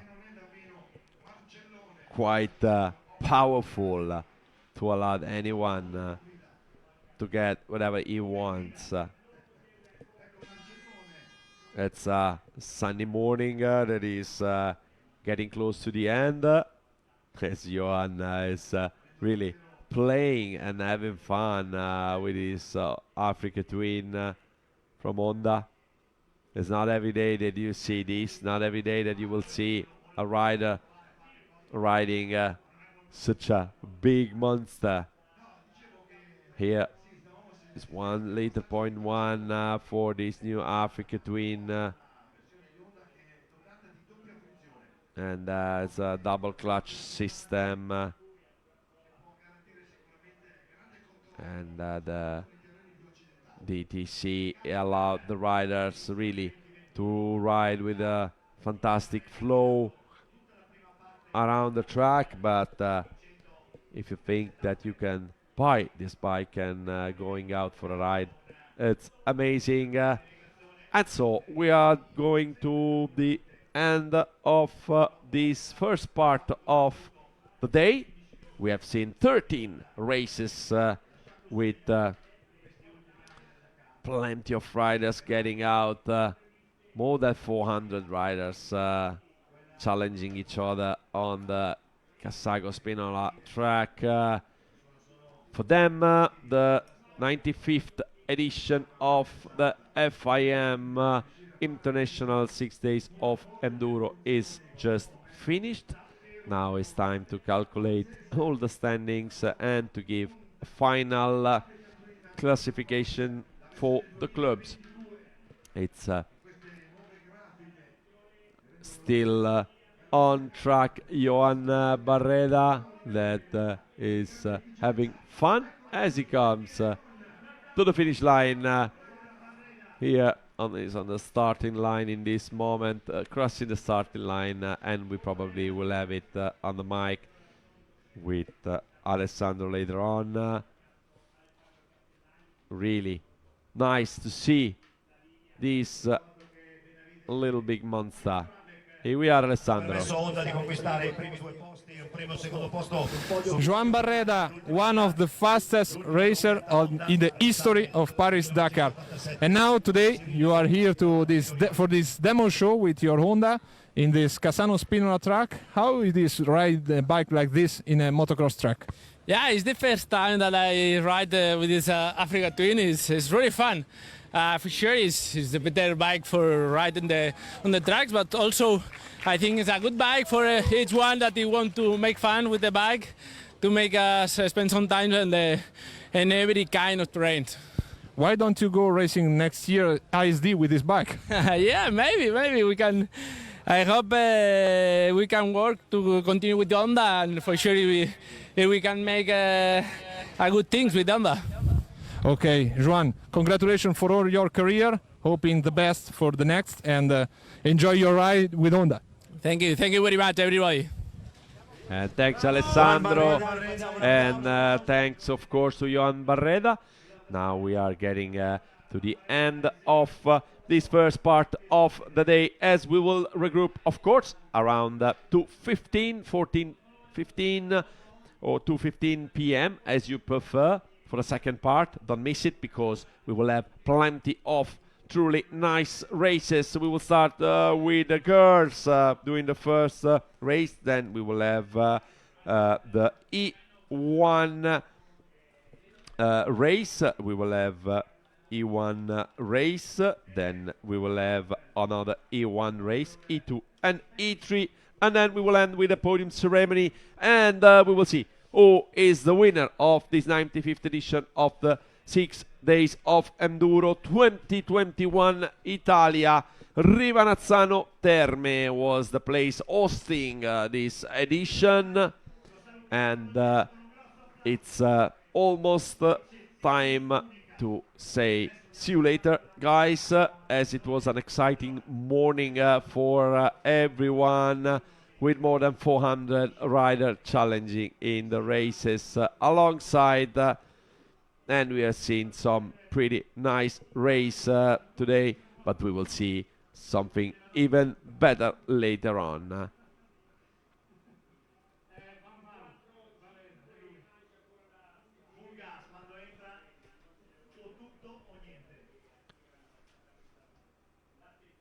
We see now how is going on. There's plenty of public coming up and show themselves around the track to support and cheer for the idols. Plenty of people, of course, coming from Italy all around here to support Maglia Azzurra riders, but there are also a lot of people coming from all over Europe and all over the world, as we had 31 nations here in Rivanazzano Terme. When I say here, is because Rivanazzano Terme was the location of the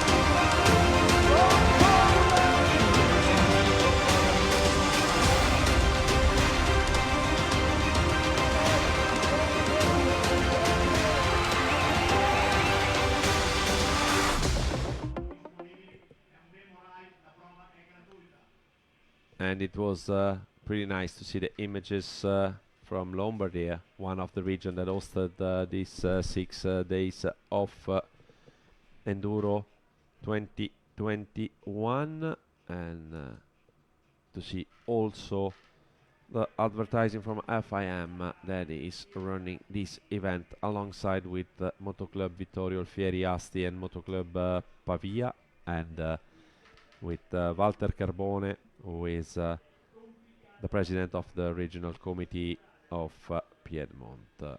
As is the organizer machine of the event, as soon we will have a podium ceremony, of course, with the prize giving for the clubs. But this event had also some tragic moments, as at the second day we lost one of the members of our family, was Arnold Stahl, running the number 901. The 56 years old rider Arnold Stahl passed away that evening, and it's always tragedy when it happens, as is a member of the family that is not anymore with us. So our condolences goes to his wife Jacqueline, to all the family, and of course to his teammates that were riding with him. Those riders, both called Eric, were of course knowing him very well. They were riding with him since almost 30 years in the same club. Those are truly passionate sportsmen, truly passionate persons that are involved in our big family. As the motorcycling family is not only made by the top of the sport, the top athletes, the top riders, but is made mainly by the amateurs, by the riders that are making great this sport. And the 6 days of enduro, it's the perfect example how you can mix it together: amateurs, pro riders, and top riders. Everyone here is competing for someone else. In the clubs, they're competing for their club, and the nations, they are competing for their own country. And this is what Arnold Stahl was doing alongside with his teammates that were involved with him in this 95th edition of the International 6 Days of Enduro. We will have a minute of silence going on soon.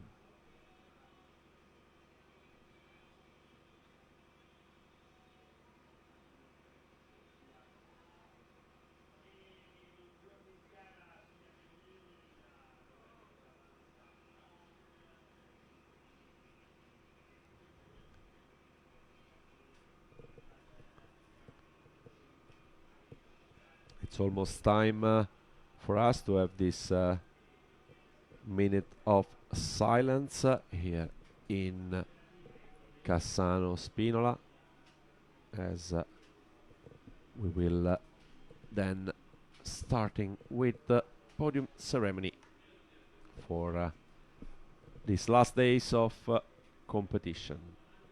It's now 12:49, as outside is beautiful and sunshine.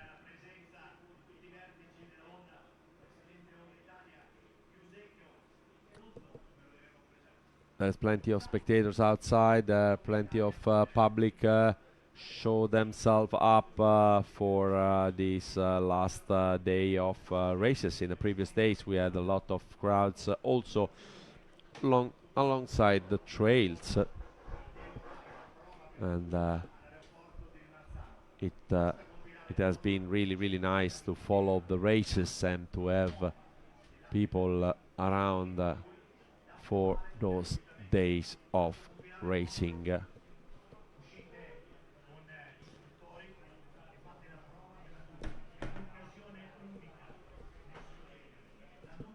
It's now time to wait for the ceremony for the clubs. We will have some of the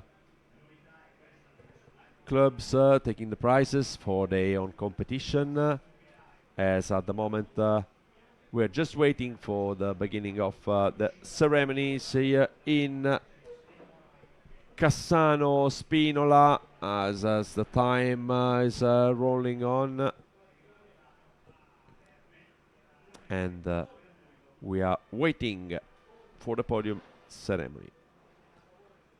Crowds are still coming in the track. Some are resting under the shade, as is a beautiful sunny morning. Temperature is now quite high, as we see people from all over the world here in Cassano Spinola. We are still waiting for the podium ceremony, as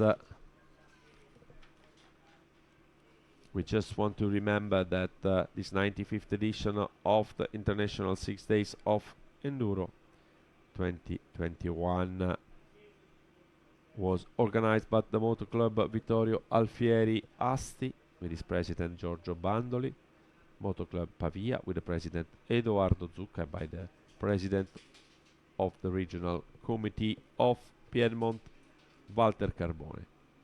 Alongside those motor clubs, and together with the Italian Motorcycle Federation, the FMI, we had some other motor clubs: Cento Torri, Acquiterme, Azeglio, Brembana, Ceva, Dogliani, Manzano, Sebina, Valle Staffora, Roero, Valli Oltrepo, Ponte Nossa and Varzi, and the Moto Club Cassanese of Cassano Spinola, helping to realize this 95th edition, as the race director is Mr. Pedro Mariano. Bruno Barbero, it's the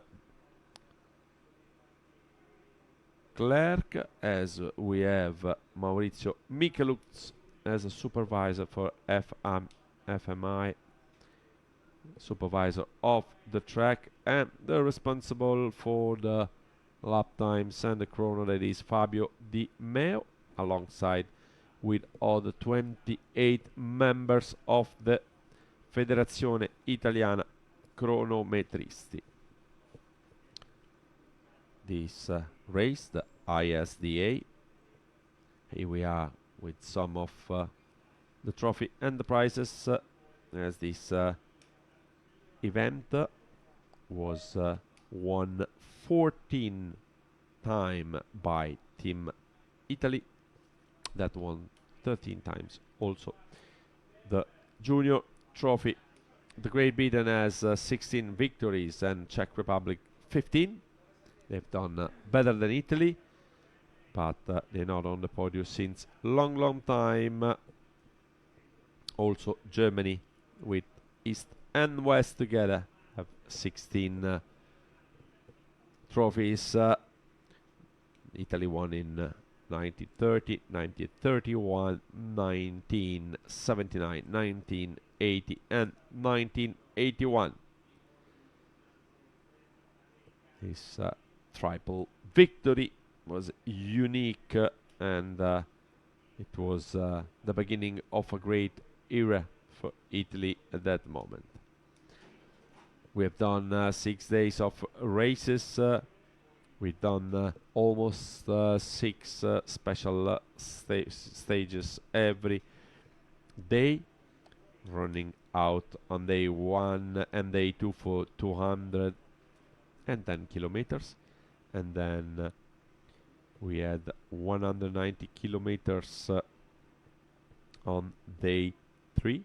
Then we moved up to Piedmont with 210 kilometers for day 5 and day 6.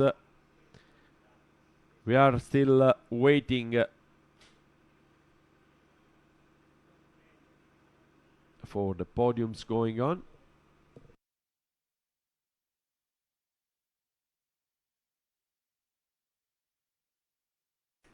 Still waiting for the podium ceremony. We will have also some interview made by our Alessandro that is there on track with one rider for each top 3 clubs in C1, C2, C3. We see some American fans. They are part of the American squad. They show themselves up with a lot of riders. Thumbs up, guys, for you to afford such a long travel up to Italy. Mostly of them are here since weeks, as they had to run the inspection of the trails before, and then they had to go out for racing 1 week. Opening ceremony was hosted in Castello Visconteo Saturday 1 week ago, with all the teams coming up there, show themselves. Plenty of riders that went on the stage, show themselves with their flags.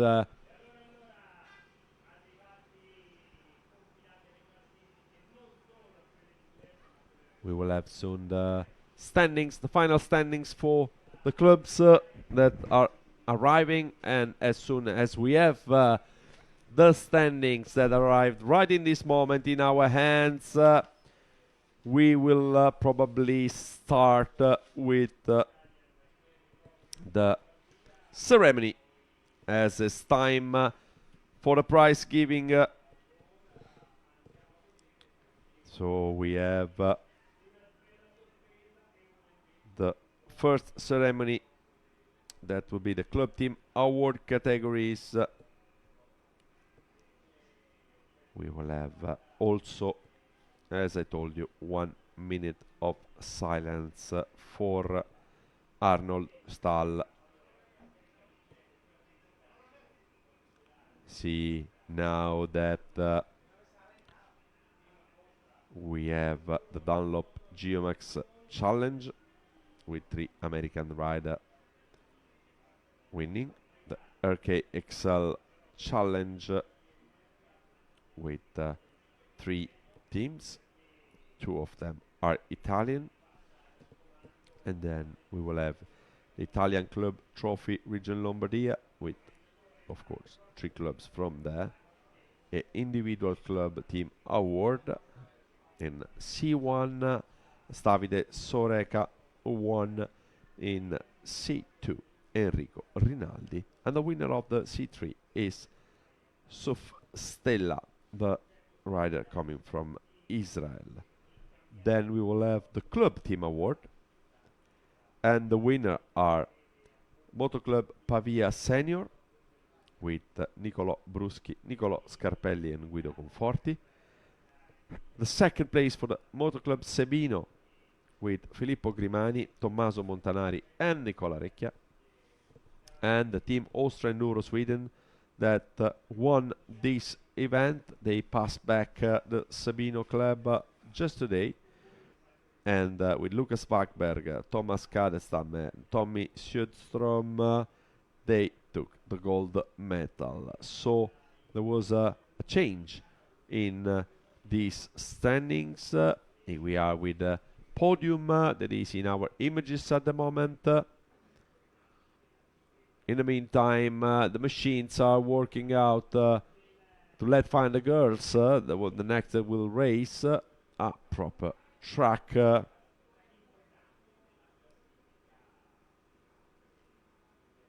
So it will be time soon to go for the prize giving ceremony, as we have all the standings right there, ready to give the prize to the club riders.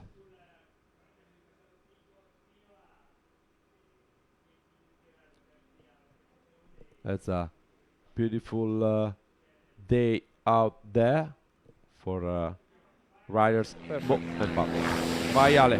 We are on the podium waiting obviously for the ceremony, but already all the personality come here behind down the podium. One of them is the Senator Roberto Mura, Senatore della Repubblica Italiana. Senator, what about this great event for Lombardia, for Piemonte, for all the Italian motorcycling? Beh, io adesso faccio il consigliere regionale in Regione Lombardia e quindi ho avuto modo di collaborare in maniera stretta con gli organizzatori.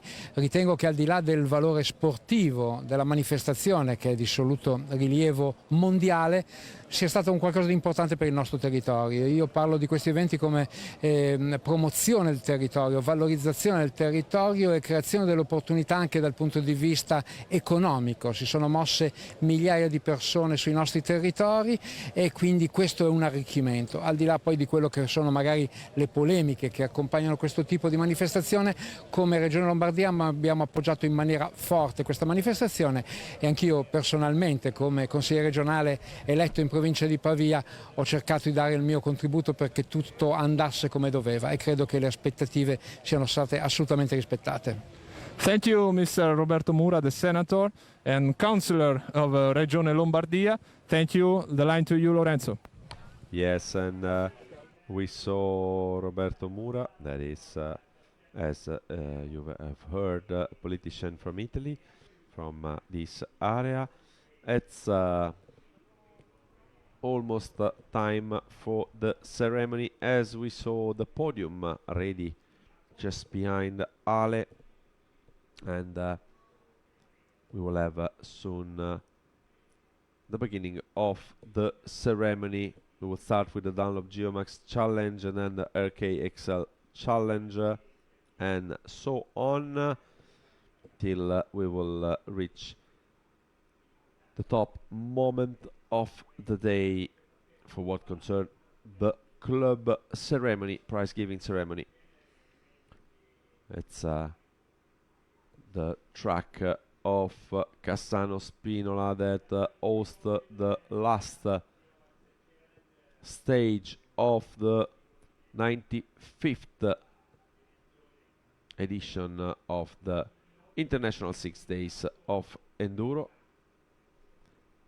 an event that is run alongside the main sponsors Aero, Motul, Honda and Robe di Kappa, with the official sponsors Scott, Arcade, Takasago Chain, XL, Takasago Rim, 24MX, UFO, Plast, Intec SKF, Dunlop, Galfer, Consorzio tutto della Vini, Oltrepò Pavese.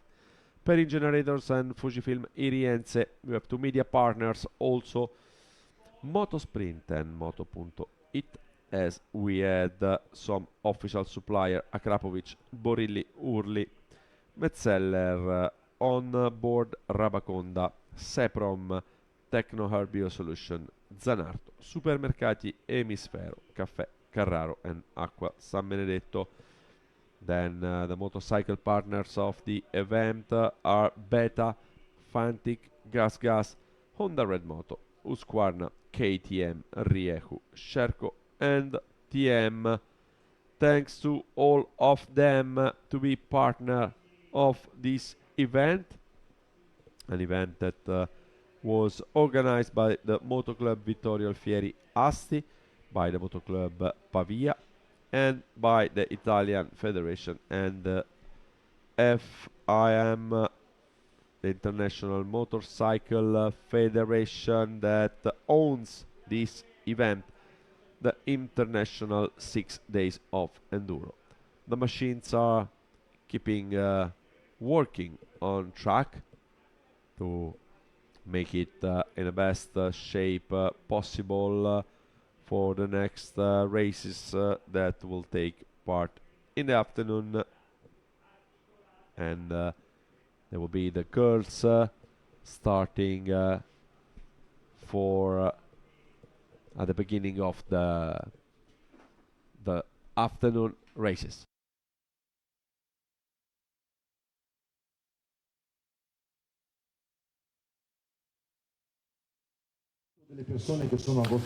Here we are with Lucas Vogberg from Team Ostra Enduro 1. So the winner of this club 6 days international 6 days of enduro. Lucas, your teammates were saying you were the fastest. You race in C1 category. I think they were joking, but it's true. Yeah, it's true. It's have been just better and better all week.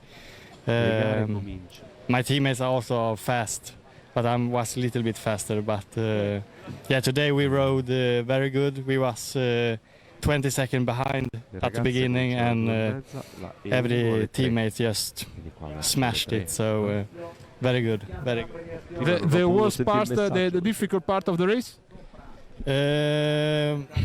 I think the dust at the transfer.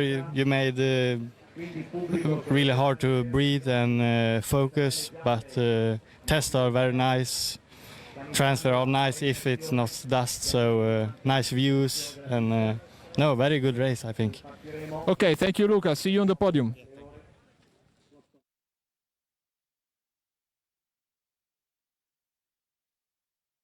Thanks, Alessandro, for the interview. That was the team member of Team Östra, the team who was winning the club team award. Was Lucas Wagberg, then alongside with him David Kedestrom and Tommy Sjöström. This was the trio of Swedish rider getting the victory just at the last day on the Moto Club Sebino. It was a pretty intense race for those two clubs, as Team Italy A and Team Italy B lost one rider one after one and lost a chance to ending on the top, as they were leading when they had the technical issue on their own bikes. So Moto Club Sebino then was getting closer and closer to Östra, took the lead and then lost it at the end, but they have done a brilliant performance overall with the three riders. As it's unbelievable to see that third Moto Club La Marca Trevigiana is made by a very experienced rider as Alessandro Botturi, that is as his 16th 6 days of enduro. And the machine are keeping working on the ground, trying to flat it a little bit, then putting water on just in order to keep the dust down and to have the best possible track for the next races in the afternoon. As now we're waiting for the next interviews with Alessandro and for the podium ceremony. Take care, Ale, as you are in the middle. I mean, not, I'm talking about Alessandro Salvini, Alex Salvini, that was right in the middle of the track as the tractor was coming back to work. Alex Salvini will be with us later on during the E1 category race, as it's a great rider, world champion himself, and it will be a pleasure for us to have him at our microphones during the commentary of the top races of the day.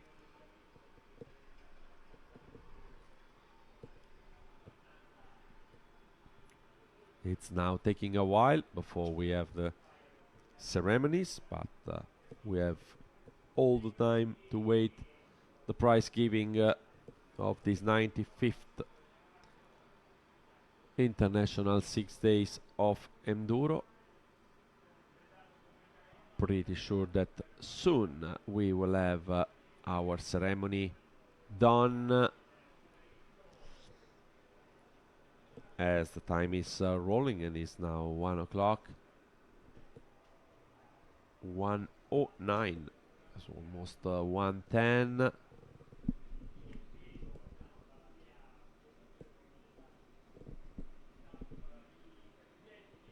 It was a great edition of the 6 days, well organized, as the Swedish rider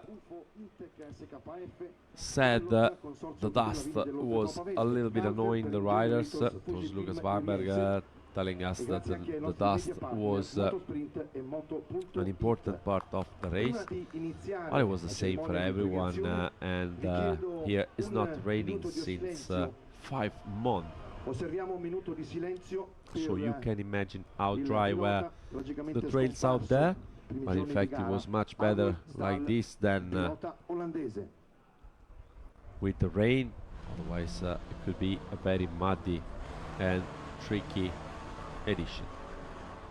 Trail were dry and it was easier for everyone to accomplish. We have a really short number of really little number of riders retired, and here we are.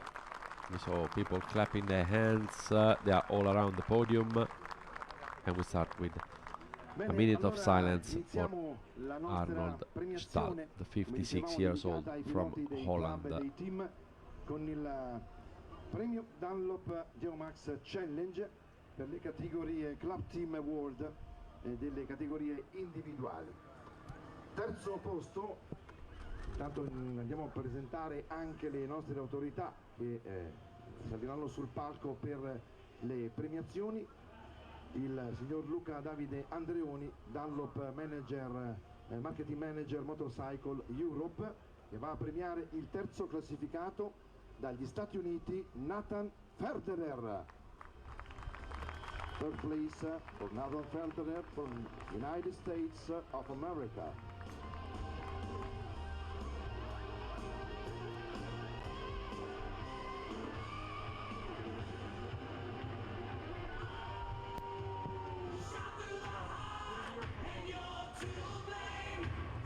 And here we are. Staal was 56 years old from Holland. Our condolences to his teammates, his family, mostly his wife Jacqueline. And now we can regroup with the prize giving ceremony. That's the Dunlop Geomax Challenge. On the third place is Nathan Ferderer from the United States, and then we have Nicholas Svensson from the United States taking the second step off the box, and on the first step we will see Cole Martinez that will jump on the podium right now. Saw him riding earlier and getting the victory in the previous race in his category, number 503, Cole Martinez. Questo è il podio del Dunlop Geomax Challenge. 3 riders, the winner of Dunlop Geomax Challenge for the clubs.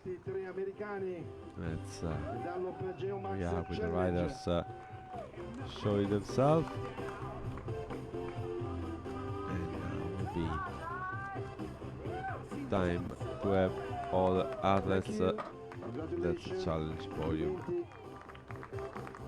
Grazie.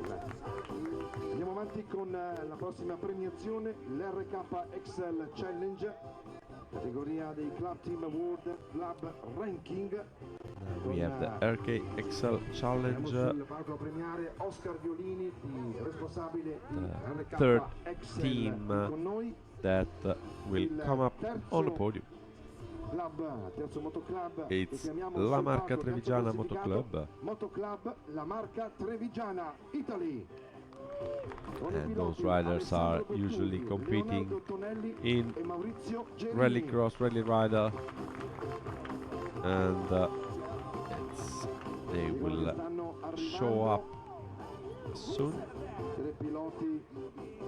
We have Alessandro Botturi, Leonardo Tonelli e Maurizio Gerini, those 3 riders are the three riders from La Marca Trevigiana Moto Club.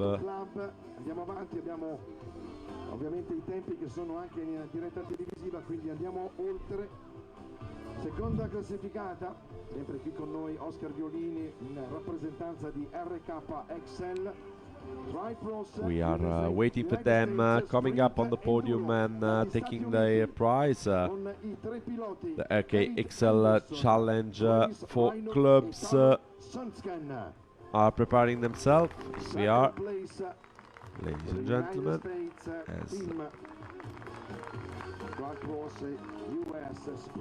see, that's the second team, the Trail Pro US Sprint Enduro team with Kate Anderson, Travis Renault and Talon Søkensen.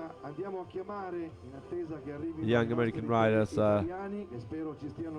here at the second place, as La Marca Trevigiana, the riders didn't show up, but they will be rewarded as well as Moto Club Pavia Senior. They win this special challenge, RKXL challenge, and we have Nicolo Scarpelli and Guido Conforti with shirt of MC Pavia Senior Moto Club. It's rewarded right now. First step of the podium for them, and 3,000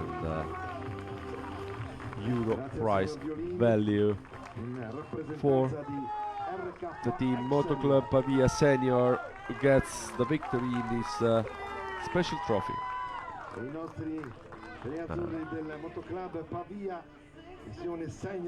After this prize giving ceremony, we will have the Italian Club Trophy, Region Lombardia. It's time to go on with the prize giving ceremony, as we see they are watering the track still to have a perfect condition track for the next races. We'll go on now with the next ceremony. We'll have a few more. Next one will be Italian Club Trophy from Region Lombardia. We will have the prize giving soon. We see Luca Davide Andreoni, the Dunlop Marketing Manager, Motorcycle Europe, giving the prize of the Dunlop Geomax Challenge. Then Oscar Violini, the RKXL representative, giving the prize for the RKXL Challenge later on. As now we have the Senator Roberto Mura that will award the Italian Club Trophy of Region Lombardia.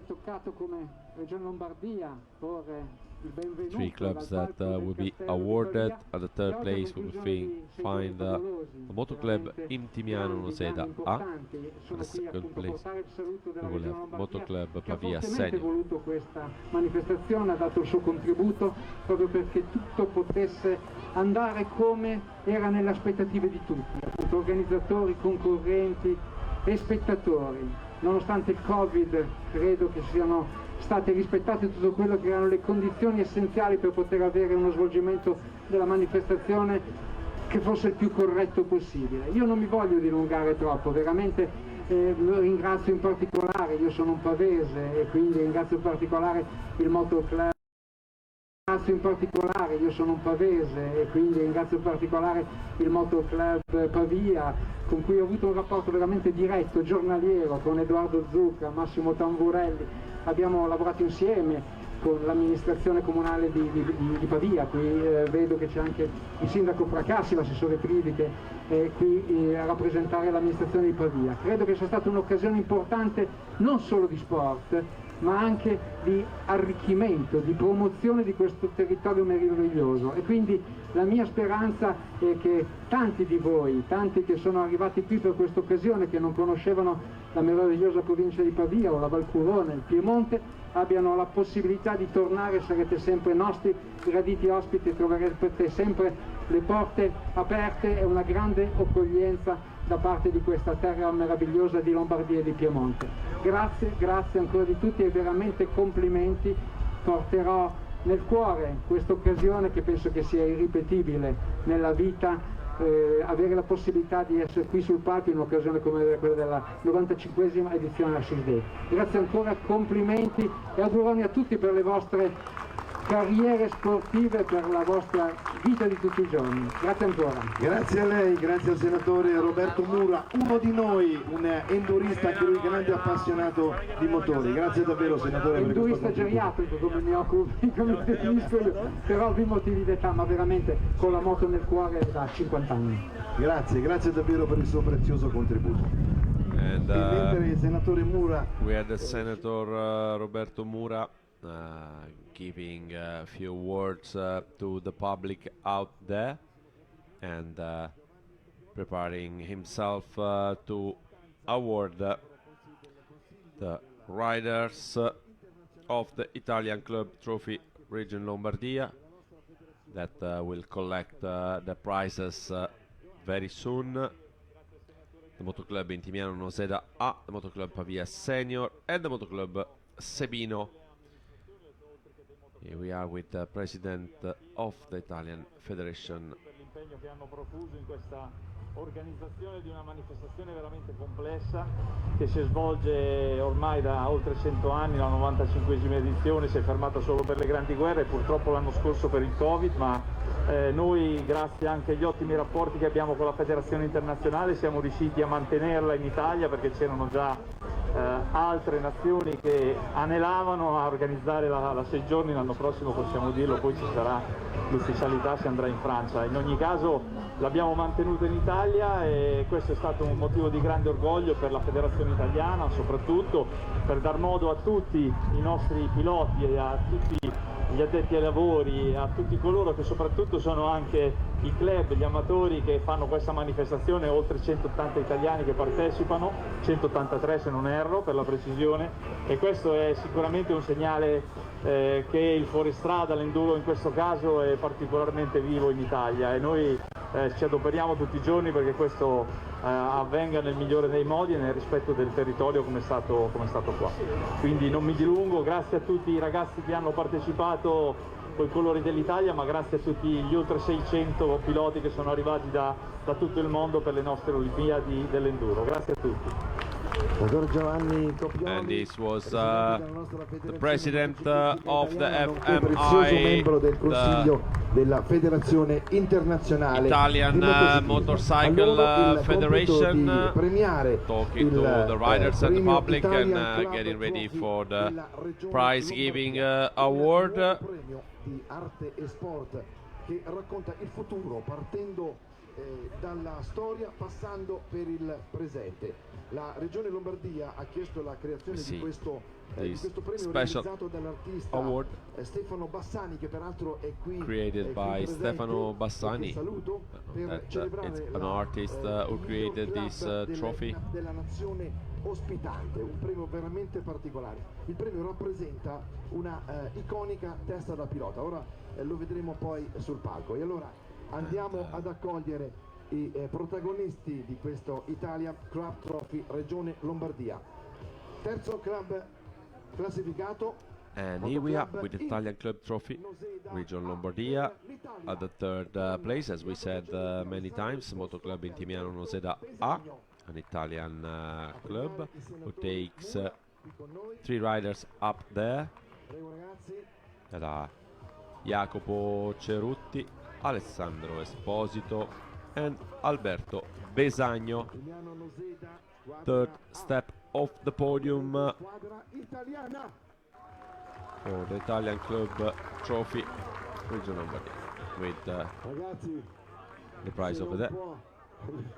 Guardate chi c'è qui, ragazzi, guardate, incredibile. Il mitico Romano, il nonno del nostro enduro nazionale.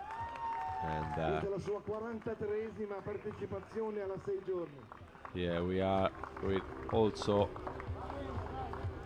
Mr. Romano, that is a member of the staff since 43 editions. It's his 43rd 6 days of enduro. Il momento di celebrazione per la squadra classificata al terzo posto, Intimiano Noseda, squadra A. Andiamo al secondo club classificato, Motoclub The second Pavia club Senior. it's the Moto Club Pavia Senior that jumps on the second step of the podium with Nicolò Bruschi, Nicolò Scarpelli and Guido Conforti. 3 riders will be awarded with the trophy. It's Pietro Trivi, that is from Pavia, assessore allo sport in Pavia, so it sits in the council of the city of Pavia, taking care about the sport, as the silver medal goes to the Moto Club Pavia Senior, as we will have the Moto Club Sebino with Filippo Grimani, Tommaso Montanari and Nicola Recchia, taking from the hands of Senator Roberto Mura the gold medal. Con il premio, la bellissima realizzazione dell'artista Stefano Bassani. And we will see now the trophy. Questo Italian Club Trophy è il Motoclub Sebino. Moto Club Sabino was getting really close to the final victory for clubs. Tommaso Montanari, Filippo Grimani and Nicola Recchia.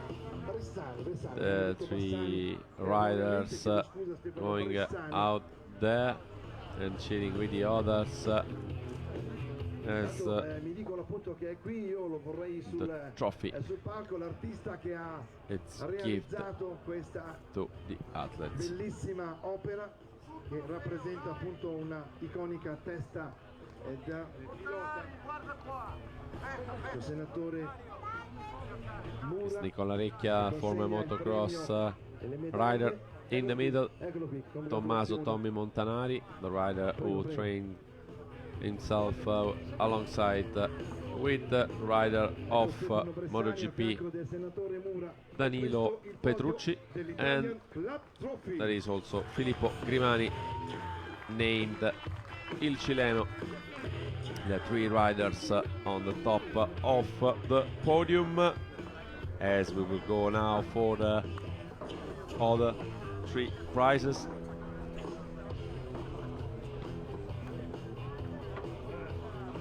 We'll have now the individual club team award for the winner of the C1, the winner of the C2, and the winner of the C3 class.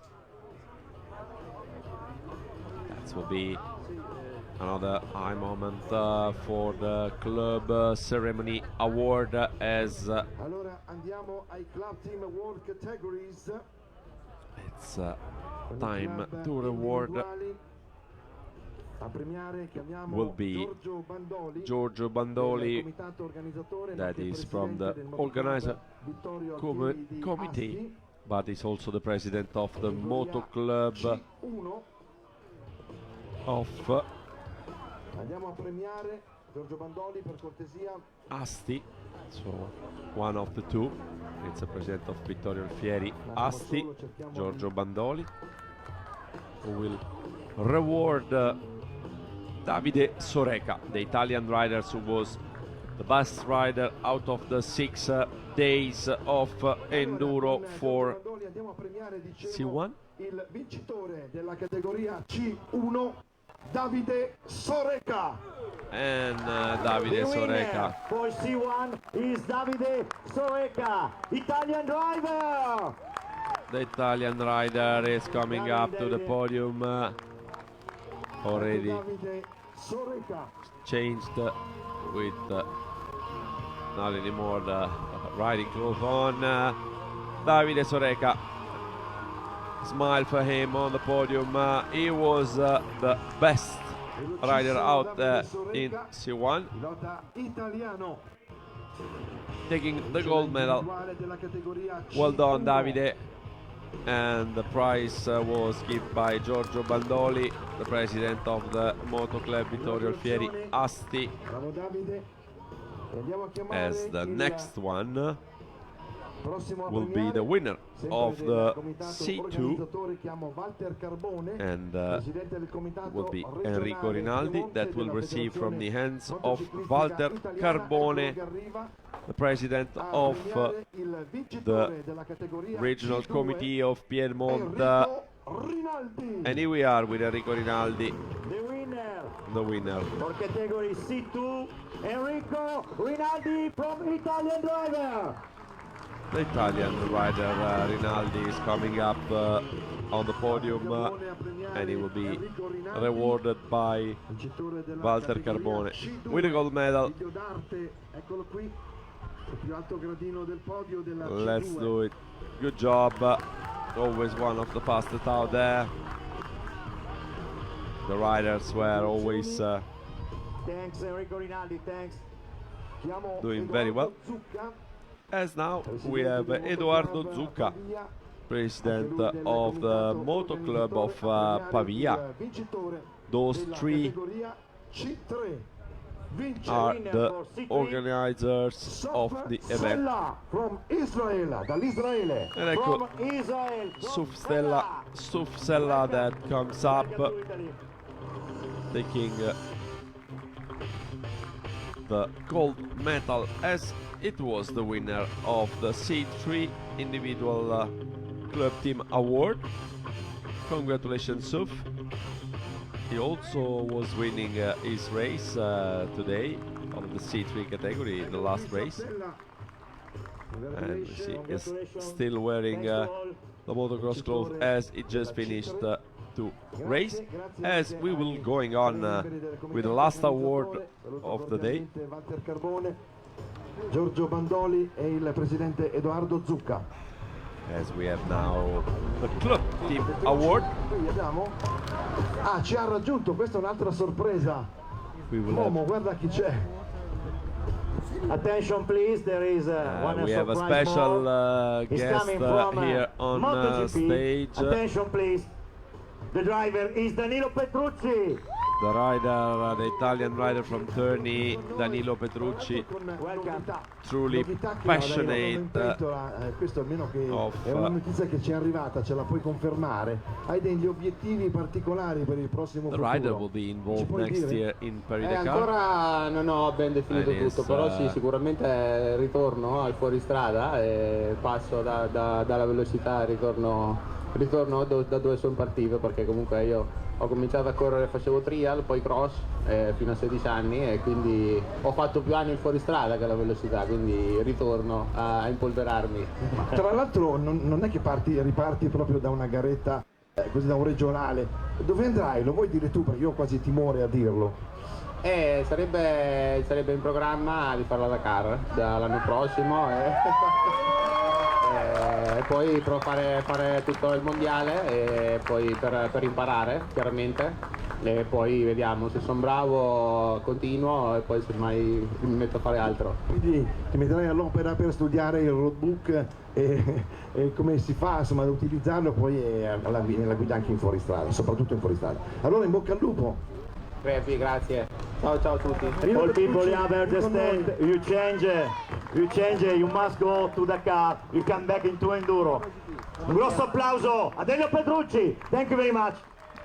And it was Danilo Petrucci, KTM MotoGP rider, who said that he will be involved in Paris-Dakar next year, and he will do the Rally World Championship just to get used to, so it would be nice to see maybe one day also the 6 days of enduro, as his friend Tommy Montanari was.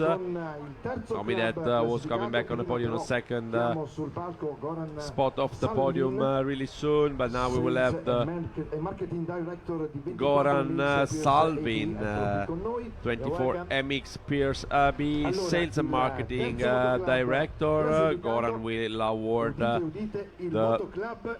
Moto Club Pavia Senior that ended in third place these 95th 6 days of Enduro 2021 in Rivanazzano Terme. Here we are with Niccolò Bruschi, Niccolò Scarpelli and Guido Conforti, the three Italian riders again on the podium today, and the award given by Goran Salvin, and those are the third on the podium. As on the second step of the podium we will have the Moto Club Sebino, so we will have Paola Massa, that is the major of Monleale, that hosted for 2 days the tests in the middle of the vineyards. And we have once again Tommy Montanari, Filippo Grimani and Nicola Recchia going up on the podium, cheering with the other riders. It was a great performance for the three riders that maybe are just a little bit I mean, I would not say not happy, but disappointed maybe a little bit, as they could have won the trophy for the first place, because they did it very, very well. So it's time for the medals. Everyone will pick up his medal due to COVID procedures, and putting on around the neck, as is the silver medal.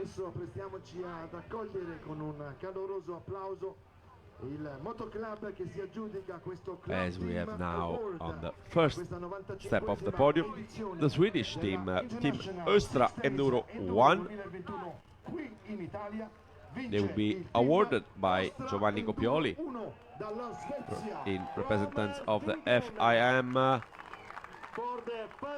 And the three riders are Lukas Wagberg, David Kadestram and Tommy Schötström.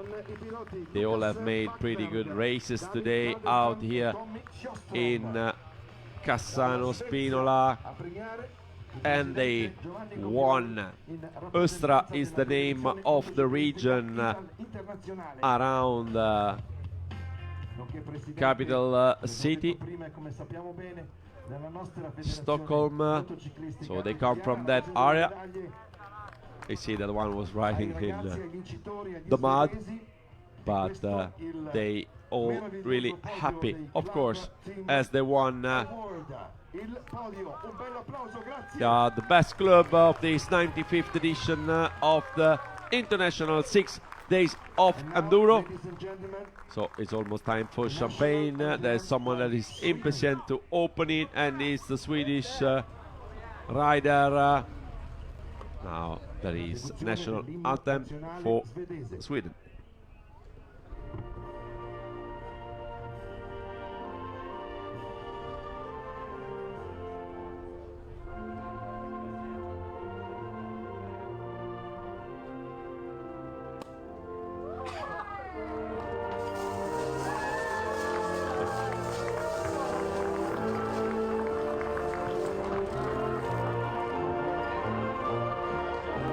And that was a little failure as the Swedish rider opened it a bit too soon, his bottle, while the national anthem of Sweden was still on.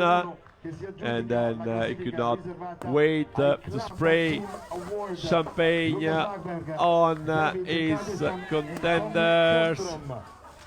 And now it's time for having fun, of course.